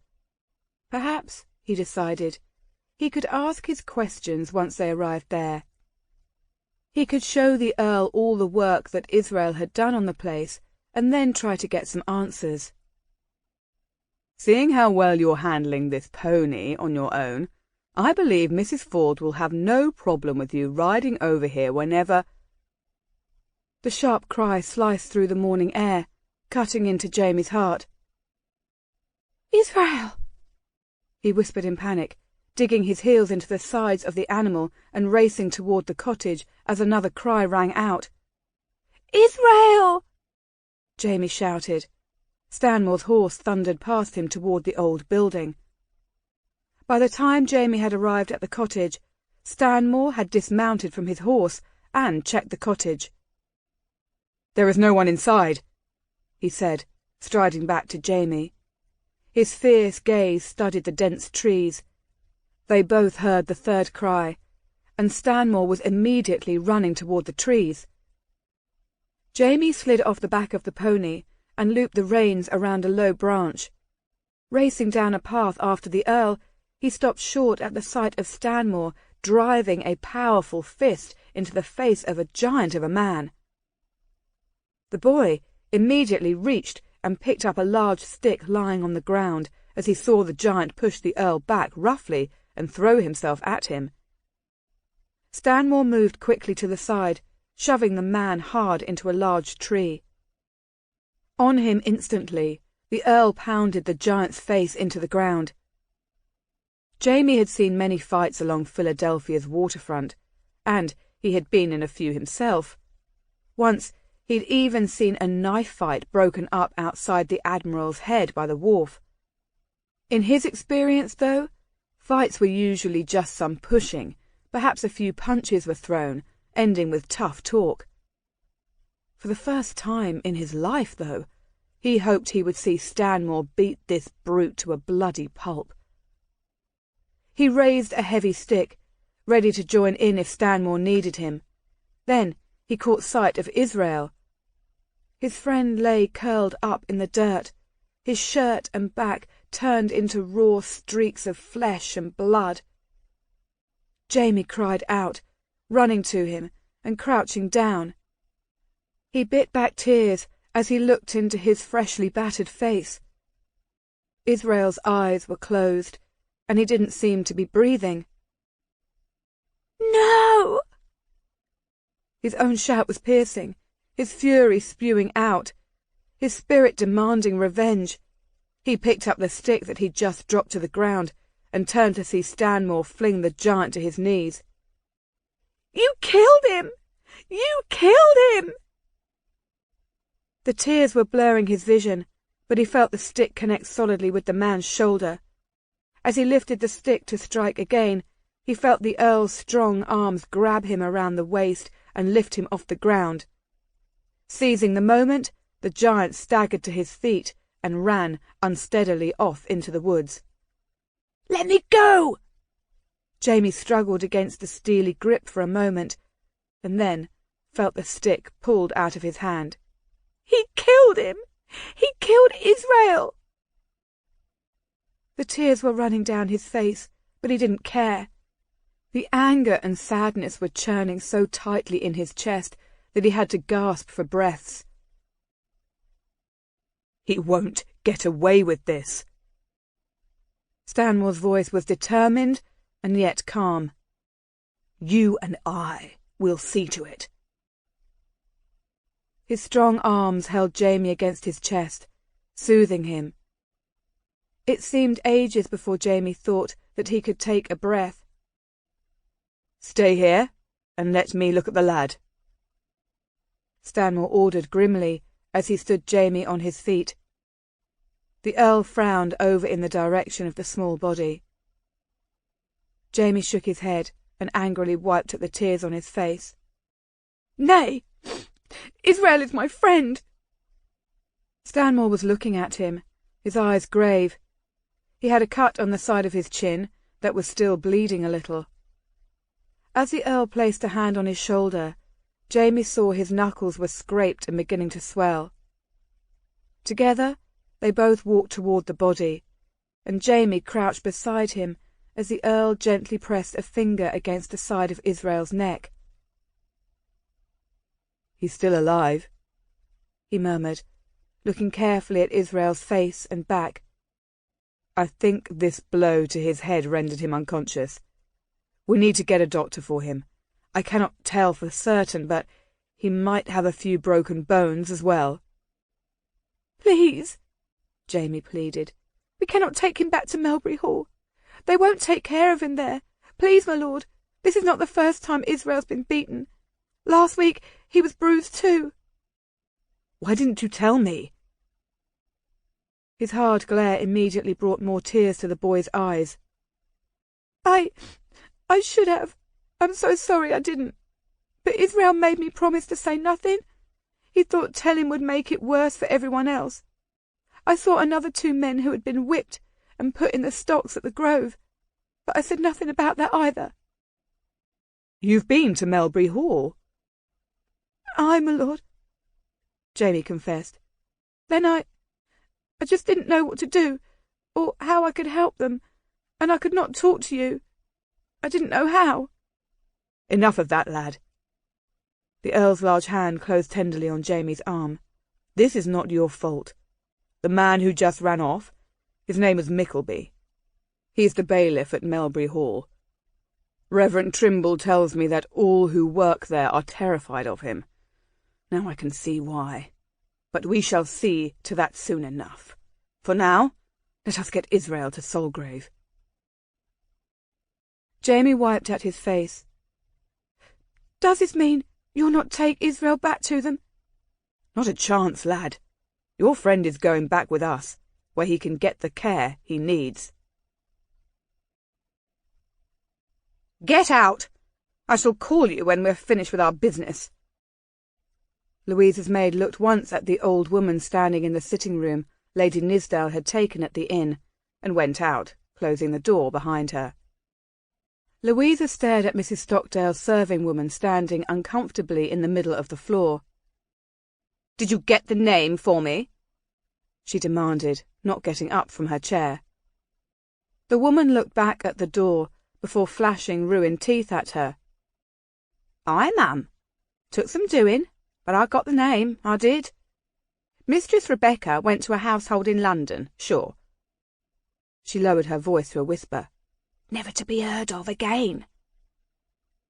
"What's the name?" Louisa snapped irritably, getting up and crossing the floor to the servant. "It'll cost you 2 gold sovereigns." Louisa's hand lashed out so fast that the old woman didn't even see it. But a second later, the woman was gasping in pain at the feel of the sharp nails digging into the wrinkled skin of her throat. "What is the name?" "Hartington," the woman croaked wide-eyed. "Sir Charles Hartington, Baronet. It was to his household that Miss Neville was sent. Chapter 27. Jamie galloped ahead of Lord Stanmore, arriving at Solgrave far enough in advance to alert the household. Minutes later, the Earl was handing Israel into the waiting arms of Daniel and Philip, and immediately dispatched a groom to St. Albans for the doctor. It seemed to Stanmore that Israel had only just been settled in a room, with Mrs. Trent and Rebecca tending his injuries, when Daniel reappeared red in the face. "Squire Wentworth has arrived, my lord," the steward announced, crossing the room to where Stanmore sat, watching the proceedings. "We shan't let him take Israel," James announced from his perch beside the Earl. "Tell him he can just go to the devil." The steward nodded approvingly to the lad as Rebecca whirled to look at the three. Indeed. However," Daniel continued, "the squire has situated himself in your library and demands an audience with you. If you agree with Master James, however, I would be more than happy to fetch several of the grooms and throw the man out." "I don't think so, Daniel." Stanmore pressed a hand on the boy's shoulder, encouraging him to stay put, and headed for the door himself. "I want that pleasure for myself." "Wait!" Rebecca caught up to him as he started down the stairs. "Would you allow me to come with you?" Stanmore stopped and touched her cheek tenderly. "This is between the squire and myself." "He's a horrible man," she said quietly, casting a killing look in the direction of the library. "I met him this Friday past, when I went in search of Millicent. His bailiff is not the only one who is a brute. The squire, I believe, is even worse." "I know him quite well, my love." Stanmore's words drew Rebecca's worried gaze from the stairs and to his face. The turbulent sea of emotion he could see in her stormy blue eyes was a gift from heaven. "Fear not. I've known the man for quite a while. I'm very well prepared to handle him." She appeared to acquiesce, but only for a moment. As Stanmore started down the stairs again, she clutched at his arm. "Wait. If the squire mentions anything about stealing, about Israel stealing a handkerchief, or perhaps a scarf, that might have belonged to me, you should know that I gave the handkerchief to Israel myself on Friday. Mr. Cunningham was with me when I gave it to him, and Jamie just told me that he gave his friend my scarf at the cottage the day he went swimming by the old mill." He laid his hand over hers. "You heard what James said. We shan't let him take Israel." She nodded gratefully, and Stanmore seized her hand, placing a kiss on her palm. "But if you would be so kind as to restrain that angry cub of yours, I don't want him coming to my rescue." "I've never seen him so proud of anything or anyone as he is about you at this moment." "I'm the one who is feeling quite proud, to tell the truth. That swine of a bailiff is surely 10 times the size of the lad, but James showed no fear whatever in attacking the knave in retaliation for what he'd done to Israel."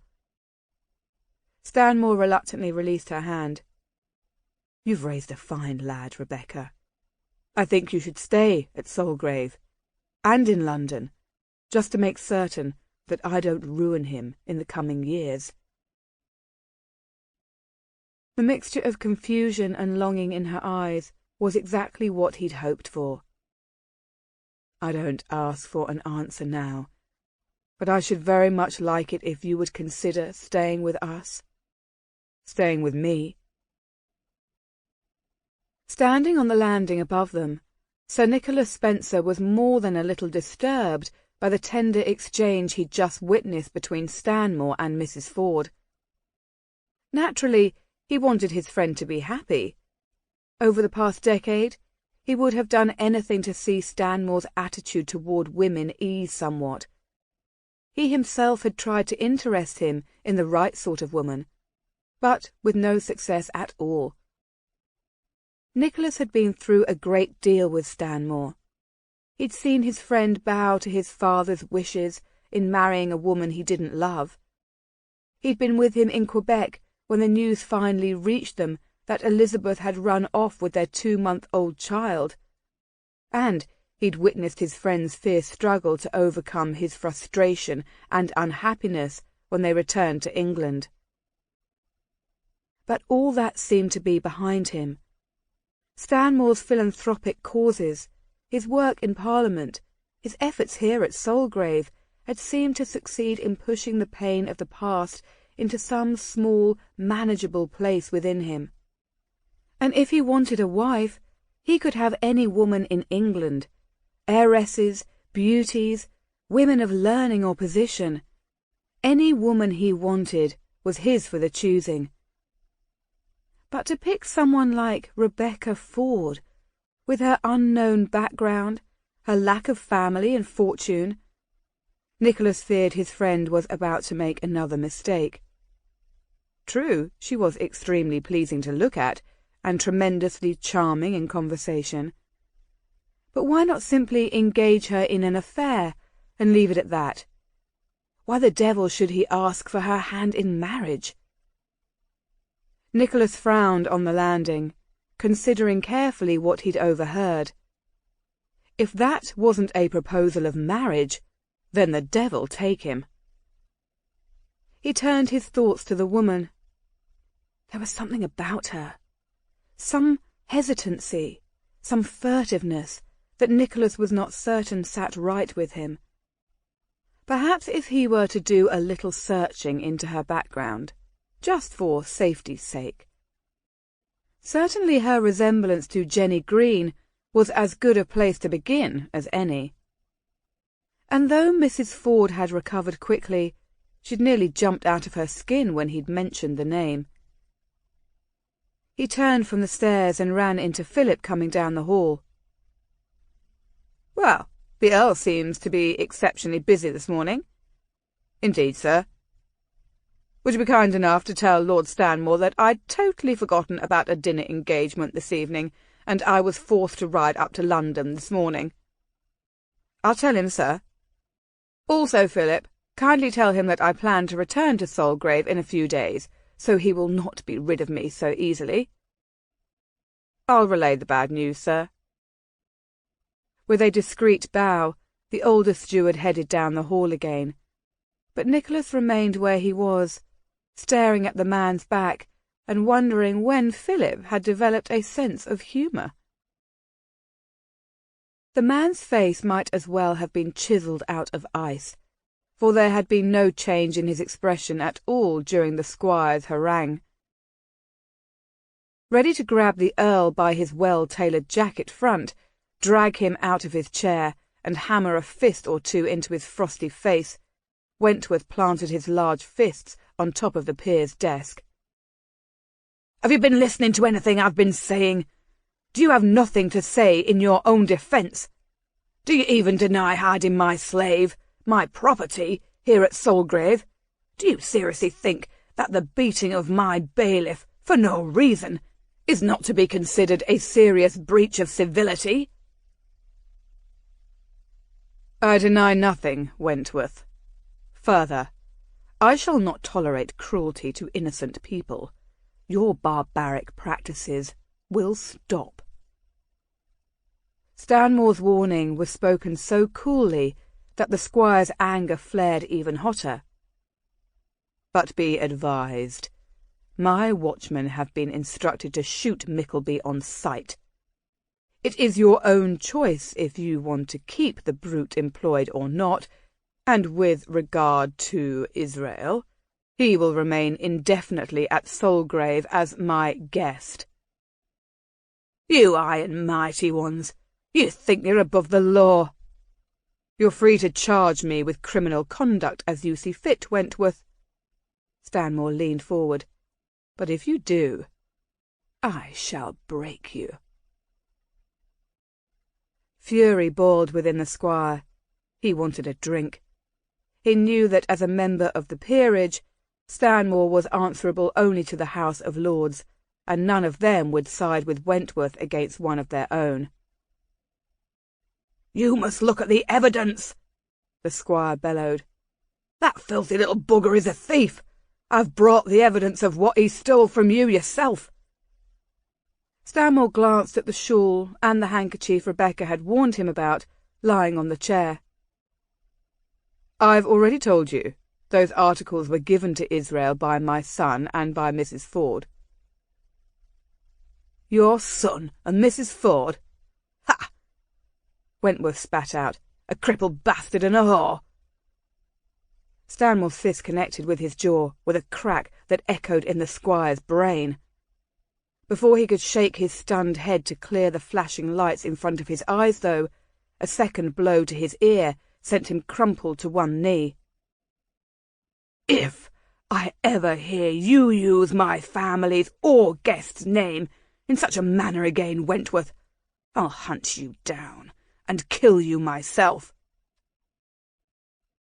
Through the continued haze, Wentworth saw Stanmore open the door of his library and motion for his steward and 2 footmen to enter.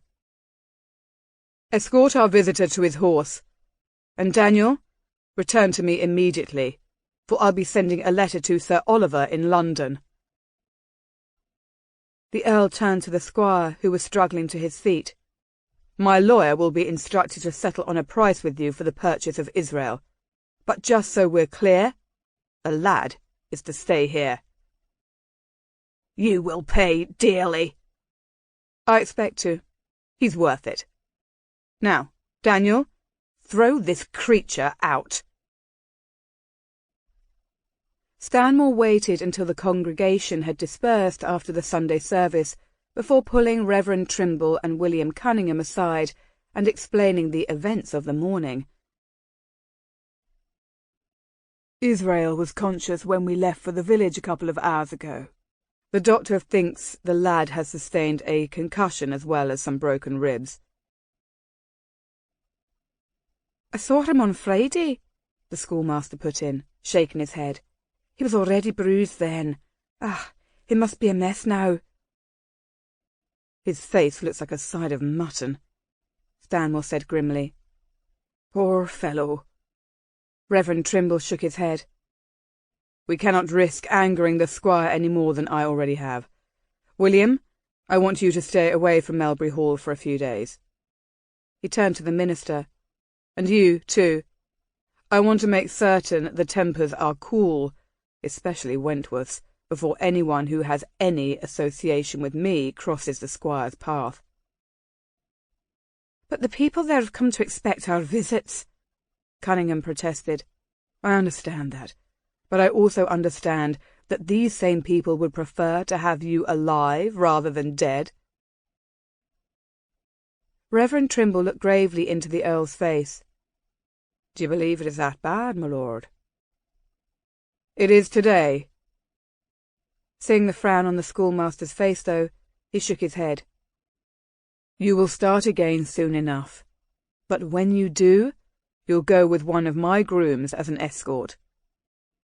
"But, my lord—" "Accept my wishes in this, William. I don't need your blood on my hands."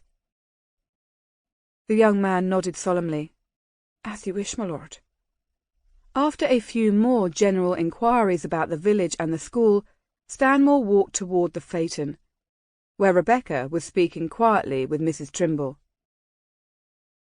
With all that was going on, he could have lingered here all day, just to admire the way she looked and spoke in the company of the villagers. But this afternoon, Stanmore wanted Rebecca Neville, all for himself.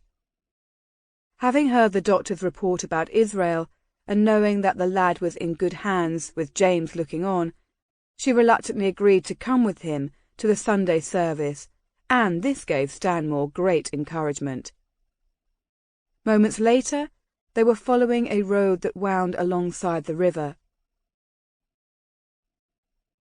"True, this is not the most direct route back to Solgrave, but I want to hear no objections from you," he growled teasingly.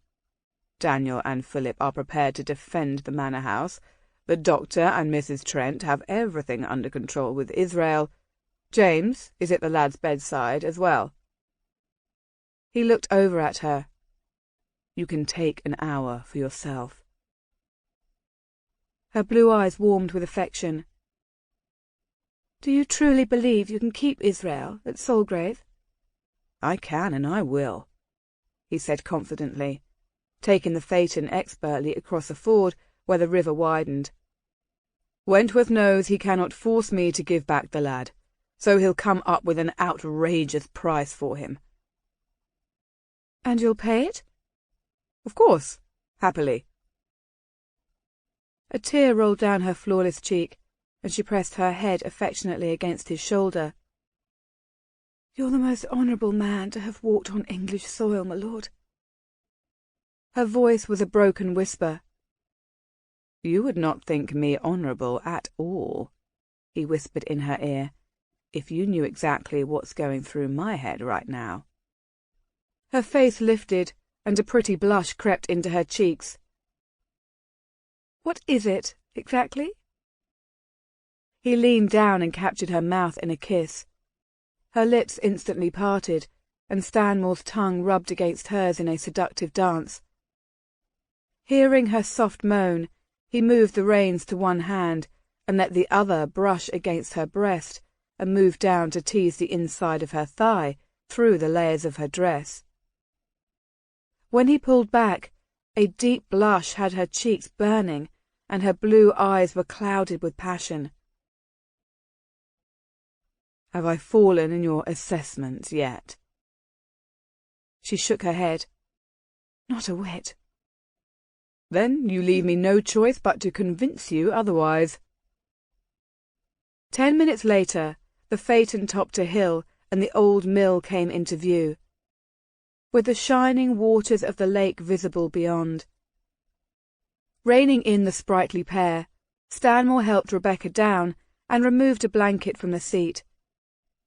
After directing his groom to return the carriage to the stables, the Earl turned to her. "You wouldn't mind if we walked back from here?" "Of course not," she said with a smile. As the phaeton disappeared towards Solgrave, Stanmore watched Rebecca lifting her face to the sun and closing her eyes, savouring the feel of it. Today she dressed in a blue gown and hat that were roughly the same colour of her eyes. The white lace detailing, the conservative neckline, the long sleeves, the fall of the skirts, all drew his gaze in turn. But it was just the ornamentation of perfection. He wanted her, body and soul. He hungered for what he knew lay beneath the layers of clothing. He saw in his mind the long and slender limbs, the full breasts and pink tips that so easily came to life at the touch of his lips. He longed for her, naked and unadorned, radiant in her natural state, exposed to his gaze and wanting him too. Stanmore clenched his jaw, forcing down such thoughts. The passion she induced in him was staggering, and last night, as much as he'd wanted to have her, the thought of her walking out of his life had held him back. But now... Rebecca Neville would have thought him a most dishonourable man if she had any inkling of his thoughts and plans. Stanmore spread the blanket on the grassy meadow near the stone wall of the mill before walking slowly toward her. Her eyes widened at his approach. She put her hands behind her back. "Do you believe I might have offended your friend, Sir Nicholas, last night?" He came to a stop, so near her that he could smell her scent of lavender. "Nicholas is never offended by women." His hands lifted to her chin, and he undid the ribbons of the hat, dropping it on the grass. He pulled the pins out of her hair and watched the ringlets of gold and fire make a mockery of sun's brilliance. "Then why did he leave so soon and so unexpectedly?" His fingers played with her hair. threading into the silky locks and pulling it over one shoulder until her ivory neck was exposed to his heated gaze.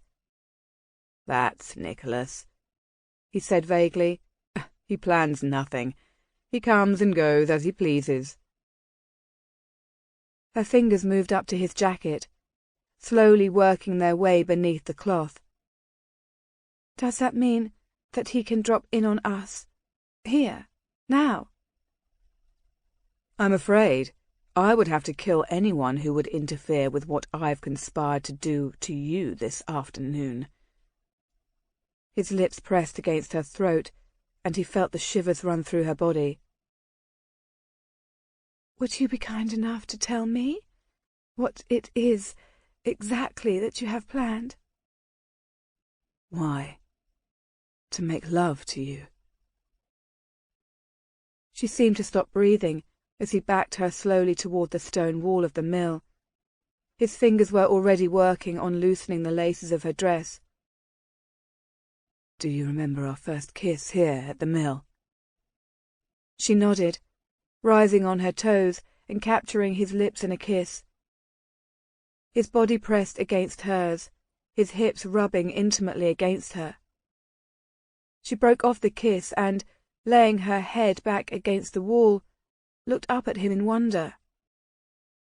Stanmore could no longer see any fear in those eyes, only awareness and anticipation. "I've dreamed of making love to you against this wall, on this grass, in that lake, since that day." His hand cupped her breast through the dress, and her eyes closed. Hearing the moan deep in her throat, he brushed his lips against hers.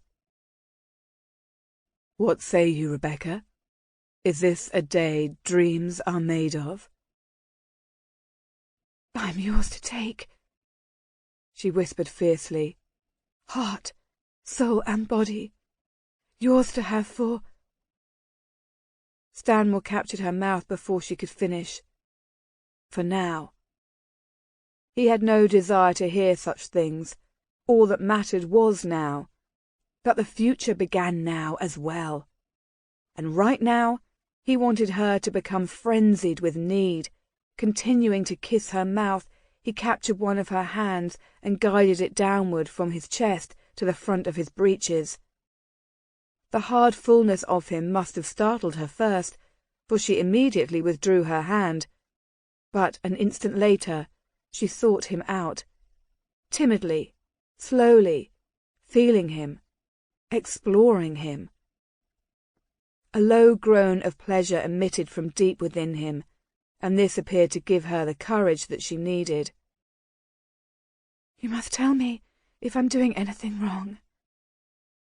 "There's nothing you can do to me that would be wrong." His fingers finished undoing the laces, and he pulled down the dress and lace chemise from her shoulders. He stroked her full breasts with his palm. "But you're only allowed to stop when I drop at your feet, unconscious." The sound of her soft laughter warmed him, and he thought of all the years they could have together, enjoying each other and sharing a life. He bent his head to her breasts and took her sweet flesh into his mouth. But she was clearly determined to not allow him to again lift her alone to a state of bliss. Not this time. Coaxing his mouth back to her lips, she seduced his mouth with her lips and tongue, and with soft murmured cries in her throat. Before he could recover from that, she was undoing the buttons of his breeches with timid fingers. Stanmore was lost the moment she reached inside and actually touched him. Of all the control he'd employed last night, he could not summon any of it this afternoon. His hands were shaking when he drew her down onto the blanket with him and pushed up her skirts. "This is too quick," he groaned when she lay back, pulling him on top of her. "No, give me all of you." With an air of absolute certainty, She guided the tip of his manhood to her wet folds, and he was a lost man. He drove into her with a single motion and stopped, forcing himself to retain some semblance of control. She gave no cry, but the tears gathering in the blue orbs bespoke her pain. He waited, fighting the urge to pull back and embed himself deeply again, and instead made love to her mouth and teased her breasts until she was writhing beneath him and pulling him onto her. He rolled them on the blanket until she was on top of him, and her eyes opened in surprise. "Can we make love this way?" "You'd be surprised at all the ways." She looked down at him in awe, but he was the one dazzled by the sight above him. Her dress lay open, her exposed breasts caressed by the breeze and kissed by the sun. Her skirts billowed around them, hiding the most intimate contact of their flesh. Her face took on a questioning look, and he smiled. Stanmore reached beneath the skirts and, cupping her buttocks, lifted her and lowered her again, sending her on the journey of fulfillment.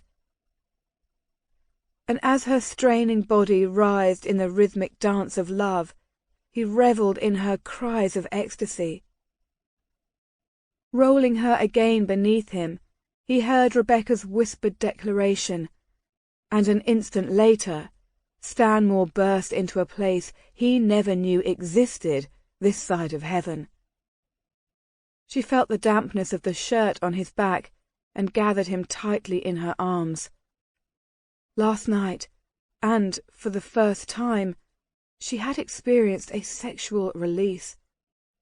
But not until moments ago had she realized what it was like to have the earth stop turning and time stand still, to have the very breath catch in a lover's chest as they flew toward their mutual fulfillment. In the span of these few precious moments, Stanmore had been able to open a most wondrous door.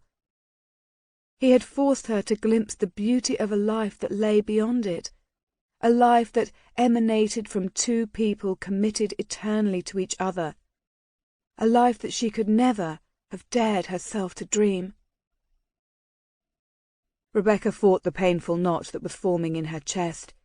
She brushed her lips against his hair as he rested so serenely on top of her.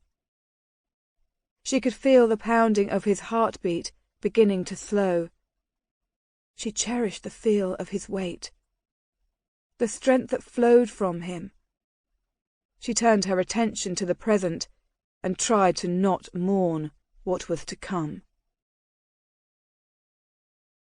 Chapter 28. I don't understand this. Have I died and gone to heaven? Only if I'm there too. Jamie jumped onto the bed and pulled his feet up, sitting cross-legged. You're at Soulgrave. But they'll come after me, to take me back. Israel glanced anxiously toward the door, where a young serving woman had just gone out with an empty bowl of broth that she'd been cheerfully spooning to him. For as long as he'd been awake, there had been people around him, white people, taking care of him. The doctor, Mrs. Ford, the kind old housekeeper, sending servants in and out as she herself had seen to his face and back. This morning, Israel had even been stunned to see the Earl of Stanmore come in to ask after him, before taking Mrs. Ford away. In fact, this was the first time that he and Jamie had been left to themselves. No one is taking you, Israel. Squire Wentworth was already here, but my father sent him on his way. Israel turned his battered face questioningly to Jamie. Through his swollen eyelids, he met the other boy's gaze. The bailiff must have followed me to our cottage. He caught me there with your mamma's wrap, and he was set to kill me. His ribs and body ached so badly that he wanted to cry, but he blinked back the tears. outside, when he was beating me with that old stick of his, and kicking me too, for good measure. I saw the Earl coming. I heard him shout once at Mickleby before the bailiff clubbed me in the head again. After that, I don't remember a thing until waking up in here with all your folk around me." His fingers touched the soft linen of the sheets hesitantly. "Never in my life have I slept in a real bed." His body was too beaten up to feel anything but throbbing pain, but he knew this bed was softer than any cloud in the sky, and the people seeing to him had been nicer than any angels he'd ever dreamed of running into in heaven. "His lordship saved my life, Jamie. You are right. Lord Stanmore is different." "You should have seen him. He beat that dog of a bailiff real good. I think my father would have killed him if the cowardly cur hadn't run away." Jamie had said it twice already. Father. Israel wanted to smile at his friend and tell him, but he decided Jamie already knew that he was looking on the Earl in a different way. Besides, it hurt too much to smile, and he was getting very tired. "From now on, you'll be living in Solgrave like me. I heard Daniel tell Mrs. Trent that my father is setting accounts with the squire, so no one at Melbury Hall will have any hold on you." Israel's gaze drifted up to the ceiling that seemed to be as high as the sky. If he looked really hard, he thought he could even imagine stars smiling down on him. "I know his lordship will be a good master. For years I've heard Mr. Cunningham and Reverend Trimble sing his praises. I'll do my best to be a hard-working slave." "Not a slave, Israel." The man's deep voice in the doorway drew both of the boys' faces. Lord Stanmore was leaning against the jamb. "You're to be free now, lad." He walked to the bed. "As free as James here." He ruffled the other boy's hair and sat down on a chair. "And you'll grow up as a free man." The Earl was far bigger than Squire Wentworth. He looked even stronger than Mickleby. But Israel was not afraid. Though his face was stern, and he had a gaze like a black-eyed cat, there wasn't a shred of meanness in his looks. In fact, his lordship made him feel safe, inside and outside. "I don't know where I was born, or who my parents were, my lord. I don't know what being free means." Israel's words were a quiet whisper. The Earl looked down to his hands, and Israel saw his face harden in a frown. "I know that's true, Israel, and I am sorry about it. But you were born in the same way that James and I were born. God meant for all of us to be free." He sat down and touched the blanket. "Being free means no one will claim it as a right to mistreat you. It means you'll control your own life. When you're grown, you'll choose where you wish to live and how hard you want to work, and how you spend the fruits of your labour." "But, my lord, I have no place to live." "You'll live at Solgrave," the Earl answered. "And when James goes away to Eton for the fall term—" He paused, and Israel watched as the father's and son's gazes met. There was no longer a fight in Jamie's expression, only respect and acceptance. The Earl's gaze turned to Israel again. "You'll go to school in the village. You have done too much work with your hands for someone so young. I believe you might just enjoy working your mind a little now." "I shall need to earn my keep, my lord," Israel promised. "I'm certain you will, lad. Daniel makes sure everyone at Soulgrave earns their keep. But you shan't be beaten for it, and you'll earn a wage for the work you do." The Earl looked from one to the other, and then rose to his feet. "I think you two will want some time to yourselves. Knowing Mrs. Trent, she will be up here any moment, scolding James and me for not giving you enough rest." As the Earl of Stanmore left them, Jamie turned to Israel. "I don't like being sent away to school, but I shall go, because the Earl thinks I should. And I shall be waiting for you when you come home." The boy smiled and placed his hand on top of Israel's. "This is very good, don't you think so?" Israel blinked back the tears and tried to not think of the other slaves still at the grove. He tried to not think of the whippings and worse that the others would still be living with every day. He tried not to see Moses in his mind's eye, a giant of a man who cried every night in his sleep and wet himself at the very sight of a whip. "Very nearly," Israel whispered solemnly. "This is very nearly heaven." The stage floor had been rolling beneath her feet tonight, the faces of the audience indistinct. But Jenny had heard them well enough. By the devil, rowdy and lewd they were in the pit. True, she may have imbibed a little too much spirits this afternoon, and hadn't remembered a few, well, more than a few of her lines, but it hadn't mattered much to this rabble. With the uproarious laughter and the vulgar hilarity going on in the pit, no one would have heard a thing anyway. Jenny Green groped toward the small changing room they all shared backstage. Rustics. Addle-brained fools. Just because she'd tripped and fallen twice coming on for her first lines, that was hardly reason enough to carry on so throughout the play. This Covent Garden crowd was becoming lurer and lower every year.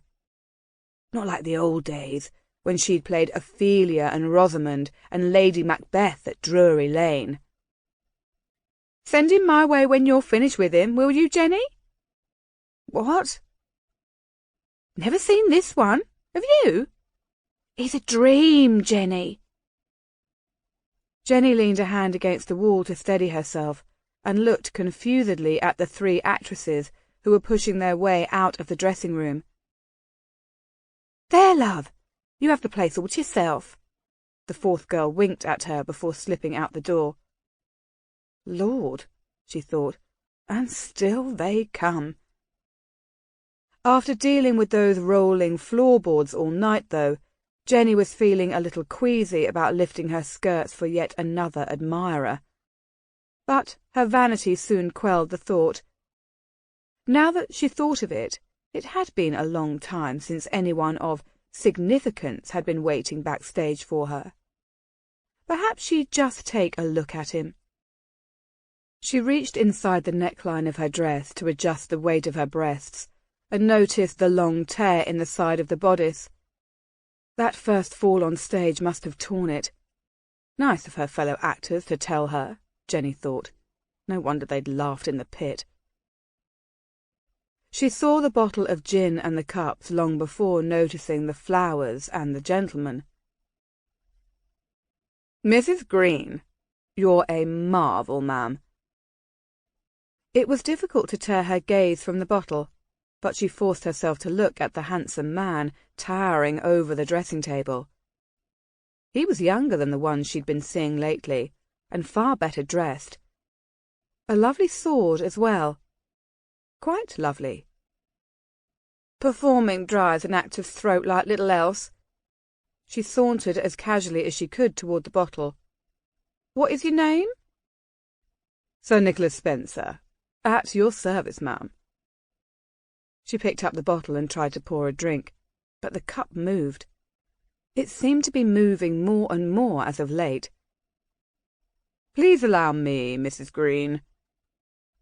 She watched the man's sure movements as he took the bottle from her hand and filled 2 glasses.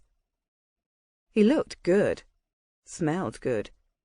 She was certain he would even taste good. It had been a very long time since anyone had succeeded in whetting her appetite. Jenny let her gaze travel appreciatively down to the front of his breeches. Very long indeed. "It's far too public in here for 2 people to get properly acquainted," she cooed, accepting the cup from his hand. "Allow me to finish this, and we shall go back to my place. It isn't far." "Perhaps you'll allow me to finish my drink as well." He put aside a pile of costumes that had been heaped on 2 chairs, and set one of them by the dressing-table for her. Jenny concentrated hard, and successfully negotiated the seat on the first try. She took another long drink, and eyed his muscular thighs as he sat down near her. "Are you fond of the theatre, Nicholas?" "Indeed, ma'am, though I've not much interest in the highbrow stuff." "And do you attend often?" "As often as my schedule permits." He leaned over, and when Jenny looked down, she found the cup in her hand already filled. "But truth be told, I mostly attend the plays in which my favourite actresses command the stage." The cup felt heavy in her hand, but she wasn't willing to part with it. She took another drink, to lighten it. "And do you have many favourites?" "If I may be so bold, ma'am, there is no one I esteem more highly than the inimitable Jenny Green." Jenny felt the excitement ripple through her, a thrill so long forgotten, a feeling far stronger and more pleasurable than anything gin could produce. Staring into the young man's adoring blue gaze, she could see the legions of men who used to wait for her after the curtain fell. The gifts, the balls, the attention, the jealous looks of other women who knew they could never compete with Jenny Green. "When was it you first saw me on stage? Was it at Drury Lane? At the Haymarket?" The young man paused an inordinately long time, she thought, and a pang of insecurity sent the cup again to her lips. As the liquid slid down her throat, it no longer tasted quite so pleasant, however. She downed the rest of it, nonetheless, and reached for the bottle herself, getting it on the first try. "To be honest, ma'am, it was your portrait that I saw first, before I ever saw you on stage." She saw him watching her hand on the bottle. Or was the rogue looking at her breasts? She thought with satisfaction. I had never seen anything so beautiful in my life up to that moment. I recall standing there, for an eternity it seemed, staring at a woman who was surely a recreation of Venus herself. She felt the snarl pulling at her lips, but she hardly cared a whit. He was enchanted with the woman she was, the beauty she'd once possessed. She didn't bother with the cup, and the mouth of the bottle banged against her lips, spilling some of it down the front of her costume. She brushed at it without much concern. The damn thing was torn anyway. She peered at him and held the bottle tightly. "And where," she said with an air of majesty, "where was this portrait?" He reached over to take the bottle from her, but she hugged the spirits against her breast.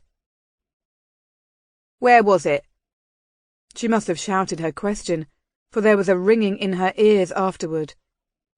Sir Nicholas, however, showed no sign of anything amiss. Only a slight frown of concern crossed his face when she tried to take another drink from the bottle. Well, the devil take him. He shrugged his broad shoulders and laid his gloves over his knee. "I first saw the portrait when I was a lad. It was in the gallery of a villa in Hampton. My father had taken me to visit his friend, the great actor, David Garrick." "David!" She sank back against the chair, a piercing melancholy stabbing at her heart.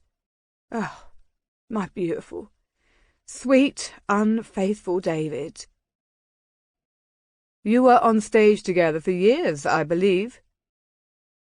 We were indeed, she whispered, her mind warming with reminiscences of the past.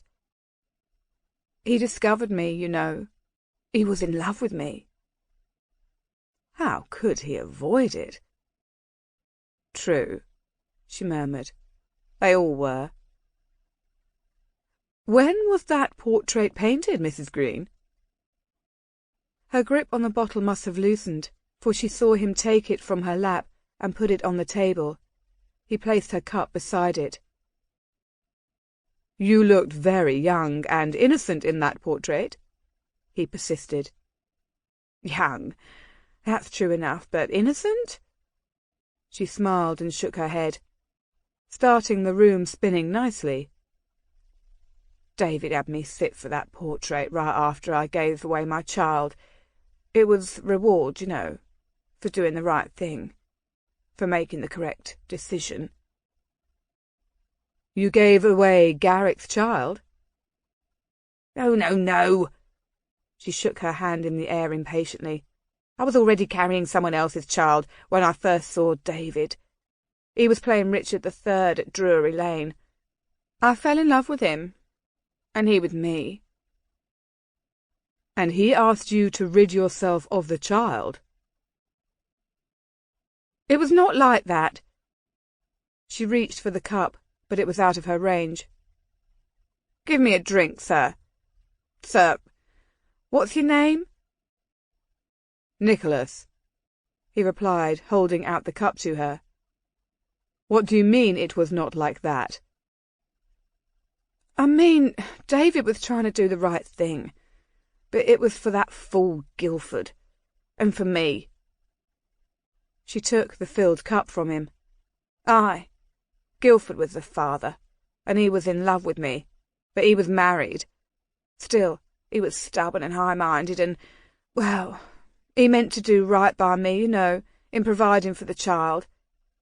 And then, when David and I fell in love, I wanted no part of him, or his family, or his help. Jenny stared down into the cup.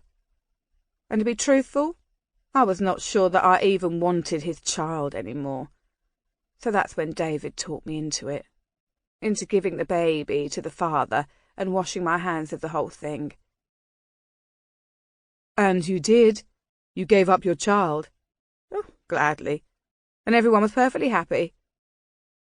She raised her cup and took a sip, immediately spraying the liquid across the room. What the devil is this? Water, he said calmly before sitting down. Do you know what became of your child? Jenny frowned and threw the cup to the floor. I don't want to talk about her. Ask about me and David, about the stage and the theatre, about all the fun we had together until he cheated on me and married that bitch, that Viennese harlot, that dancer. Everyone knows about that part of your life, Jenny. His voice was gentle, soothing to the ear, and she suddenly felt very tired. But I don't believe many people know anything about this mysterious daughter. Of course not, she said heavily, finding the chair suddenly very uncomfortable. People know nothing of her, and no reason they should, except for that other gent.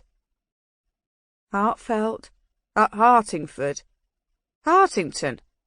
That's it, except for Hartington. You're the only other gentleman who's been interested in this. She peered at him suspiciously. Do you know him? Hartington? Aye. When was that? He hired her. It was a long time ago. He came to see me. Fancied me, he said. A bit of a romance we had, I think. And then I come to find out my Rebecca was working for him.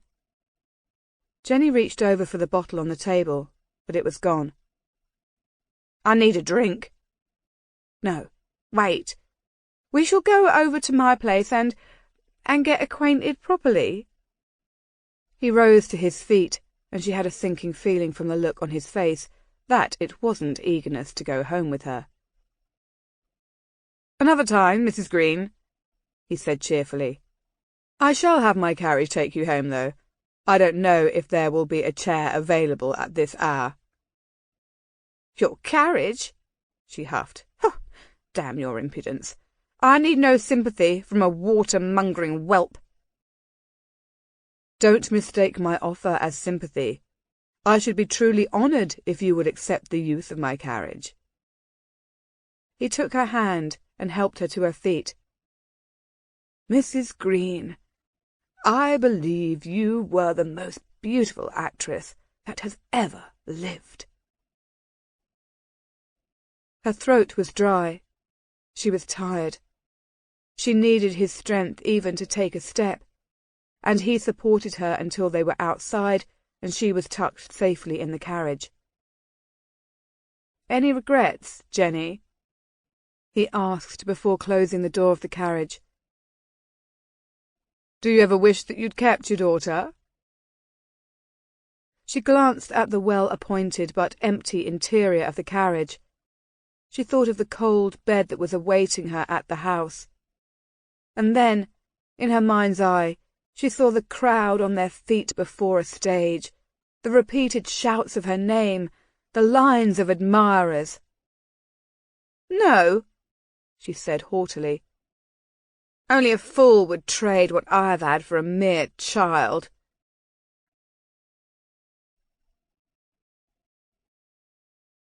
The sky beyond the window seat was a shade lighter, and Rebecca knew the dawn was about to break. Carefully, she lifted Stanmore's arm from around her waist and slipped from his embrace. He stirred slightly, and she felt the temptation to curl back into his warmth. The polished wood was cold and smooth on the soles of her feet as Rebecca padded across the floor to the window. Pulling a quilt around her, she looked through the glass panes. The moon had dropped low in the night sky, making the drive leading out of the estate and back to the St. Albans road eerily white. She sharply turned her gaze to the silvery and magical reflection of the moon on the lake. Rebecca wanted this scene branded in her memory. The moon, the lake, the bridge, the meadow climbing upward from the water's edge. She wanted something that she would be able to recall during the empty hours ahead of Solgrave. Something other than the man and the boy whom she loved more than life itself, but had to leave behind. "Why are you out of bed?" His voice was a warm whisper in her ear. Rebecca's breath hitched in her chest as she felt his warmth close around her. She couldn't bring herself to tell him the truth, of already mourning the time when she had to leave. "I couldn't sleep." His hands gently pulled the quilt off her shoulders, and Rebecca felt the covering pull of their feet as his naked body pressed against her own from behind. "Then you should have awakened me." Rebecca felt his teeth scrape over the sensitive skin beneath her ear, and she shivered with excitement. "I wanted to, but I felt so bold after everything we shared during the night." One hand cupped her breast, the other slid down her stomach and lower to cup her already damp folds. She leaned her head back against him as his teeth nibbled her earlobe. His voice was a husky growl. "Don't you already know that I cannot get enough of you?" The plays of his fingers in and out of her flesh had her body humming to the most tantalizing song. "Call me selfish if you will, but knowing that you're afflicted with the same suffering makes me a very happy man, my love." She leaned to one side and dug her fingers in his hair, kissing him deeply. Although they'd already made love numerous times during the night, The force of his passion at this moment was unmatched. He turned her toward the mirror, hanging above the dresser beside the window, allowing Rebecca to look at their reflections as he entered her. She watched through a thick haze of passion how one expert hand cupped and caressed her breast, while the other continued to coax the pleasures of womanhood within her. He slid into her again and again, and Rebecca stared with utter disbelief at the image of these two people rising together on undulating waves of passion, before finally coming apart in an explosion of ecstasy. Breathless before the power of what she'd witnessed, Rebecca closed her eyes and etched in her mind this memory too. Chapter 29. The church was deserted but for the two women speaking quietly by the ancient crypt. "Everyone is afraid. Since yesterday morning, even his own people scatter when he comes around, and I don't think it is anger. There is something more. A madness has taken hold of him. He's in his cups all the time. He never sleeps, as far as I can tell. This morning he beat one of the scullery maids for not knowing when Lady Nithsdale was coming back, and then he ordered one of my maids, a young and innocent thing, be brought to him in his study." Millicent shivered. "We had to hide the terrified creature in one of the slave huts in the grove, and lie and say the girl had gone to St. Albans to look after her sick mother. I'm hoping he forgets about her." Rebecca's hand rested on her friend's arm. "How about you? Will you be safe there until the end of the week?" With the netting pushed up, she had a clear picture of Millicent's hideous bruises. "I'm already defeated as far as he cares." Her voice was flat and empty. "He's now on a rampage to crush those who have any life left in them. I'm more docile than I've ever been." "How about the bailiff? Is he still there?" "Mickleby is still there, but his bluster is only a veneer. The rumours that Lord Stanmore has ordered him be shot on sight have clearly frightened the bully.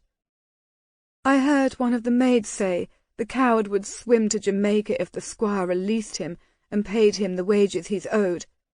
For now, though, he's still there." Millicent's gaze met Rebecca's. "But how is Israel?" Rebecca told her friend about the lad's broken ribs, but she also mentioned how much better the boy was, even after only a day, and how Jamie was keeping a vigil at the bedside.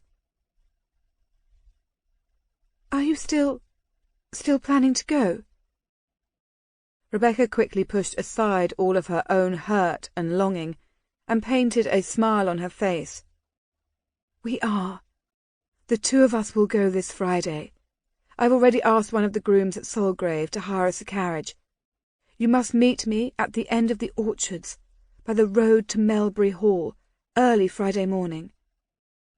"I'll be there," Millicent said excitedly, clutching Rebecca's hand.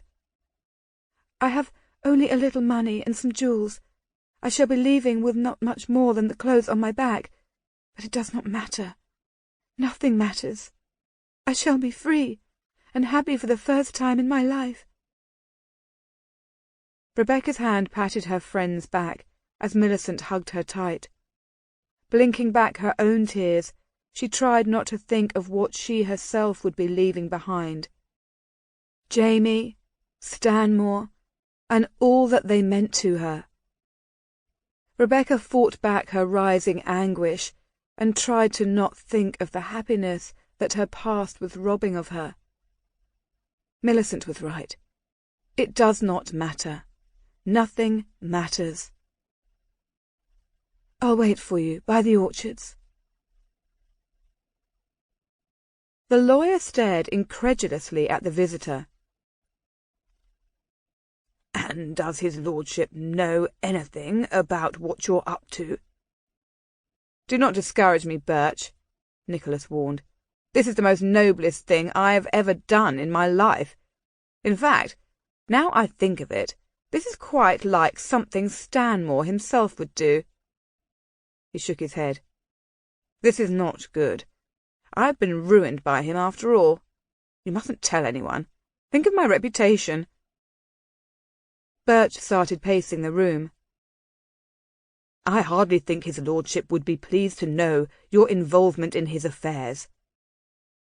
"You mean if you were to tell him that I was the one who discovered this most damaging information about Mrs. Ford?"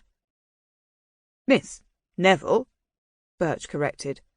"I received a letter from his lordship yesterday.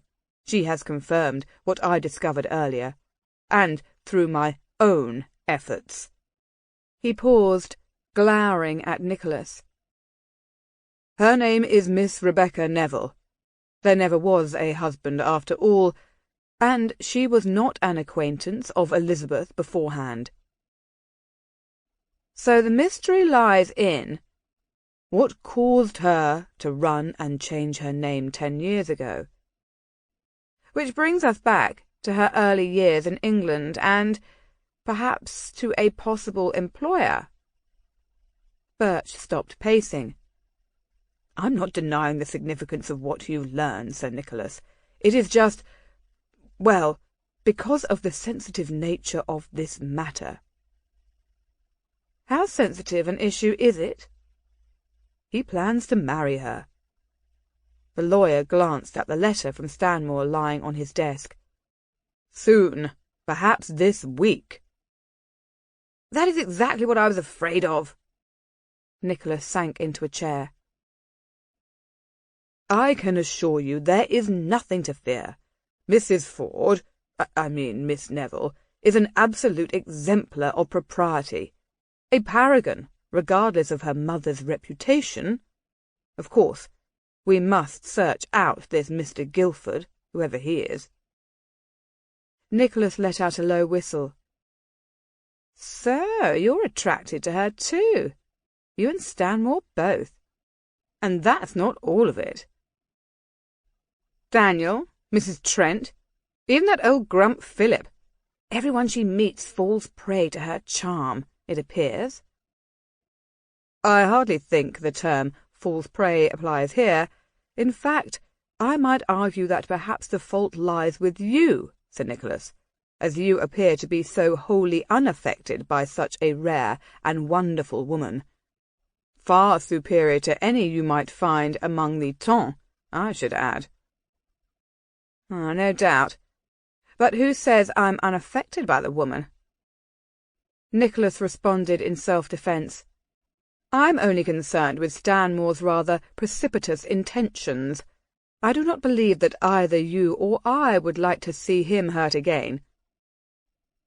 Birch ran a hand over his face. "I certainly don't." Nicholas jumped to his feet. "Then it's settled. We shall proceed with my plan." "I still believe it would be best if you allowed me to visit this Hartington residence on my own." "No chance of that, Birch," Nicholas warned, picking up his hat and gloves. "Like it or not, I'm involved and will remain involved until the woman is raised to sainthood or damned forever." Disgruntled, Birch moved behind his desk. "I shall send my card to Sir Charles Hartington and appeal for a meeting with him tomorrow." "Don't bother with Sir Charles. Send your card directly to Lady Hartington." "And why is that?" "Because the present baronet is not yet 20 years of age." 20? "His father, the previous Sir Charles, was killed years ago. If there's anyone who can give us any worthwhile information about our mysterious Miss Neville, it will be the mother." They tried to be discreet. Stanmore would come to her bedroom late in the night, only after the household had retired, and in the mornings he'd reluctantly leave her before dawn, going back to his own chambers to wash and change, and meet James by the stables for their morning ride. But despite their discretion, as Rebecca made her own way to Israel's room to check on him before going down to breakfast, She felt as if everyone could see right through her. True, she was a little dreamy-eyed from all she and Stanmore had shared last Sunday by the lake and in the course of 2 nights of blissful ecstasy. She was deliciously tender from his repeated love-making, yet always ravenous to see him again. He knew exactly how to bring her body to life and make her wild with desire. He knew how to strip away the encumbrances of her heart and her mind until she was freely whispering words of love to him. Not that any of it was a surprise, for Samuel Wakefield, the Earl of Stanmore, was the only man she had ever loved, the only man she would ever love. As she approached the dining-room, Rebecca tried to fight back the grief that was welling in her eyes and knotting her throat. She was determined to not mourn her loss before going away. She had a lifetime in the colonies to ponder the emptiness of her existence, a lifetime to cry for her 2 men. Philip was in the dining-room when Rebecca entered. Pleasant as always to her, the steward was positively animated by news of the distinguished visitor that they were to expect at Solgrave before the end of the week. Lord North, the Prime Minister, will be stopping here on Thursday.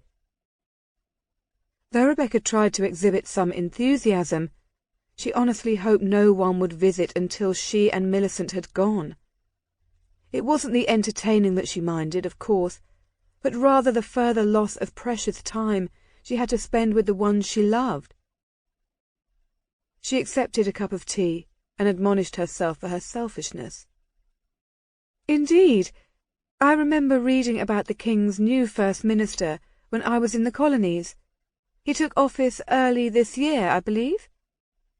He did, ma'am. Philip motioned to one of the servants to serve Rebecca her breakfast. His lordship is a great friend of the King. I believe they have known each other since boyhood. In fact, if I may be so forward. He paused, waiting until the servant had completed his task and backed away. He lowered his voice, speaking confidentially.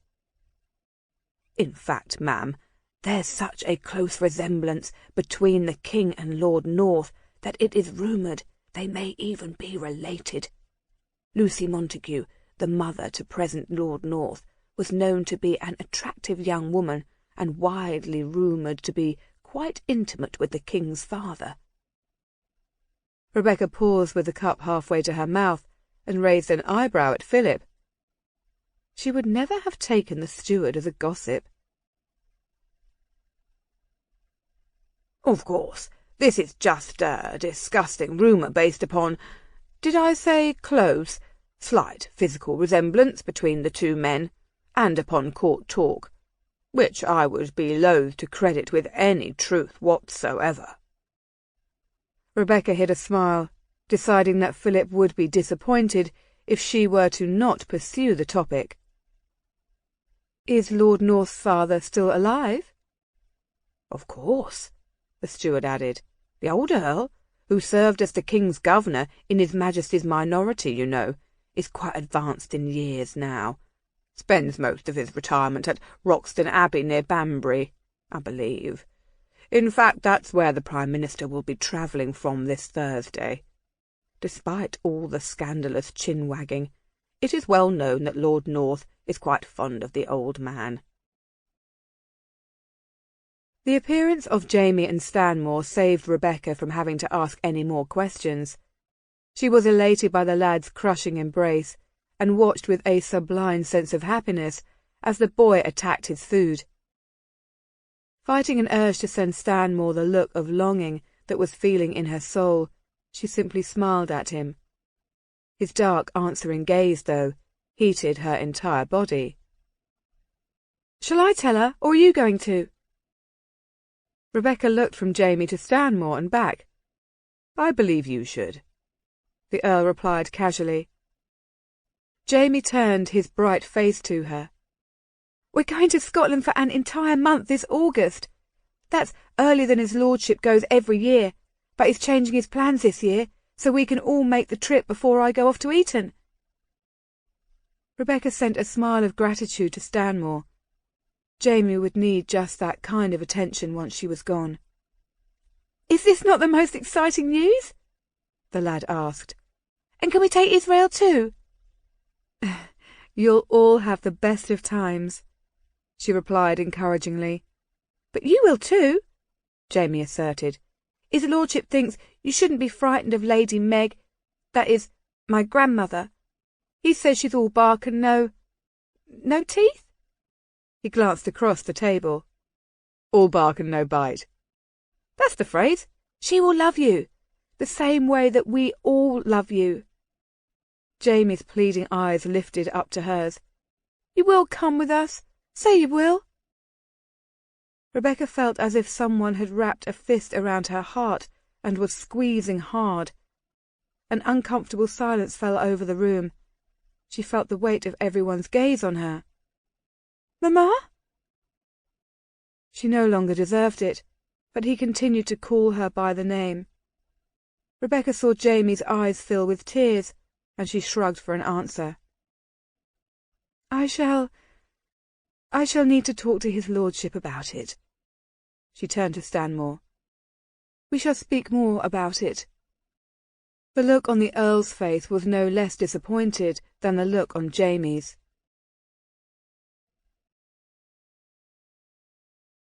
Not one to enter into any situation unprepared, Birch had succeeded in learning a few things about the Hartington family before he and Sir Nicholas climbed the steps to the handsome townhouse. Although 8 years had passed since the murder of Sir Charles Hartington in Vauxhall Gardens by an unknown assailant, Lady Hartington was still known to bristle at any mention of the incident. The lawyer was given to understand that the woman's aversion to discussing her husband's demise was largely due to Sir Charles's roguish style of living. Sir Charles was a known womanizer whose sexual exploits were directed at any woman who passed his way, regardless of age, class, or marital status. And to add to the family's misfortunes, it was rumoured that it had been a disgruntled husband, a dock worker or some such thing, who had put the knife blade between Sir Charles's ribs. Not entirely uncommon, Sir Oliver thought, but certainly reason enough for a respectable woman like Lady Hartington to shun such discussions. Upon arriving at the house, he and Sir Nicholas were seen into the ladies' receiving room, where she received them civilly, albeit coolly. Sir Oliver was surprised to find she was indeed a very pleasing-looking woman, and younger-looking than he'd expected. "How curious it is that I should receive visitors twice in 1 week, asking the same question about the very same person." Birch glanced at Sir Nicholas, only to find him looking as baffled as he himself was feeling. He turned his attention back to their hostess. "Did you say someone else was here inquiring after Miss Rebecca Neville this week?" "Indeed." Lady Hartington pressed her hands together on her lap, a movement that the lawyer found extremely charming. "Lady Nithsdale. She was here on Monday, claiming that she was a long-lost friend to Miss Neville. She was hoping, she said, to find any news she could of her missing friend." "Ah, indeed, Lady Nithsdale." Birch frowned at the thought of Stanmore murdering Louisa, but a glance at the fury in Nicholas's eyes, and he wondered which one might kill her first. "Did Lady Nithsdale mention how she had discovered any connection you might have with Miss Neville?" "She claimed to be an old school friend of Rebecca's, and she claimed that their old school mistress had offered the connection." Unexpected temper coloured the woman's cheek. Of course, as soon as she said it, I knew the woman was not telling the truth. I've known the director of that school for a long time. In fact, I continue to correspond with her, for my own daughter Sarah, she's 16 now, is a pupil in that fine school. I know the woman would never divulge information of that sort to anyone. She has built a reputation on her integrity and her discretion. Needless to say, I sent Lady Nithsdale on her way without being able to offer any answers." Birch buried his sigh of relief. He had enough to be concerned about this week, and he didn't need Louisa's jealous involvement adding to it. "If I may be so blunt as to pose the question, how did you learn of my connections with Miss Neville?" Lady Hartington waited patiently for an answer. Birch's practised answers had not addressed this specific question, so Nicholas's quick response was a blessing. "Your name was given to us by Miss Neville's mother. She was a well-known actress on the London stage. Your husband, your late husband, had visited the lady at some point in time and told her that Rebecca was being employed by him." The mention of husband, indeed, succeeded in bringing a frown in the woman's face. "We apologize for the discomfort that our reference to your deceased husband is causing you, milady." Birch spoke gently.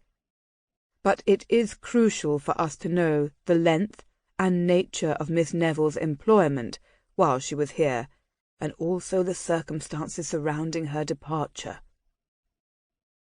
The lawyer noted the whitening of Lady Hartington's knuckles in her lap, and the blush that once again crept into her cheeks. He knew if their questioning had not been conducted on behalf of the Earl of Stanmore, a distinguished leader of the House of Lords, she might have dismissed them at this very moment. She looked up and fixed him with a steady gaze. "Miss Neville came to us from Mrs. Stockdale's Academy for Girls 10 summers ago.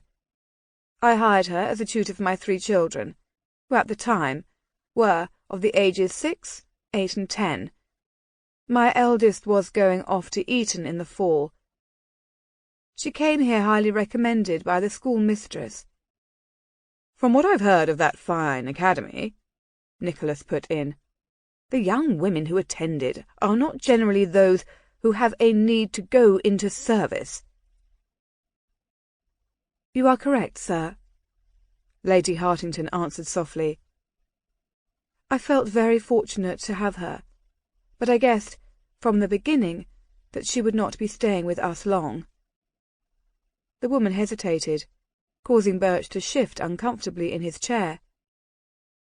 He couldn't pressure her, but at the same time, the need to learn everything that there was to learn was driving him mad. He wanted confirmation that Rebecca was as pure as he judged her to be. He wanted to prove that Stanmore was doing the right thing in making her his wife. She deserved it more than any other woman he'd ever known. "And?" Sir Nicholas was not inclined to be so patient. "Rebecca was here for a month," Lady Hartington continued, "and I have to say that she was everything that Mrs. Stockdale had promised and more. She was absolutely the best tutor my children ever had." "But she left after a month?" Nicholas probed. "She did." "Why?" I don't know." "Did she ask for any references before her departure?" The woman touched her brow in a nervous gesture. "She did not." "Did she give you any notice of any kind?" Nicholas asked again. "She did not." "Did she collect what you owed her, her salary before her departure?" Birch, quite impressed, stared at Sir Nicholas. He certainly had missed his calling in not studying at the bar.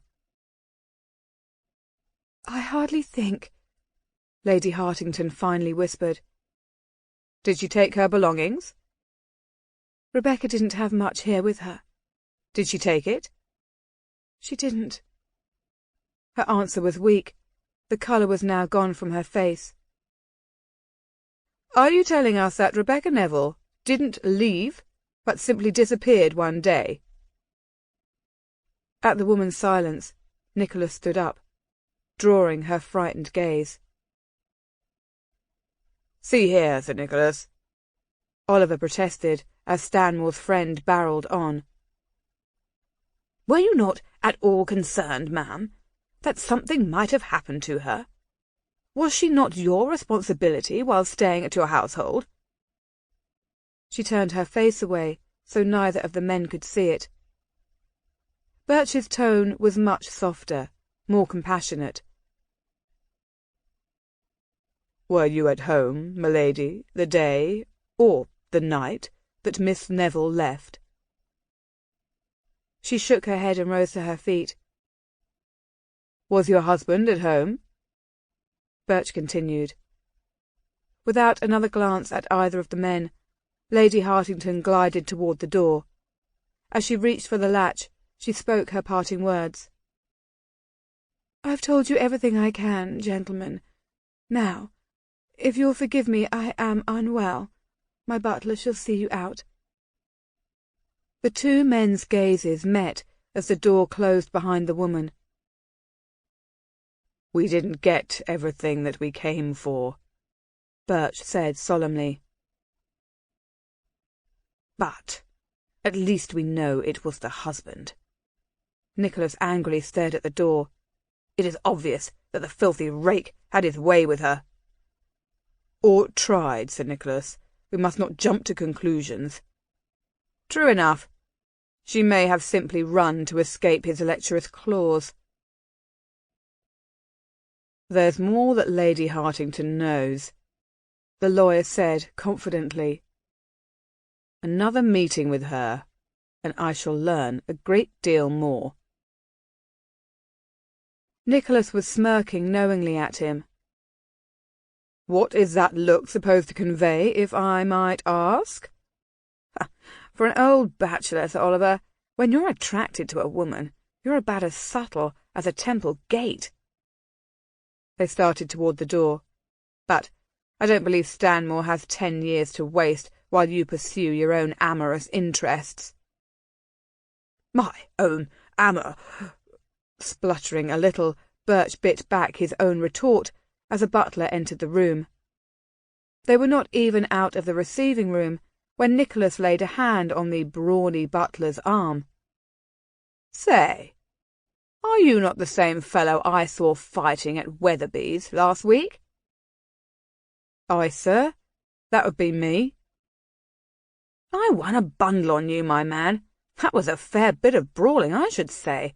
You've a devastating right hand." Before they reached the ground floor, the lawyer was listening with great amusement as the two men discussed the fights last week and the wagering that was likely to take place at the area boxing clubs this week. It was amazing to Oliver that someone of Sir Nicholas Spencer's education and family, a man bred to travel in the highest circles of society, could carry on with equal comfort at the very lowliest.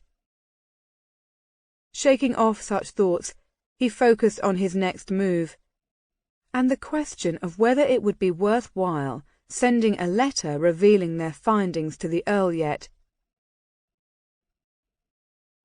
"And this last butler, the one before you?" "Robert, sir." The lawyer focused again on the discussion.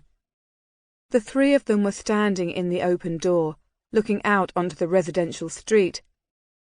"That's it. Robert. You'll pass on my message to him, won't you, George?" The man looked around him first before giving a discreet nod. "Absolutely, sir." "My money will be on you next week, George. Watch for me." "Aye, sir, that I shall." Birch had to wait until they climbed into the carriage before voicing his curiosity. Nicholas immediately broke into a grin as he seated himself across the way from the lawyer. "You would do far better if you could keep your attention off the skirts, Birch." "Sir Nicholas, please." The man laughed, but immediately grew serious. "My new friend George tells me He's been butler for the Hartingtons for only 2 years. But the man before him, a fellow named Robert, had been working for them since before the fall of Troy, and presumably there at the time of Rebecca's short-lived tenure in the household. Precisely. From what George tells me, Robert was dismissed for doing a little gambling with the housekeeping money. But apparently the man also harbours a great resentment toward his old master, the late Sir Charles Hartington. Oliver rubbed his hands together. So, when can we go and meet with him? Robert will be instructed to come to your rooms in the Middle Temple tomorrow evening. George here believes there is no secret in the Hartington household that Robert would not be unwilling to reveal. For the right price, of course. Chapter 30. The dinner served by Mrs. Trimble had been delicious, but William Cunningham had hardly been able to swallow a bite. The topic of the conversation had filled him with dread. Though he and Reverend Trimble had continued to stay away from Melbury Hall, the rector had been getting reports from a number of sources. All of them were the same: stories of unprecedented violence and abuse.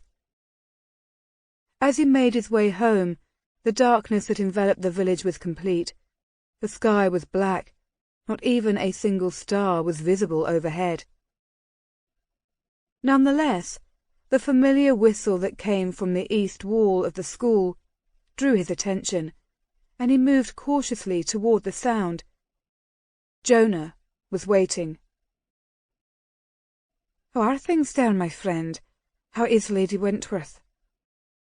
He led the man to the back of the building, where they could speak without fear of discovery. "Lady Wentworth asked that you come the back way to the grove right at dawn tomorrow morning.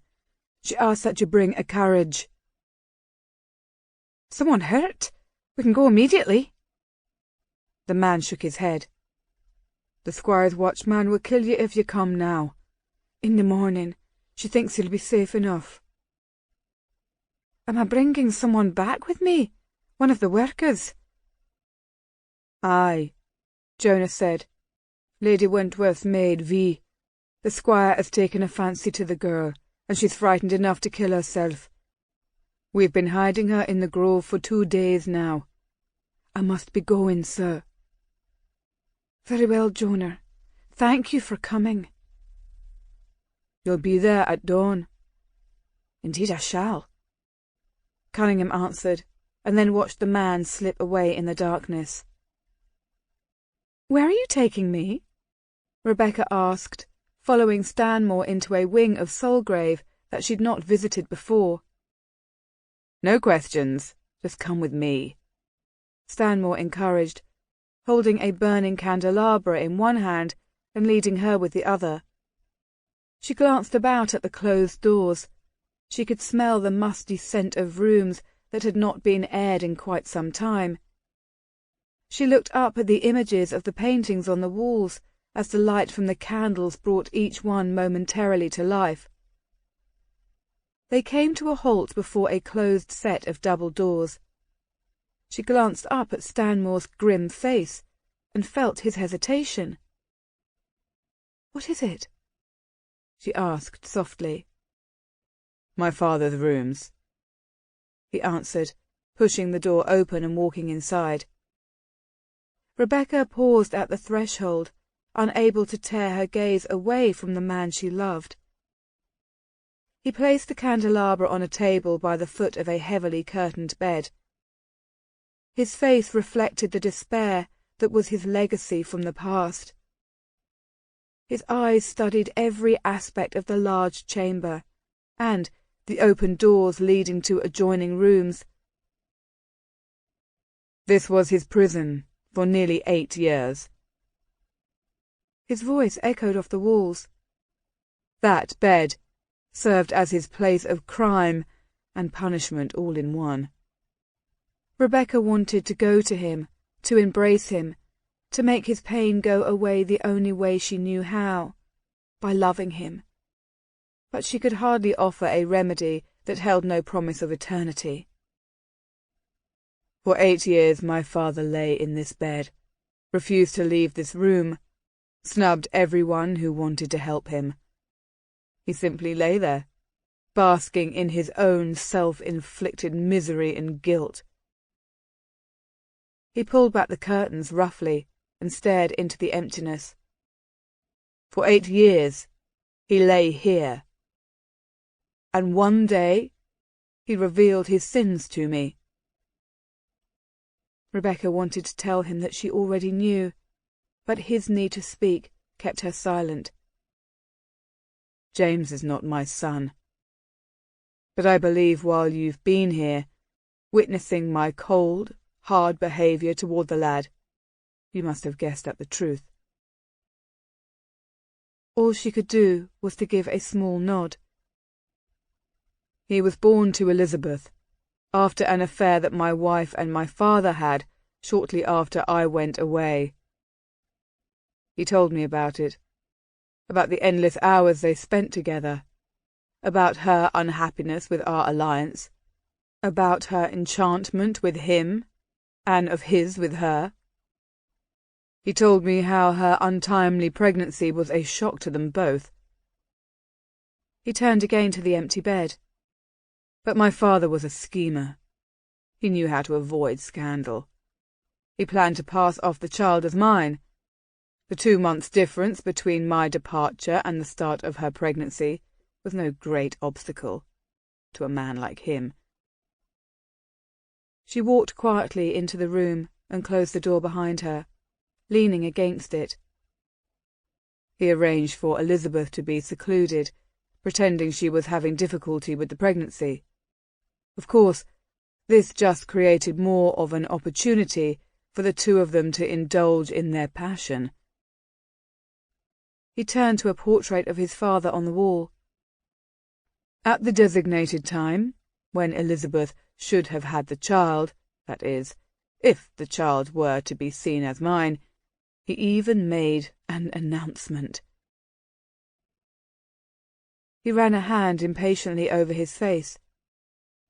He was so secure in his lies that he even announced the child to be a boy. He told me he already had planned to give the infant away if a girl was born instead.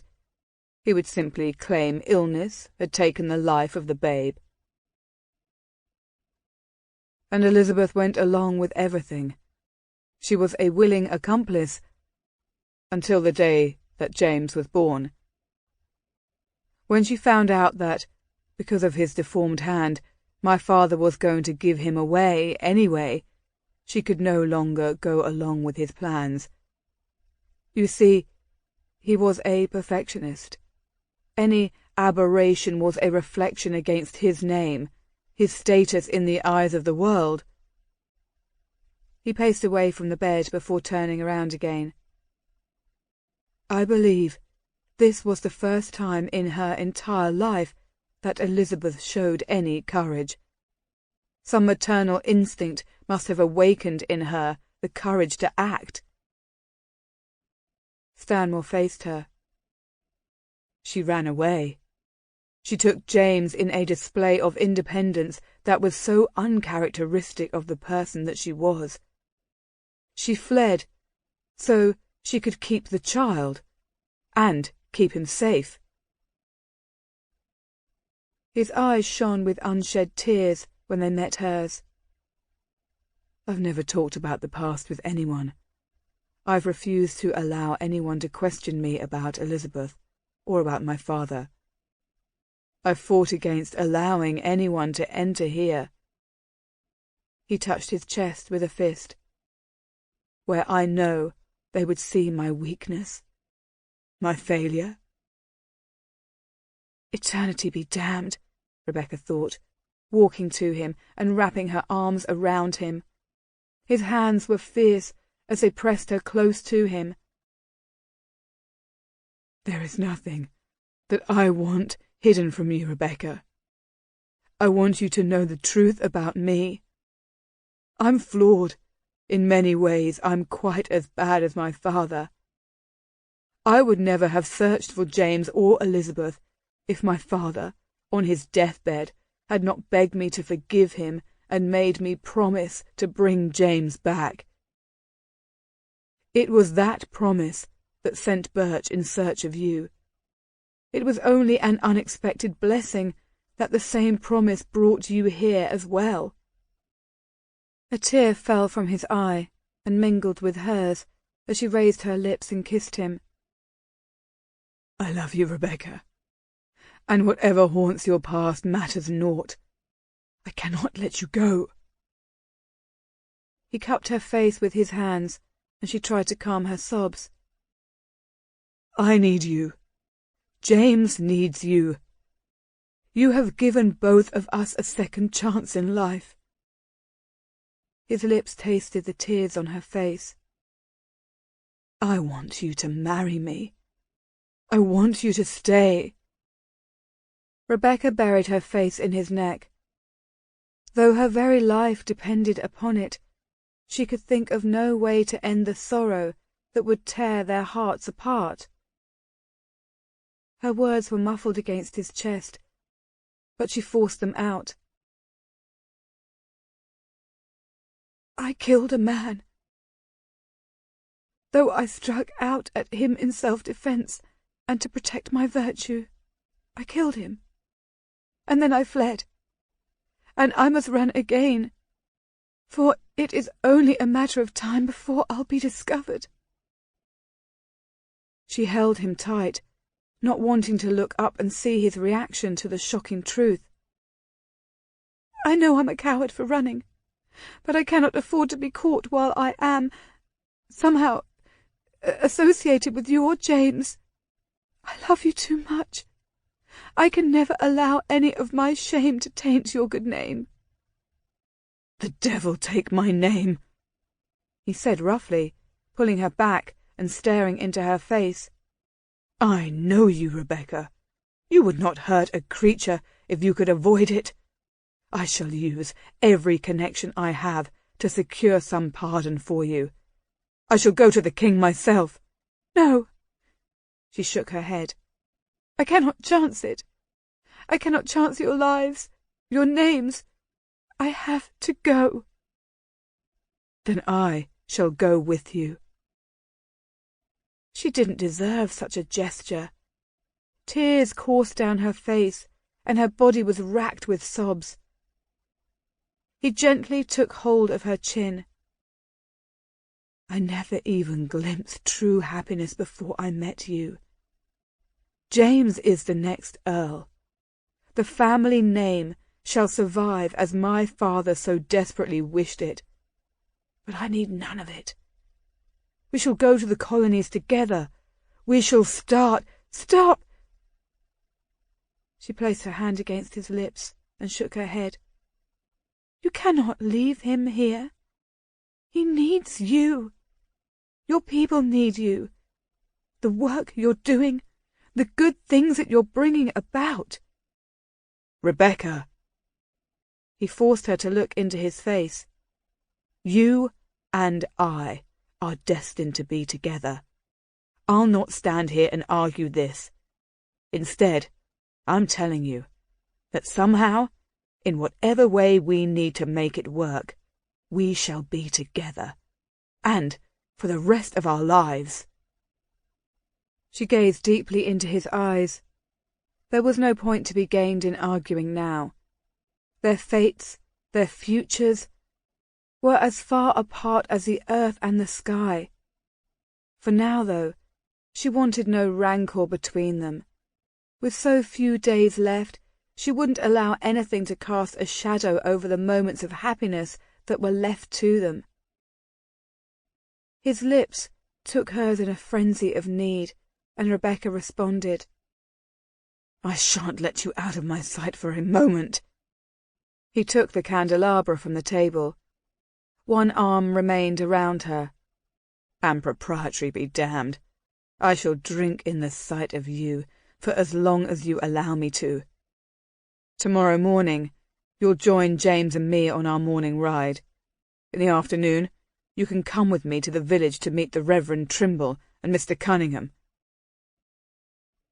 Stanmore continued to talk, and she simply listened, basking in the warmth of his affection.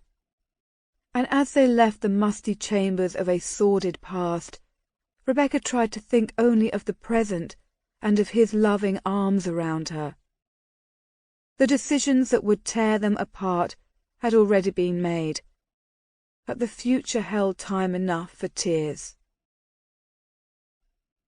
Night still lay like a blanket over Melbury Hall when Millicent slipped out of the house and ran through the darkness to the grove. As soon as they saw her, Jonah and Violet appeared in the clearing. "Mr. Cunningham should be here shortly," Millicent said, looking down the dark pathway. "Perhaps we should start out and meet him."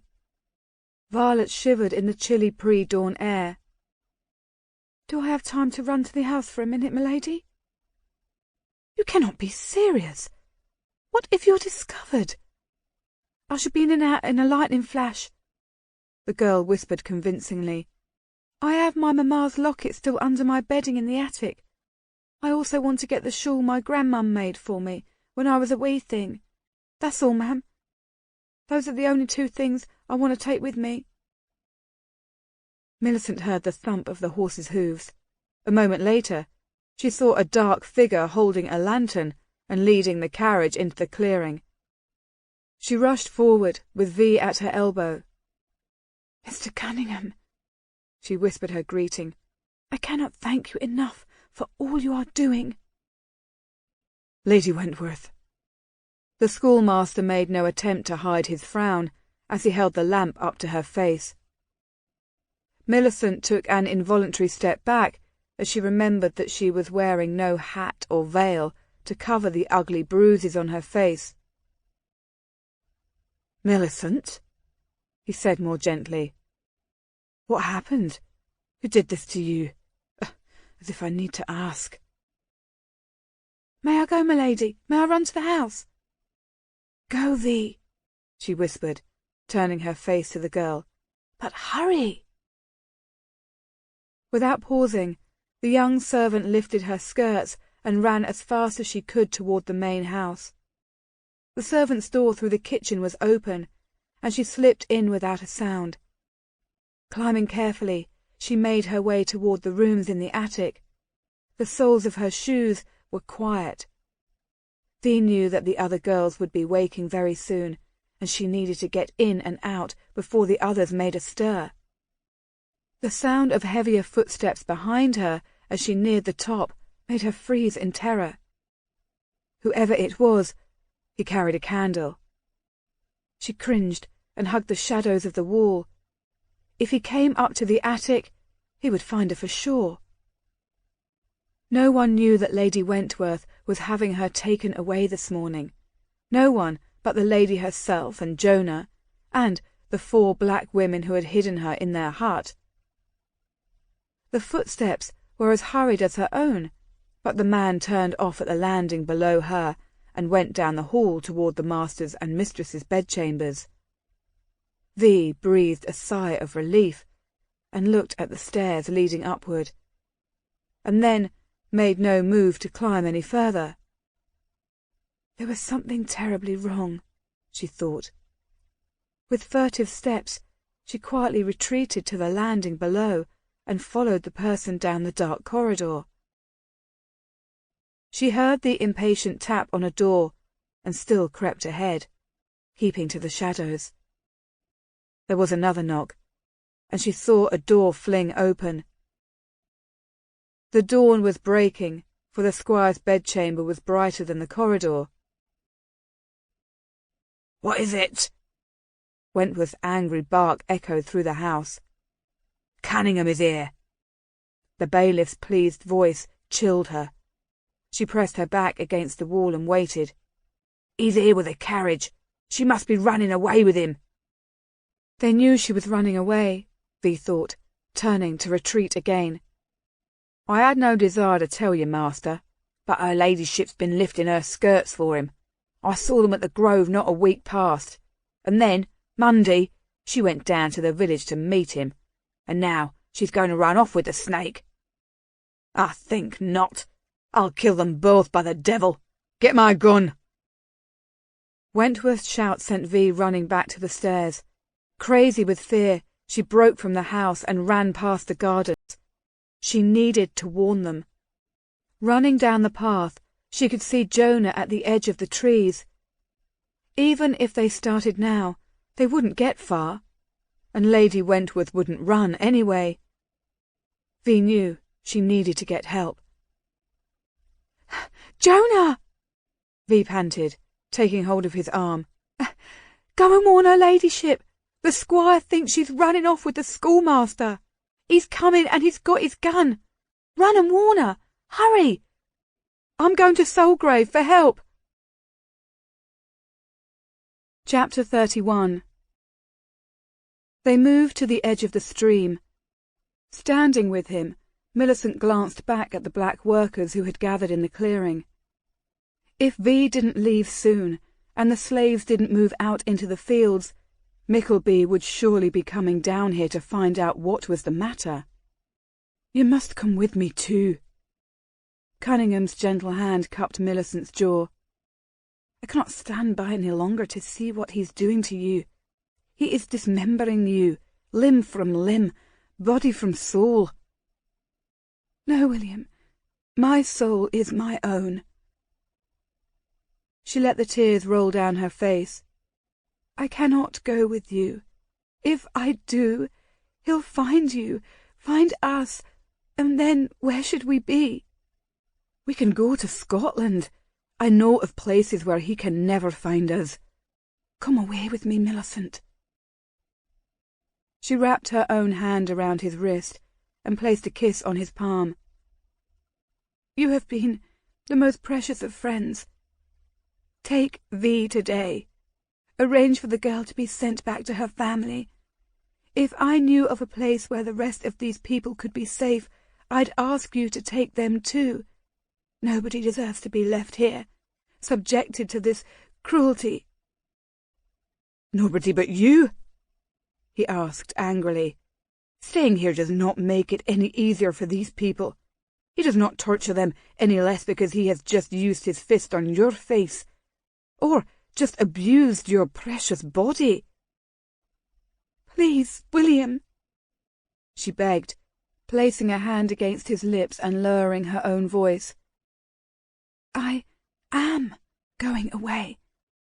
Some place where he cannot ever find me or touch me."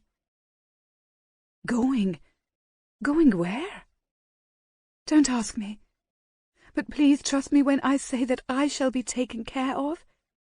It is just these people that I have to do something about." He held her shoulders, bringing her closer to him. "But what about me? About us? Please, Millicent, will you never understand? I love you." She brushed her cheek against his. For the first time she went willingly into his arms and allowed his strength to flow into her. "You mean so much to me." Jonah's cry of alarm as he ran down the hill from the house jerked Millicent out of Cunningham's arms. They quickly returned to the carriage and watched the man run toward them. "He's coming," he spoke hoarsely. "The squire is coming, my lady, and he's bringing his gun. He thinks you're running away with the schoolmaster." Millicent frantically looked toward the house. "Where is Vi?" "She's run to Soulgrave for help. She says he's ready to kill someone, my lady. You best go." She turned to Cunningham. "Go. Please just go. He'll kill you if he finds you here." "You must come with me." She shook her head. "I can't. I have to prove to him that he was wrong." She looked around at the throng of workers. "Oh, there's no telling what he'll do. Please go. Go now."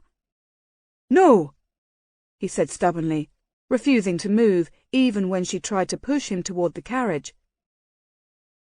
"The monster will take it out on you. I shall stay and explain. I came here because someone was sick.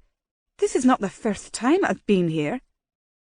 "You don't understand. Please." She began to sob, glancing constantly toward the pathway and the house.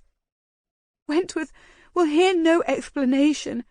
He's been looking for a reason to kill you, to kill me. Don't let him find us here together. Go!"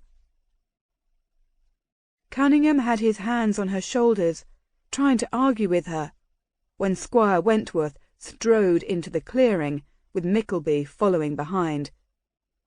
All Millicent could do was gasp in terror and turn in William's arms, shielding his body with her own as the barrel of the gun lifted toward them. The dawn was breaking in the east when the three riders left the stables of Solgrave and started out on their morning ride. "I cannot believe that you told me once that you don't ride," Stanmore said as he watched her graceful handling of the horse. Rebecca smiled at the compliment and met Stanmore's warm gaze. It was not a lie. I hadn't ridden a horse since I was a student at Mrs. Stockdale's school in Oxford.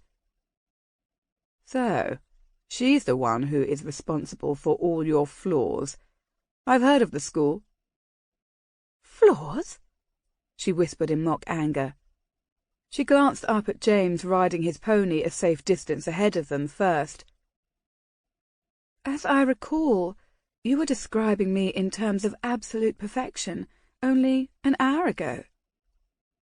He lowered his voice even further and leaned toward her, a suggestive gleam in his dark eyes. "And were you not perfectly naked, with me buried deep inside of you at the time?" She blushed deeply and tried to turn her face away, but his gentle touch on her knee drew her gaze back.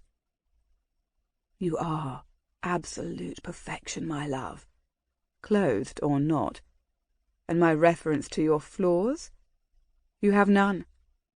So I must give Mrs. Stockdale some credit for helping form the woman that I love." Rebecca placed her hand in his, warmed inside and out by the way he placed a kiss on her fingers and then her palm.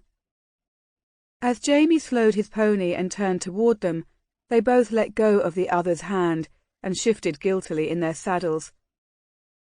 The boy looked from one to the other before speaking. "May we ride toward the old woodcutter's cottage? I promised Israel to check on the place this morning while we were out riding." "We shall go where you lead us." Stanmore's encouraging tone brought a smile to the lad's face, and Jamie spurred his pony on ahead of them. "Is that the place where you found Israel?" Rebecca asked softly, glancing at the sword that the Earl had taken to wearing on their rides. Stanmore nodded.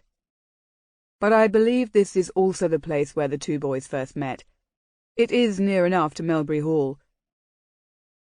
The Earl's eyes narrowed, and Rebecca looked up in time to see Jamie reining in his pony. Across the meadow, a girl was running toward them. Drawing up next to the lad, they stopped as the girl neared them.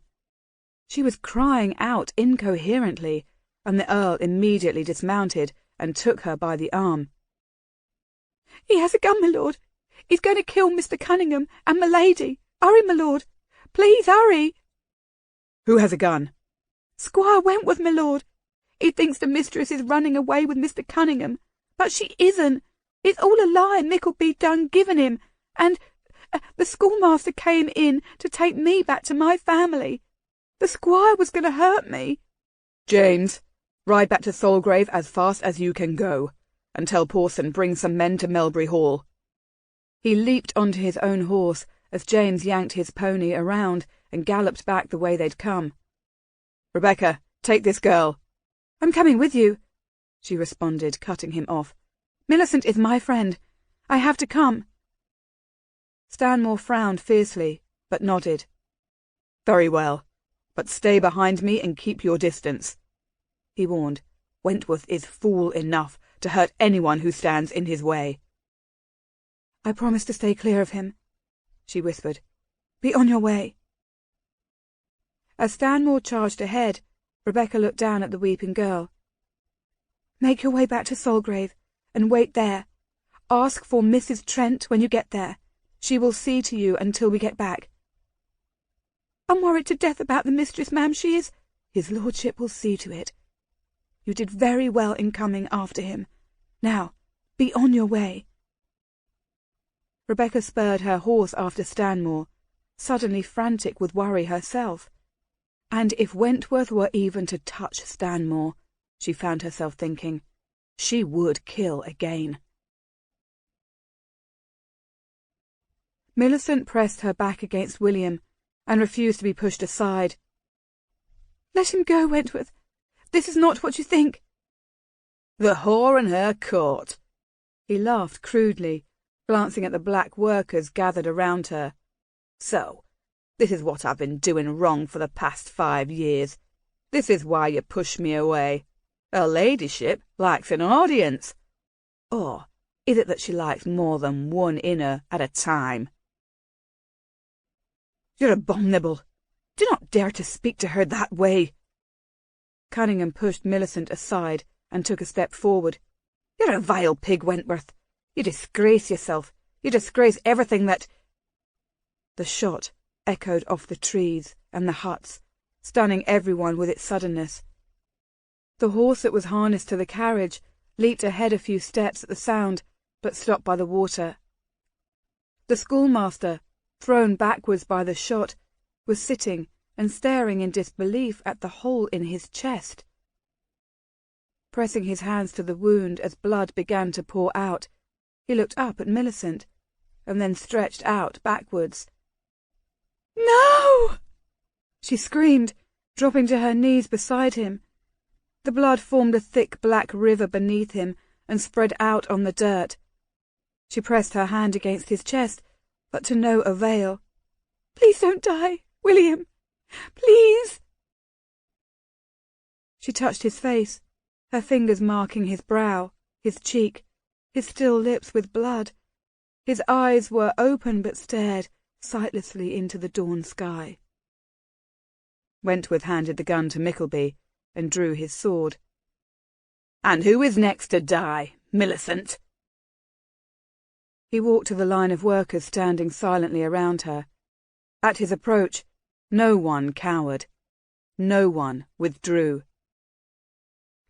"Kill me!" Millicent sobbed, bending over the dead body of the schoolmaster. "Kill me and be done with it." "Ah, all in good time, my dear." His eyes took in the hostile faces of the gathering, at the gazes that no longer turned away from him. "You will die this morning, but before I grant you your wish, it is only fitting that you witness what your actions will cost some of these creatures." Millicent stared through a sheen of tears as Wentworth laid the edge of the sword against the chest of the person nearest him. She gasped aloud as he slashed the shirt, skin deep enough to draw blood. The man barely flinched. Wentworth lifted the point of the weapon, pointing at the man's face, before moving down the line, studying each face as he went. "We must do this in the correct order, my dear. We shall kill your friends in the correct order." Millicent held her breath and stared in horror at the bloodlust playing over her husband's features. When he came to a stop before Jonah and raised his sword to the man's throat, she scrambled to her feet and ran toward them. "Please don't kill him," she sobbed. "Please, Wentworth, I beg you, have mercy." Millicent couldn't get to him fast enough. Wentworth sneered at her, raising his elbow to thrust the weapon. The sneer turned to a look of surprise, however, and the sword dropped to the ground at his feet. Reaching behind him, the squire opened his mouth to speak, and then sank to his knees in the dirt. As he fell, Millicent watched Moses release the handle of his knife, leaving the squire to twitch in his final agony. The old slave turned slowly and stared at his friend. Jonah, he whispered, tears on his weathered face. The roar coming from behind her shook her from her trance. You filthy scum! I'll kill every one of you! Millicent turned and watched Mickleby advancing on them, sword in hand. No! Run, Moses! Stop, I say, Mickleby! She tried to throw herself at the bailiff, but hands took hold of her. She twisted in terror. Jonah! Run! Neither of the men moved, and Millicent felt the hands pull her out of the bailiff's path. She could hear herself screaming now, saw Mickleby advancing as in a dream. Then, around them, the line of workers suddenly began scrambling backwards, dragging her with them. The sound of thunder filled the air. The bailiff stopped, sword raised. When he was almost upon the two men, he turned his head, and Millicent saw a flicker of fear in his eyes. That was all the time Lord Stanmore needed. As the black hunter tore past, the Earl's sword arced through the air, cutting the bailiff down with a single deadly stroke. Millicent stood stock still as the hands holding her loosened and then released her. She watched Stanmore dismount, and with a quick glance at her, go directly to the body of Cunningham. Frowning fiercely, he closed the young man's eyes a moment later with unsteady hands. His examination of Wentworth and Mickleby, however, was cold and brief. Rebecca rode into the clearing and dismounted from her horse, coming immediately to her. Millicent accepted her friend's embrace, but her gaze remained on Moses, who was still standing over the body of the squire.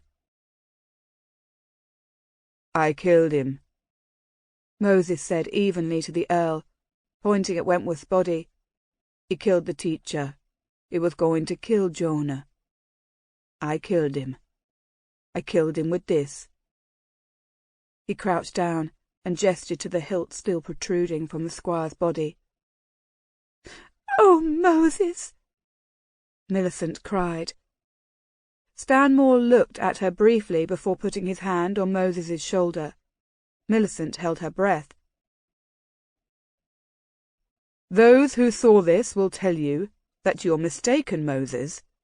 You didn't kill Squire Wentworth. I killed him. He bent down and pulled out the knife, wiping it clean and handing it back to Moses, saying gently, Can you remember that? You killed no one. Moses looked in confusion at Jonah, who in turn nodded to him. You can remember that, my lord, Jonah said quietly. Stanmore nodded, and his gaze swept the group. He pointed to Mr. Cunningham. This great man, our friend, is dead. But these other two deserved what came to them. It would be better for all of us to forget what happened today. There were nods among the workers. Very well, then. Jonah, perhaps you'd better have someone go up to the hall and get help, and we shall need to bring Reverend Trimble here from Nebworth to settle the formalities. The willingness of the old butler to answer each one of their questions spoke clearly of the man's lingering bitterness toward his late master and his family. He had the morals of a cat and the self-control of a goat. He cared not a rush who it was, or when, or how many. Robert sat in a chair facing the lawyer. Sir Nicholas stood comfortably by the window. Sir Charles will pick up a girl in the Strand, take her to the Haymarket Theatre, and leave with her on one arm and some handsome actress on the other. Off to the Rose Tavern or Ranelagh Gardens they'd go, and about dawn he would pick up some whore in St. James's Park on his way home. The man shook his head in disgust. Everyone in the house knew when Sir Charles had got himself the clap. The girls would be praying for it to last, as it meant he'd be staying off of them while the burning lasted. And Lady Hartington put up with all of this? Robert shrugged at the lawyer. Oh, what was she to do? She had 3 young children by him, and after that we all thought she was happy to have his lecherousness aimed at other women and not at her. He shook his head.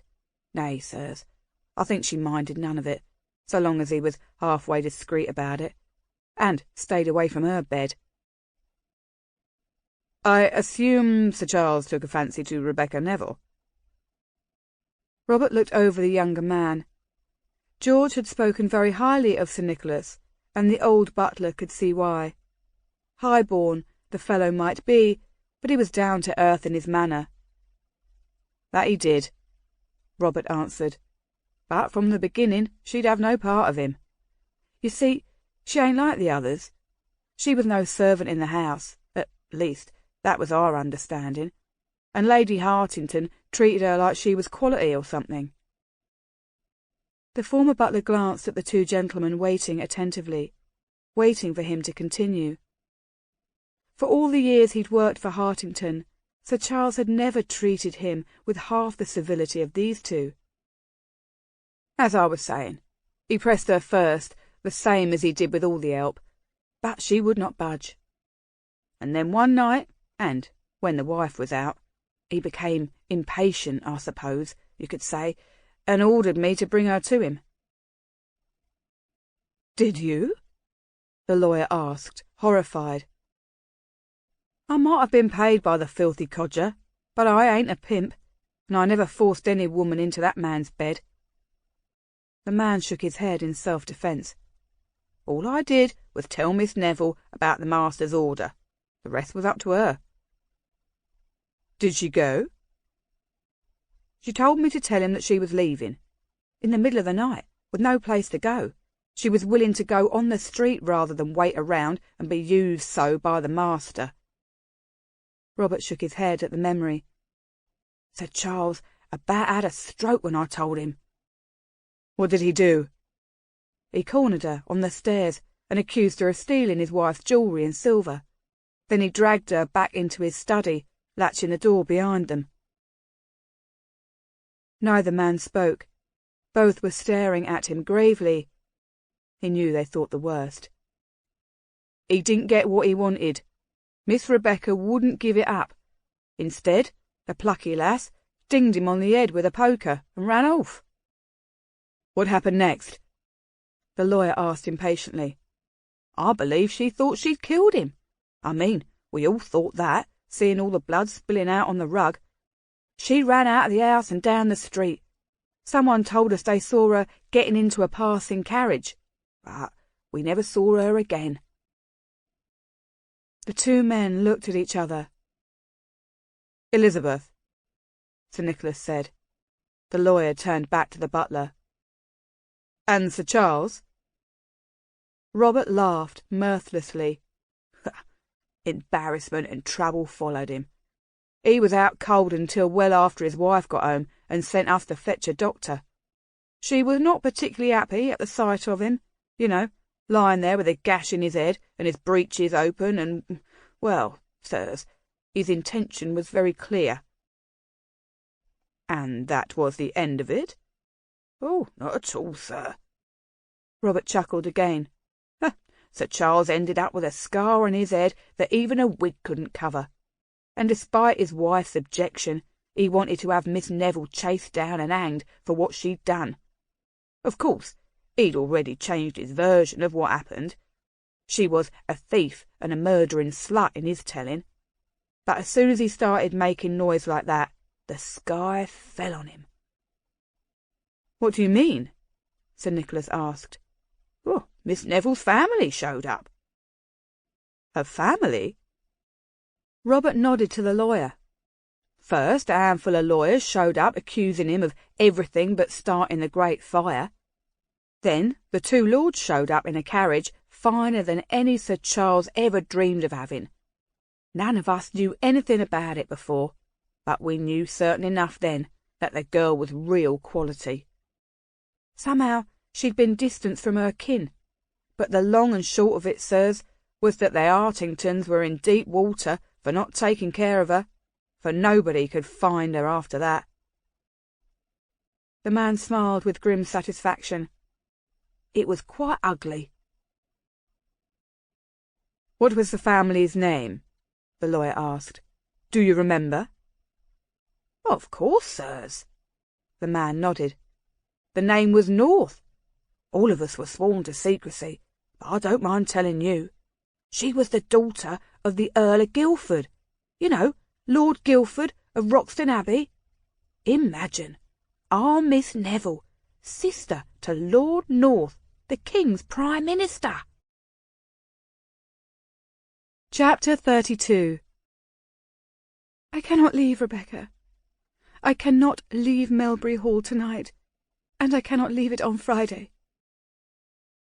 From the time Rebecca had arrived at the Grove this morning, from the moment she'd seen her friend standing there with the workers over the body of the squire, she'd guessed at this decision. William should not have died. Millicent looked down into her lap and dashed a tear from her face. But the inevitable truth is that he's gone. Wentworth left no heir, so I am to inherit everything. She waved a hand vaguely. It is all mine now. Melbury Hall, the plantations in Jamaica, his slave holdings. There is so much to undo, and it is up to me to do it. But for the first time in my life, I'm not afraid. Rebecca touched her friend's knee gently and drew her gaze. You'll do well in all you have to do. I cannot tell you how proud I am of you. Then you're not angry with me? For not running away? Rebecca smiled and shook her head. I wish I had half of your courage. No, I'm not angry, Millicent, only proud to be your friend. But do you have to go? She asked softly. What are the chances of anyone discovering you, of learning your secret? You can stay with me, we can... Millicent stopped speaking as Stanmore returned to the room. Have you made the arrangements, my lord? Rebecca asked. The two listened intently as the Earl explained what had already been done. Millicent accepted the Earl's offer to send Philip over for a few days to Melbury Hall, to see to the hiring of a new steward and bailiff and servants. It was a welcome offer, for Lady Wentworth had decided that any of the household staff who had allied themselves with the squire must go. When Stanmore and Rebecca were ready to leave, Millicent held her friend in a long embrace. Will I ever see you again? She whispered in her ear. Of course, Rebecca murmured in a husky voice, knowing that if she spoke the truth now, she would quite probably lose both her composure and her courage. The suite of saloons at Lady Mornington's palatial home overlooking Grosvenor Square was filled with the usual crowd of men and women plying their skill at the various gaming tables. I never thought I should ever see you so easily defeated, Louisa. Lady Mornington cast a sly glance at her friend as they sat together on a chaise. But this sulking is not becoming in the least. One must wage war before accepting defeat. Louisa's gaze fanned over the well-dressed crowd. In Stanmore's case, the war was not worth the prize. So this Mrs. Ford was a more worthy opponent than you first assumed? Who? Louisa asked breezily. Lady Mornington inclined her head toward her young friend. You were a smart woman to leave the battlefield while you still have your head attached to your shoulders. Stanmore has not been known to take too kindly to women who, upon being dismissed, arrive uninvited at his doorstep. Nothing was sacred, Louisa thought. That little slut of a maidservant must have told everyone about Stanmore's letter. I didn't go down to Hertfordshire to visit Solgrave, she lied. I was visiting an old friend. Well, I've heard about that too. The older woman smiled. And how is Squire Wentworth these days? Does he still amuse himself by mistreating that unfortunate wife of his? I could hardly say anything about that. Louisa tucked a strand of her powdered hair in place before turning her pouting face away. You should mix with better company than Wentworth, my dear. Considering the man's reputation, even someone as clever as you would not fare very well with him for long. The older woman's gaze swept the crowd before returning to Louisa. I did have someone in mind tonight that you should meet, however. A certain distinguished gentleman who should easily cure you of your loss of Stanmore. He should restore you to complete health, my dear, both in your pocket and in your bed. Louisa couldn't help but be intrigued. Ah, there he is! Lady Mornington waved to a well-dressed man across the room. The gentlemen started their way. Augustus Fitzroy, the 3rd Duke of Grafton. He's filthy rich and recently divorced. Of course. Louisa lifted a brow with admiration as the handsome man approached. Lady Mornington, you are a doctor of the 1st order. I believe you just found the cure for melancholy. Rebecca awoke to the sound of carriages pulling into the drive. She looked beside her and found Stanmore was already gone. Daylight poured in from the windows, and a glance at the clock on the mantel told her that she'd slept far later than usual. Stanmore had wanted her to come riding with James and him this morning as well, but with everything that had happened at Melbury Hall yesterday, she wondered if the two had decided against it. She pushed the covers aside and pulled on a brocade robe. Sweeping the long mane of hair over her shoulder, she quickly walked to the window in time to see the last of the visitors disappearing inside. A dozen equerries, footmen and grooms milled about the drive for a moment before leading the carriage and horses toward the stables. "Oh, no," she groaned. "The Prime Minister. Already." Philip had warned her about the visit today.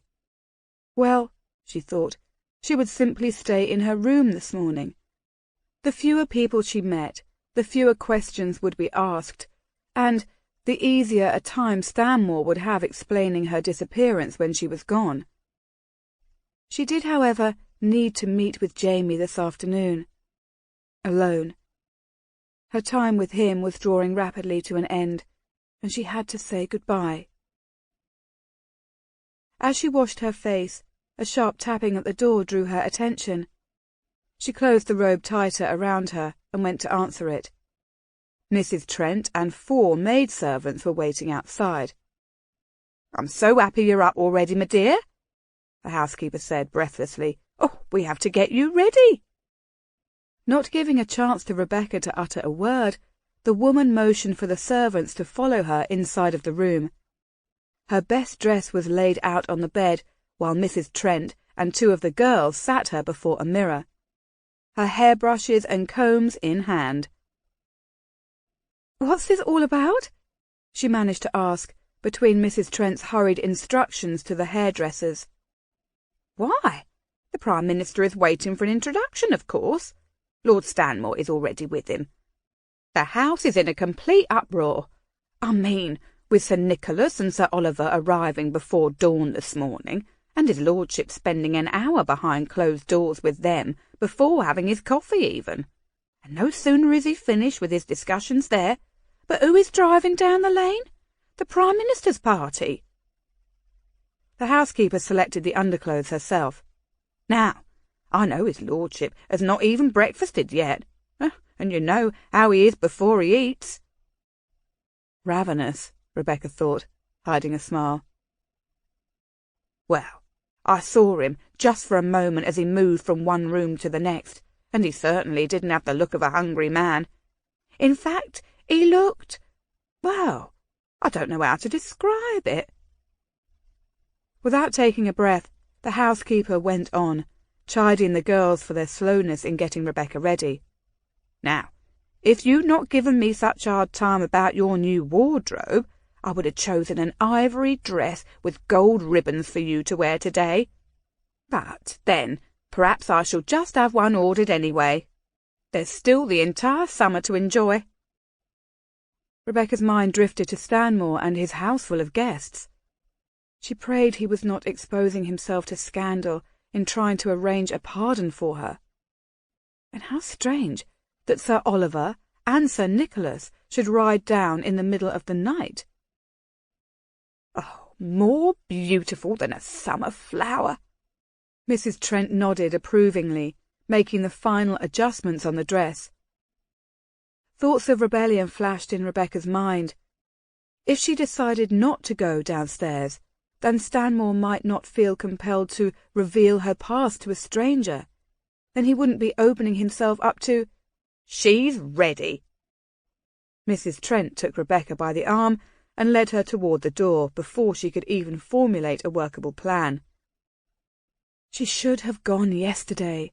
She should not have told him the exact date. She should have known that he'd do something to stop her. He'd said as much himself. Curiously enough, she was not angry, but she was frightened. Perhaps this was what walking to the gallows felt like. Rebecca's feet were leaden as she descended the stairs. Somehow, somewhere, after leaving her room, Mrs. Trent and the maidservants had stayed behind. At the bottom of the stairs, she saw Sir Nicholas and Sir Oliver standing on the landing.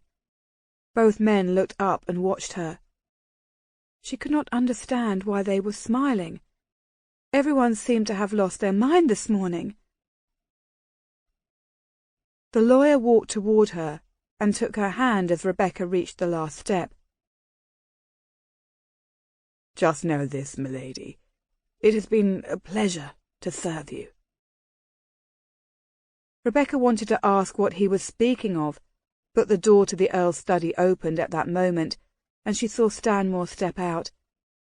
Her heart pounded at the change in his expression when he saw her. His look was filled with such love and hope, but even as the thought registered in her brain, his features grew serious again. His steps were purposeful when he walked toward her. Rebecca reached out her hand, needing his strength to proceed another inch. "Good morning, Rebecca. Have I told you today that I love you?" He kissed her hand and then, with no regard to their audience, kissed her lips with such longing that she had to clutch his jacket to save herself from melting against him. When he pulled back, she was unsteady on her feet. He brushed a kiss against her ear. "You didn't kill Hartington, my love," he whispered in her ear. She clutched his lapel tighter, hardly understanding the words she had just heard. "The cad survived that night and lived long enough to inflict himself on more innocent women, before being murdered by an angry husband 8 years ago." Rebecca's stomach was a painful knot. She stared into his face with disbelief. "Please don't jest with me." "I would never jest about something so serious." He shook his head and motioned to Birch, who was standing nearby. "What his lordship has said is the truth, milady. Sir Nicholas and I interviewed Lady Hartington, and Robert, the butler, who served the family 10 years ago. There is no doubting the facts." "My God!" She covered her mouth with her hand as tears sprang to her eyes. "You mustn't cry." Stanmore took her in his embrace again, placing kisses on her forehead. "Am I the only one not invited to greet the enchanting Miss Neville?" Rebecca quickly brushed away the tears and tried to compose herself at the sound of the visitor's voice. Stanmore released her, but continued to hold her hand as they turned to their guest.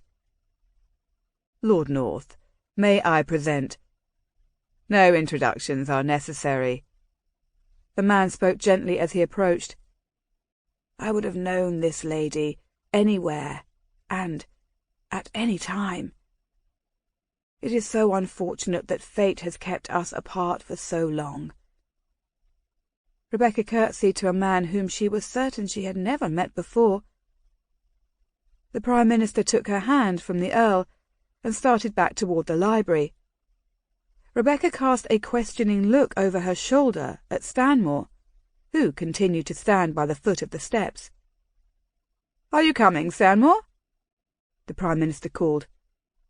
"As future husband of my sister, I think you're entitled to be told of the madness that runs on our side of the family. But then again, she looks to be made of much better and healthier stock." Rebecca was certain that everyone had gone mad this morning. Epilogue. A month would have changed everything. A month's difference, and the Earl of Guildford would have returned from the continent in time to collect his daughter Rebecca Neville, named after the Earl's own mother, only to introduce her properly into London society. A month's difference, and Rebecca would not have gone to the Hartington household as a tutor. A month's difference, and she would not have run away thinking she'd committed murder. A month's difference, and she would never have encountered Elizabeth Wakefield and begun a new life in the colonies. A month's difference, and she would never have found Jamie or Stanmore.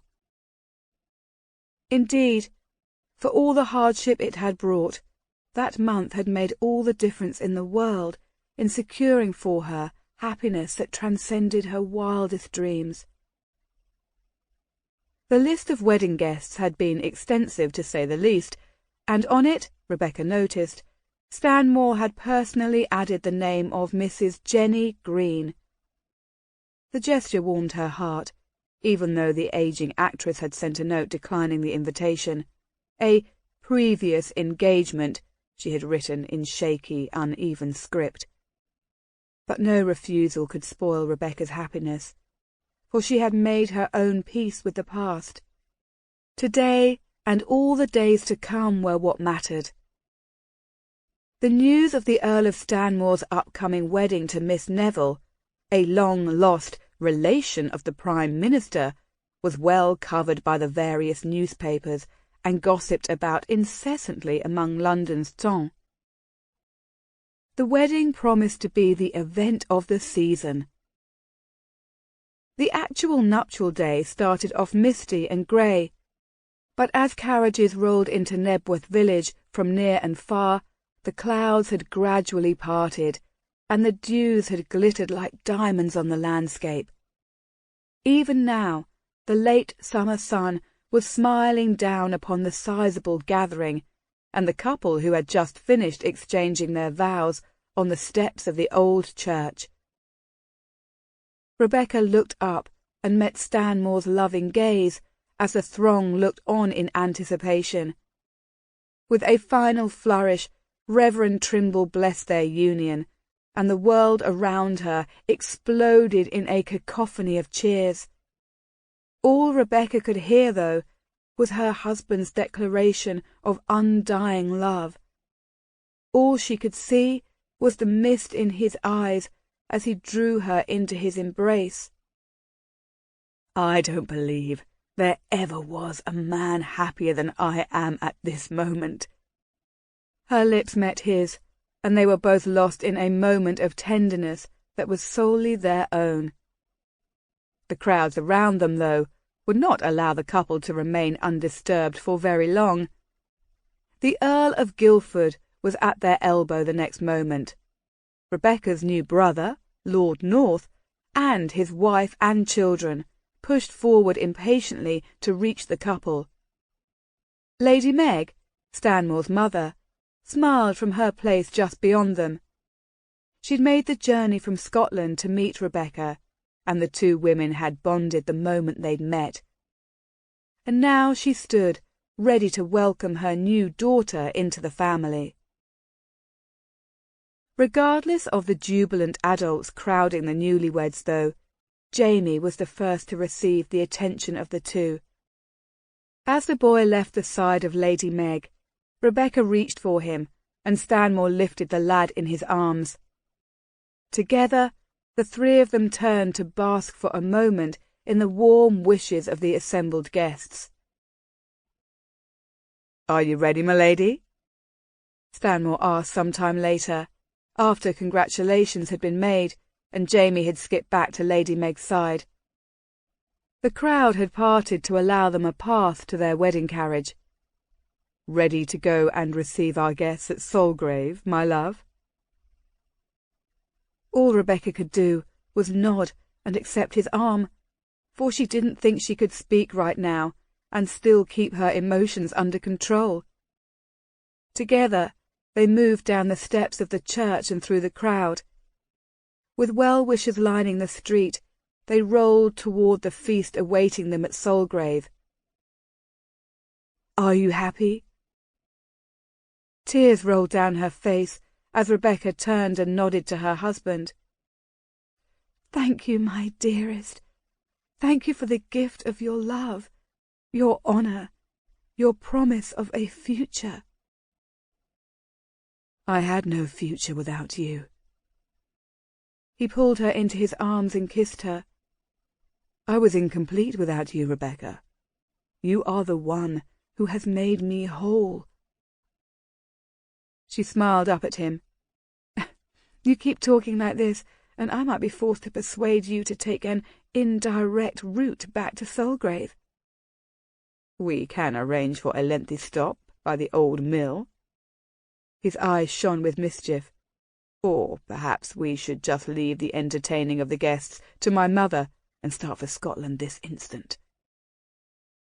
As he glanced toward the coachman, she took hold of his chin and drew his face to hers.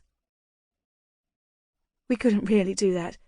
I mean, it sounds perfectly wicked and wonderful, but there is just so much—" Rebecca's words trailed off as her eyes focused on an older, fashionably dressed woman sitting in an open carriage by the side of the road.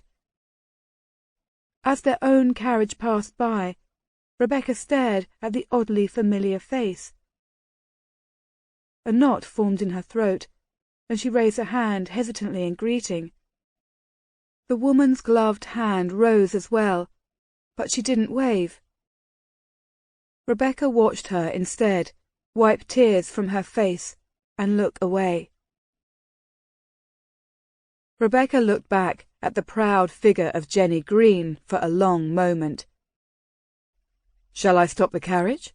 This is the perfect time for all of us to meet." Rebecca shook her head. "I don't believe my mother is ready for anything more just yet." And even as the words were spoken, the two saw Jenny's carriage start off in the opposite direction. "I'm sorry," Stanmore whispered in her ear as he drew Rebecca into his arms. "I'm sorry that this day couldn't be perfect."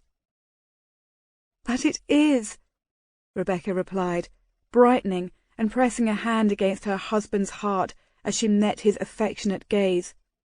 "I have everything that I ever wished for, everything that I ever dreamed of in my life. This is simply as perfect as life."